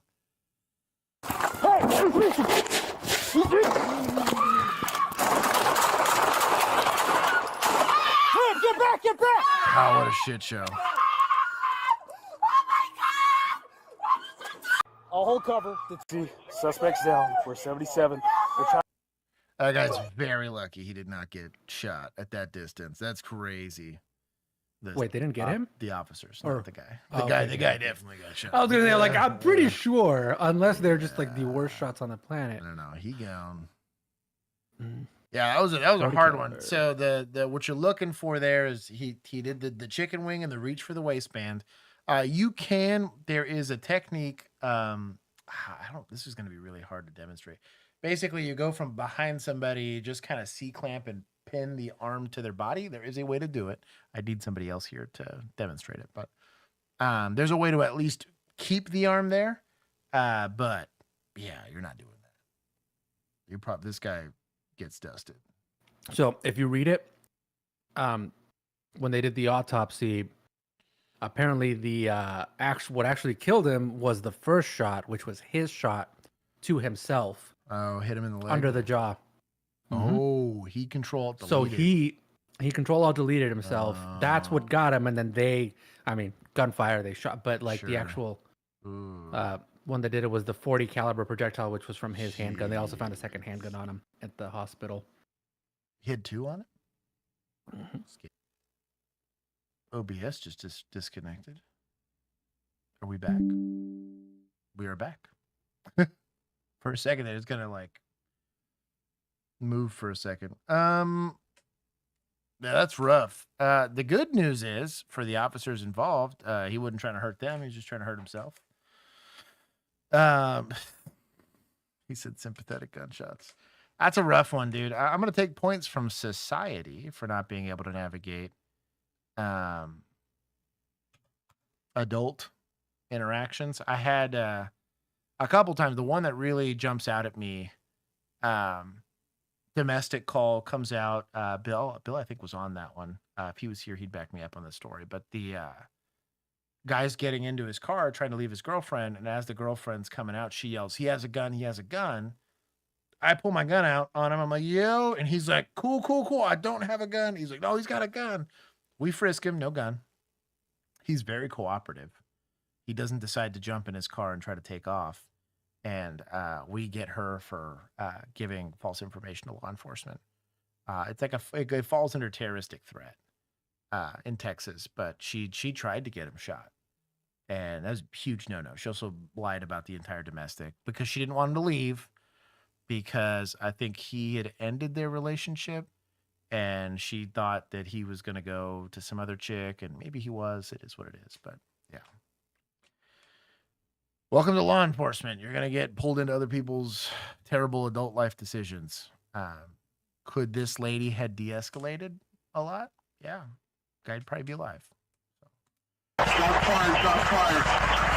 had someone threatening the direction work. I'm going to give points to PD for at least recognizing that they were in danger. The tough call. There was no winning that call. That you leave that call and don't talk to the guy, and he's probably going. She probably should have gone to jail for unlawful restraint, especially because it's domestic involving unlawful restraint. If she would have just let him leave, he'd be alive today. Moving on is free. Letting people blow off some steam is free. Don't. I don't know. But yeah, not the victim blame, but in that sense, he was the only victim here.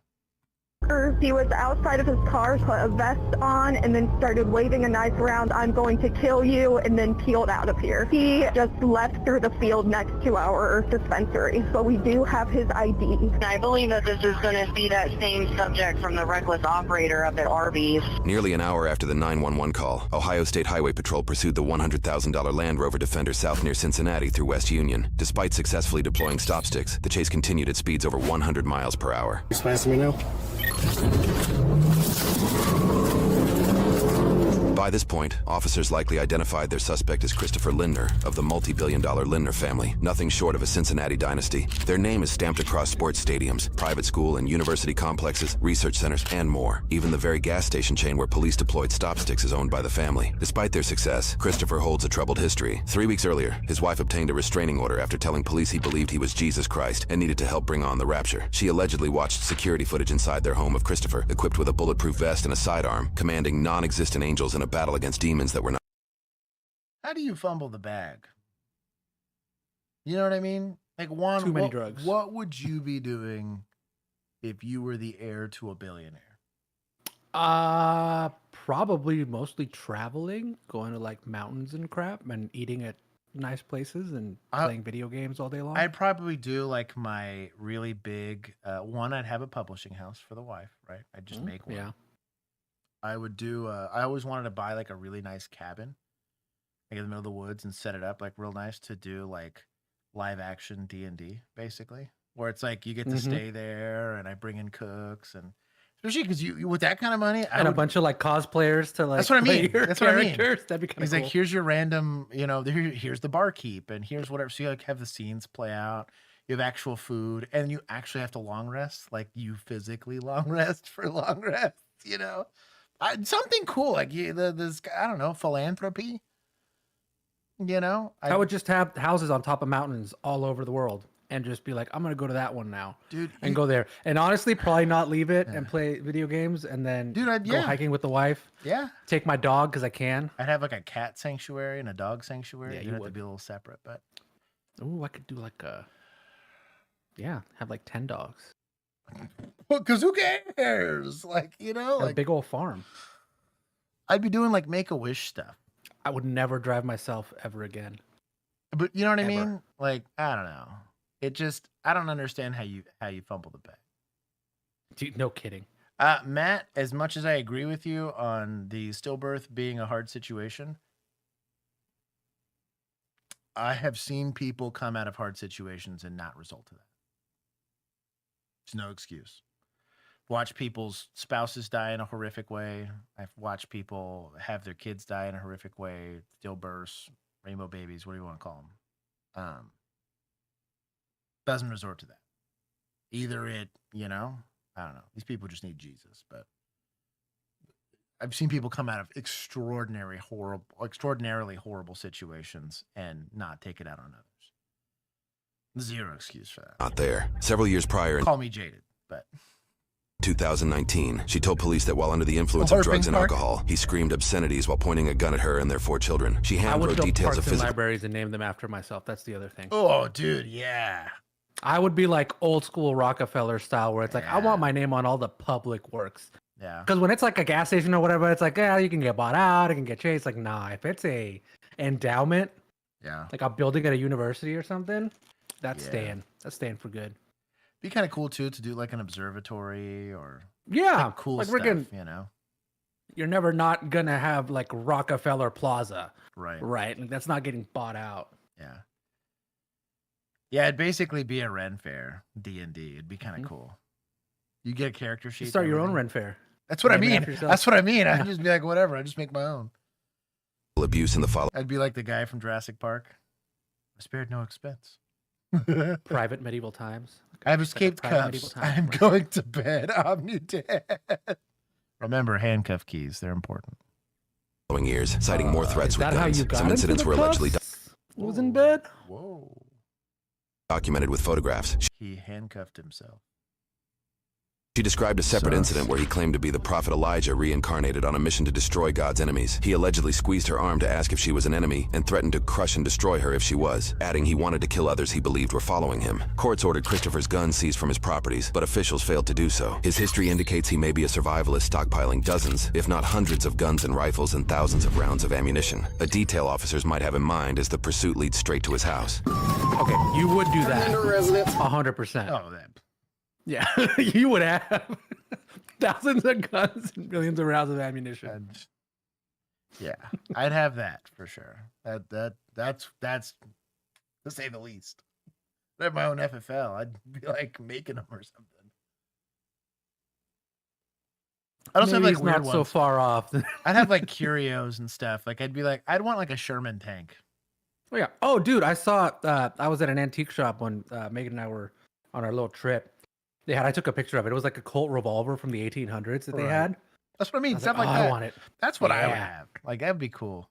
Lord Baker wants to work at our D&D. They also had Ren an Fair. LAPD like World War II era like helmet. Oh, that's kind of cool. I was like, I thought about getting that, but I was like, I can't get that on the plane. Yeah. So I'm Oh, gonna that's figure it true. out. Yeah. But I want it because I want it for back here. Oh, that would be cool. I bet I could find one. They had a lot of German police coats, which was weird. A lot of I don't that know why they Hugo had Boss. those. They're little police ones. But yeah. I think they were more modern than that. Yeah. Just have him advise him stop him before he gets into that house, so you know, and him getting into the house. He's cut back through the woods. I'm gonna try to follow. You advise he drove through the woods? We're on a trail down into the woods. Okay. I don't know if I'm gonna be able to follow him back through here without getting hung up. You're clear. This meeting, I'm obviously forced down, get ready to come on the street. Okay. Yeah, two-wheel drive patrol car with pavement pounders versus a all-terrain vehicle, all-wheel drive. All like, good luck. Go ahead and start a perimeter for Unit 7. He cut through the woods. He's back out on the road. Clear on back out on the road. Back out on the road. Great job with the dispatcher. She's already organizing perimeters, giving him relevant information about, hey, make sure he doesn't get back into the house.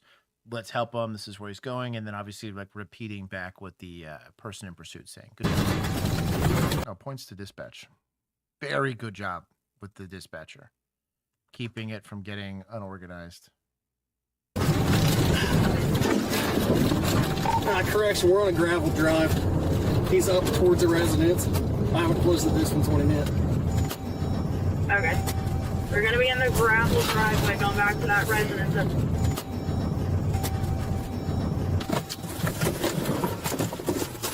Oh, it's gonna get real now. It's a 320. Good luck, homie. He made it in the house before I was able to get out. So you're outside of a structure, right? And you got a guy that you know is super armed in the structure. You're wanting to avoid windows, avoid line of sight. You just want to have eyes on a way to come in and out of the house. You also got to assume that he might have cameras and stuff like that to keep eyes on you. Wouldn't be hard to have a Ring camera set up or something like that, where he's able to track your movements, but you can't track his. I'll be honest, if this was me, I'm probably backing off at this house.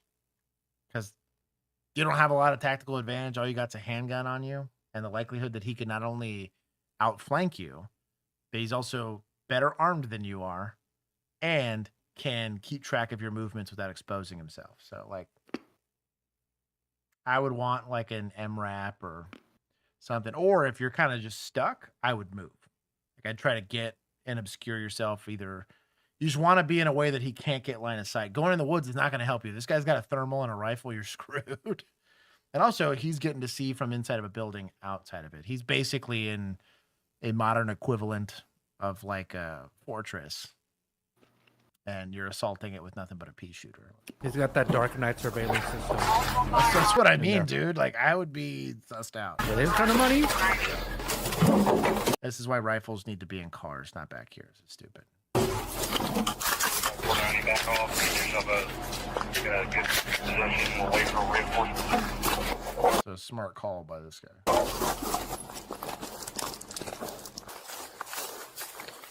Not a good position, I'll be honest with you. The problem with being out here is he's still going to be able to see you, but you can't see him till he shoots at you. This is going to sound stupid. I would have stayed sucked up to the house, or I would have completely broken contact and been like under something.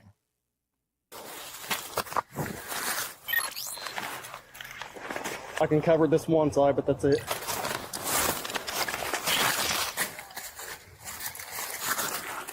I'm away from the house, posted up in the woods.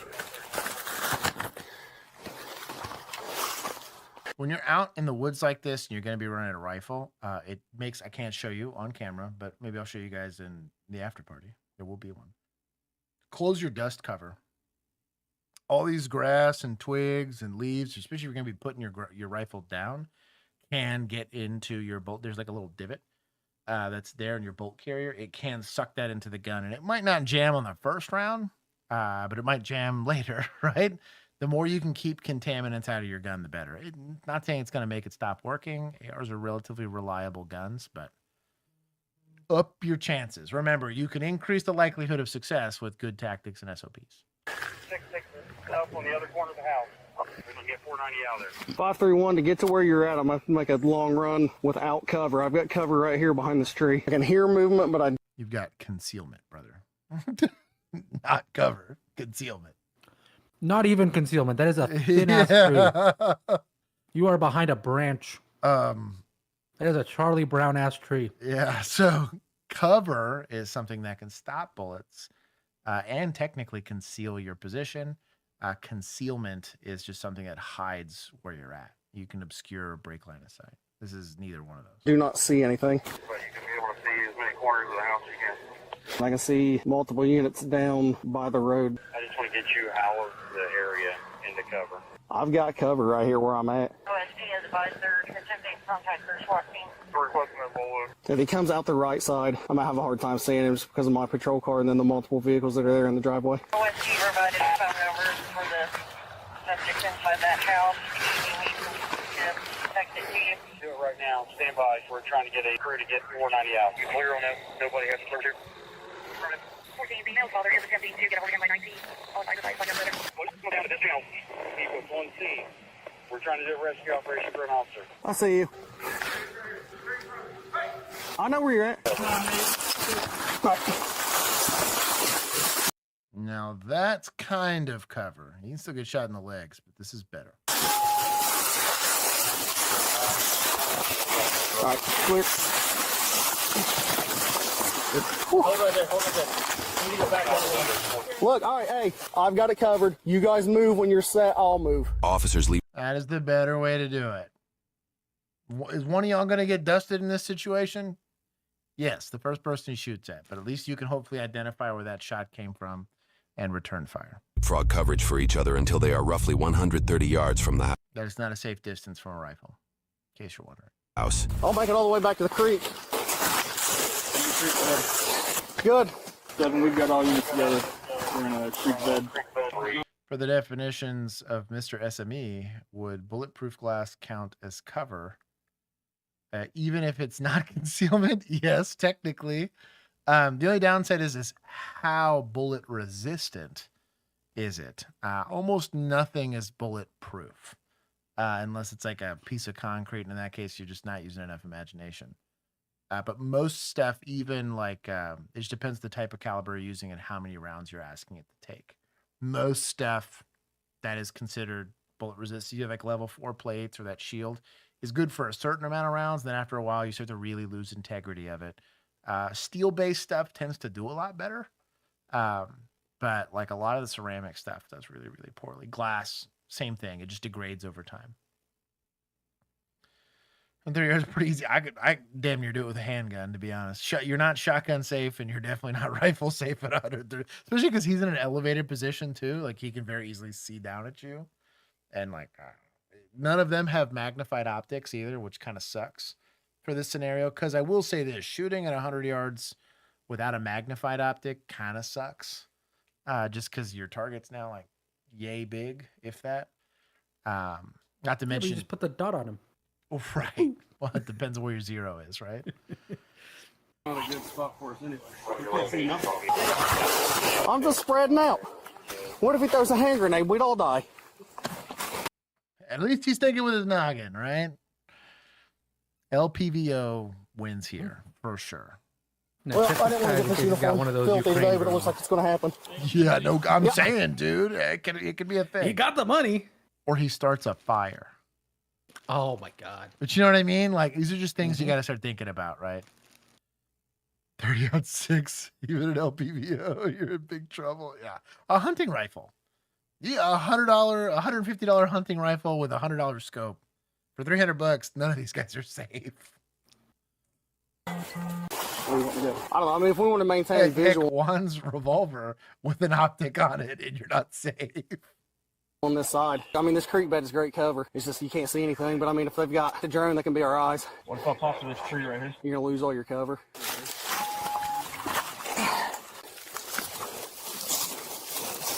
Is it locked?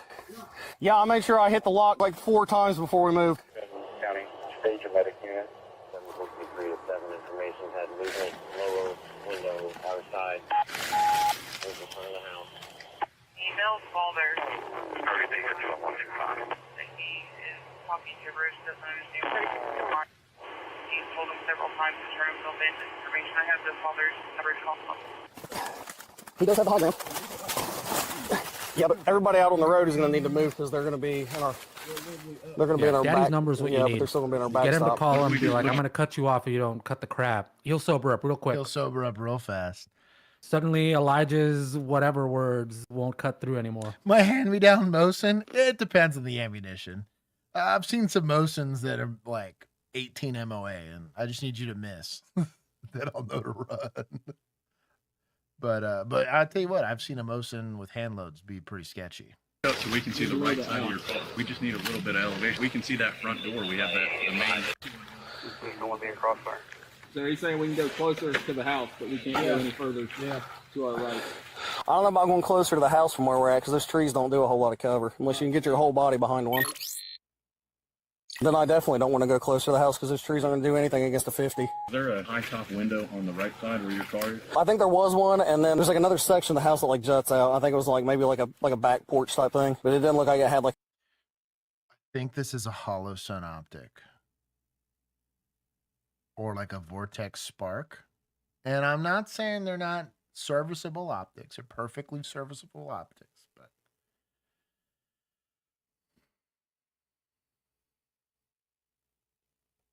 It's a cost-effective measure. That's what I'll say. They're saving the taxpayer money. Any type of upstairs to it. Does not have an upstairs? But like that porch, like screened in looking part didn't. You gotta remember, I was looking at it as I was grabbing my rifle and retreating downhill. Yeah, if this dude's got 50s, we're gonna want to stay behind this creek bed because those trees aren't gonna do shit for us. We're gonna watch rounds explode through. 308 wouldn't. You wouldn't be safe from any major caliber. 5.56, you might be fine, but like I said, I think my revolver could do it. Maybe with one you'd be fine, but how about 20? How about 50? How about like I mean, was he gonna move? No, heck no. Through the tree and into our bodies, man. You know how pissed off my wife's gonna be. I was supposed to pick up for basketball practice and then go to a banquet at 6. Yeah, you're gonna be in trouble. Oh yeah, dude, I've been there, man. That sucks. But I work night shift, so it was just keeping my wife awake. She'll be all right. You would have been a lot better off here. That's true. Nighttime. That's true. Nighttime is the tits because highlight area. I would just put a spotlight on the place and then moved away from my car. Yeah, that's true. Nighttime is a lot better. No, I don't think I'm gonna walk up there and get my car. Hey, time out from the standoff, bro. I gotta leave. I got a banquet. My wife's gonna be pissed. You can probably me out here with a spatula right now. My adrenaline's way too high. You guys hear this dude's dad was trying to talk him into giving up? Yeah, he didn't. He did not take that advice. I wish he would, though. Yeah, be pretty cool. And then, dude, when we came out, though, I scraped bottom on some big jagged rocks, wear and tear at 3,500 miles. I had that split second, like, I'm going to chase him in there. And then I'm like, I don't know what's in that house or who's in that house, so I'm not going to chase him in there. He may have some other people in there. Yeah, all I know is don't let him get to the house. And I had no context, like, maybe there's a militia in there. And he's armed. He's got 3 cars right by the door. You don't want to go hands-on with him, and then he comes at you with that knife. These conversations do be happening on a perimeter. Yeah. All right, I'm going to move back down where I'm at. I was good where I was at. I was actually, like, super comfortable, too. Where was I at? I was a really big fan of my spot, wherever it was. Oh, yeah, I don't like this at all. This sucks. What's this guy's background, do we know? Has he got any, like, military tactical experience, anything like that? Or is he just, like, a rando dude with a lot of money and guns? See if we can get a hold of some of the night shift units, have them come out for coverage, or if you can float some units from other posts to this area. We cannot see the side of the residence that faces the hillside. This officer appears to remove and turn off his body camera as the battery dwindles, creating a 30-minute gap in the footage currently available to the public. When footage resumes, multiple camera angles capture the chaos that unfolds. We have eyes. He's on the top balcony. Is he on that side over there? I can hear somebody talking. He's up top on the balcony, yelling. Shots fired, shots fired. Shots fired, shots fired, shots fired. Hold your fire unless you're out of shot. Hold your fire. Shots fired. Fire on person. This old timer. God, she would kill me. Am I a young spry chicken like I was in my mid-20s? No. But even at my most out of shape, I have video evidence to prove it. I was like almost 260 pounds and sitting at a desk for a living. This was pre-fasting, pre-me doing push-ups all the time and all that stuff. I was still being a full sprint, 400-yard sprint, and then I used to force. I could still do it. My boy maybe doesn't need to be here, but it is what it is. You're on the top balcony, I'm not saying the old timer can't get down, but. Are you guys good? 490 to 7. All units down here are good. 7. I can see the whole balcony where he came off. I don't know. I probably dumped 6 or 7 rounds, I think. I had a sight picture on him when I was shooting, but I got a lot of freaking foliage between me. So there is it's a brush gun is what it's called. And the idea behind a brush gun is that when you're having to get into an engagement like this, 45-70, technically 44 mag is close. It's really not. Hell yeah. It's close. It's closer. 30-30. These are considered brush guns. It's because a big, heavy bullet going really fast. And the idea is that when you hit a twig or a branch or some leaves, that it doesn't deviate the round as much. But you need mass to do it. 223 by nature is not that, unfortunately. So the likelihood that those, if you had to go through foliage, didn't hit a damn thing. Thing immediately juts off and is pretty useless. In there. All right. 4 or 5 on him. I had a side picture at his silhouette, but then, I mean, I had so much kicking up in front of my muzzle, I couldn't see after that. Yeah, I saw it, dude. No, it's going to really suck when this sun goes down. If he's got thermal, we're going to I'm blind. I mean, we dumped a lot of rounds. All units here are okay. 7, you still have eyes on the suspect, right? In the same spot. We'll let you know if he moves. Bravo, plan to get for medical. Hey, be smart about this. Don't move in one big mass. Move in teams. Move in teams so we can cover each other. Oh, it's sketchy. Oh, that's sketchy. Got in front. Watch front, dude. Right side's That clear. shield's only helping one guy. Is there anything up here? Half helping. Got in front. Watch front, dude. Right side's clear.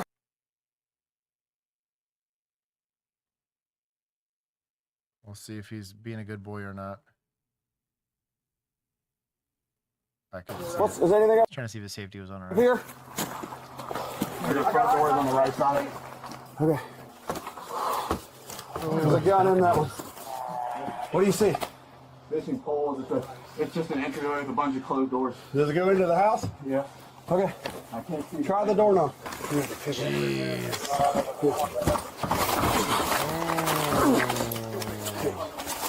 Hey, that thing ain't going in.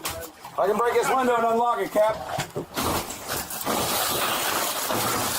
Oh, I would be fully expecting to get shot here. The second you started kicking on that door, just seeing rounds coming back. All right, here we go. Yep. Entry. See, got out the door. I'm on you. Clear. I'm going on this side, you got that side. Okay. You want to make entry here? Which one? Make entry here. You two cover the hallway. All right. So Juan can appreciate a little bit of the stress because he's played Ready or Not. But how sketchy does it feel? Like, especially the first couple times, you're like, unknown area. You have no idea what you're walking into. This dude could be hiding behind any one of these. Anyone that's ever done like building searches after armed people? It's not a great feeling. Okay, come on up. Come behind you. What's this? Door. What's this? You got it? Peek it, check for traps. Clear. Dude, for real. Move it. And act legitimately because he has money for it. Going down. On the ground. Okay. Moving up. Pistol and shield up front. Slow. He'd be fine if he had a revolver, but they made him use a Glock. You got left, he's going right. Ready? I'm down, buddy. Right. I got eyes on. Stand by. Oh, He down. Before? Yep. Well, shout out to the dude from the bushes. Yeah. Set it down. Oh, he's down. He got one. Don't touch it. Suspect down. All done. Okay. Non-survivable injury. Everybody back out. All right. Okay, medic. Maybe he's a tech medic. I don't know that. Jeez. It might be in a place. Clear the rest of this house. Only. You got guns here, Laner. Guns, multiple firearms on the bed. News reports indicate Christopher was killed by police after he emerged from the house while armed. Regarding his death, the Lindner family released a single statement. Our family is deeply saddened and devastated by the death of Christopher David Lindner. Christopher was a loving, kind, Christ Jesus follower, husband and father of 4 who has suffered from mental illness. We thank you for your prayers and appreciate giving us time to grieve. The Ohio Attorney General's Bureau of Criminal Investigation is currently handling the findings of the officer-involved shooting to determine any wrongdoing. Those findings have not yet been released. The thing about life. What do you want from us? Sorry, this. I'm glad they're doing it their own investigation, but I have a hard time seeing this being anything else. Was this a tab? Is it a tab? I think it was multi-agency. But yeah, it started out with a trooper. We'll do. The go boy who had to get to his banquet was a trooper. I'll give 20 to each. How about that? I figure they're all involved. Linder didn't linger. Jeez. It's not a great outcome, but old boy kind of made his own bed there. Yeah, I mean, having better equipment, again, an LPVO here kind of crushes. If you're going to be rifle certified, it's something to think about. Something else he was describing when he was shooting was dust getting kicked up. A lot of guys run muzzle brakes on rifles, and it's all fun and games until you're really close to the ground. And when you're doing that, it will kick up dust on you. I'd much rather prefer either a suppressor and or just a muzzle device that is not creating a ton of action in front of your gun. Because after the first round, good luck seeing anything, which kind of sucks. Also, to the people to your left and to your right, if you're not messing up your own hearing, you're definitely messing up theirs. So, same thing. They probably saw the guy on the drone and was like, well, he looked like he gone. Let's go ahead and go get him. That's probably why they made entry. But good on them. Is the suppressor going to need to be cleared by your agency, like they do, like with weapon mounted lights, where they can tell you, like, no? Yeah. There's some agencies that are going to be cool and just say you run what you brung as long as you can qualify with it. There's a lot that are like that, actually. But like mine was, yeah, dude. They were mad that I had a tape switch on my rifle. It was like, oh, I don't want to have to remove my grip to turn on my flashlight. I just want to be able to touch it on and off, you know. And they were like, well, that's not approved. It's too tactical. And then I had to have a like a coupled magazine, which basically where you stick a second magazine on the one that's in your gun. The problem was if you ever had to shoot your gun, it literally would shake the top round off, like slowly. And then it made it to where that secondary magazine, I would have to clear it before I inserted it, adding like 3 seconds to what should be like a less than half-second reload, which is stupid. But that was policy. And so our policy was dumb. Couldn't have free-floated guns, which is objectively stupid because it's like, I'm going to make the gun mechanically less accurate because reasons. And then like their approved list for like manufacturers was crazy stupid. It was like outdated by like 15 years. You know, like, so most of the major manufacturers that make duty guns for everyone else in the world, I can't buy. But I can have Colt and Delton. It is weird. Their policy on that was stupid. But yeah, that's part of the reason why I want to go back, is to solve some of those problems for agencies and actually be able to go in there and show studies and case studies within law enforcement circles that say, hey, equipment has gotten better in the last 50 years. Let's maybe try to at least allow and empower individual officers to have it and have training that is actually informed by modern tactics applied by much cooler people than myself. They had to protect the state senator. Maybe blame on leadership for SWAT. I could see that. Because they're saying like SWAT didn't show up despite being there for like 2 hours. So SWAT, that 2 to 3 hours is about an average SWAT call out. You'd be real hard pressed to see SWAT show up any faster than that. The fastest one I think I've seen is maybe like an hour and a half. For them, just because they got to mobilize and stuff like that. It's another thing I want to offer for my area in policing is I can easily get SWAT certified, and as a reserve person that works from home, I can QRF from my house versus some of these D-bags that are living in other states. That's not happening here, but you have people that are supposed to be, you know, on call and can show up and help with stuff like Halligans and weapons with optics on them and stuff like that. And you got just a bunch of idiots that are just there for the ride because they're career people, not cops. And there is a difference. After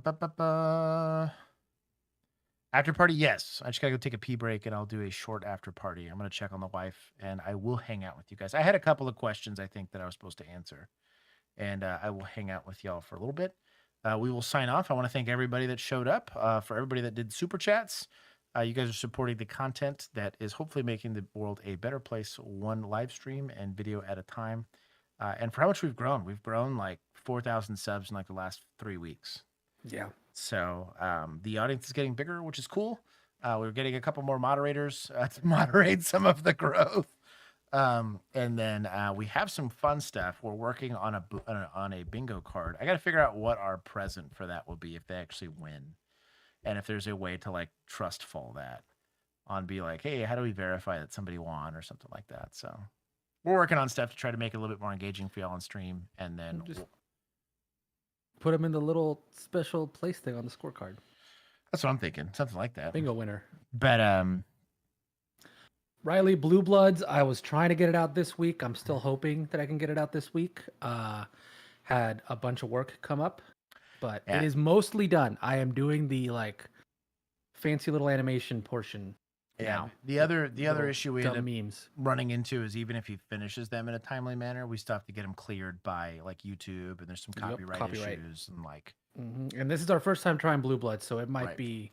Hopefully, it's not like SWAT where. Oh, that'd be the worst. It would be Patreon only. Hey, you guys gonna get some more Patreon only content? Yeah, you might end up doing. It's another reason why maybe it's better to do the Patreon versus the YouTube. The YouTube, I recommend doing like the $1 for the emojis, and then getting the Patreon, because sometimes some stuff can't make it. I'm done what I say. I'm done, Tweaky. We got 131 likes. Congratulations. You know what? I'll give you guys. Hey, it is an hour and 20 minute 10. long episode. Yo, chill.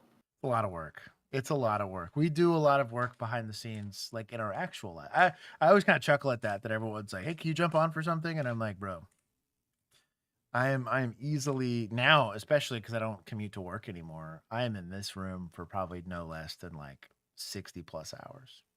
I just finished it took me 8 hours after work to finish my supplemental peace officers course. I just got done with that. That's 174 hours worth of training that I take completely online, which was a beating. The class that's supposed to take like 5 months, and I took it in like a month and a half. But it's a beating. It was a huge. It really, I get why it takes like half a year, but I'm gonna get the clock, and then I'm finishing my hours next week, and so I should be applying to test hopefully within the next week and a half or a month and a half, and then I won't be former anymore. It might be. And you've double checked that, bro? I like quadruple. I'm gonna call too. So they gave me the list. And so I looked at the list and compared it to what I have, and everything checks out. But I'm going to call them before they sucker me out of another $250. Yeah, they've been scamming you, dude. It will have cost me by the end of it almost $2,000 between like the cost of classes and then the cost of like the application fees, the testing fees, and all that stuff. And normally like an academy covers this, but because I'm trying to volunteer, I'm not trying to like work full time. I'm not offended that nobody wants to pay me for it, but when that went away, every time I'm going to hear somebody back in my day and whatever, and I'm volunteering to do something that you guys are only willing to armchair quarterback. So I don't feel bad for them. Anyways. I hope you guys have a wonderful rest of your evening. I will see some of y'all in the after party. Everybody else, I will see you guys on Thursday. Until next time. Peace. Pooter.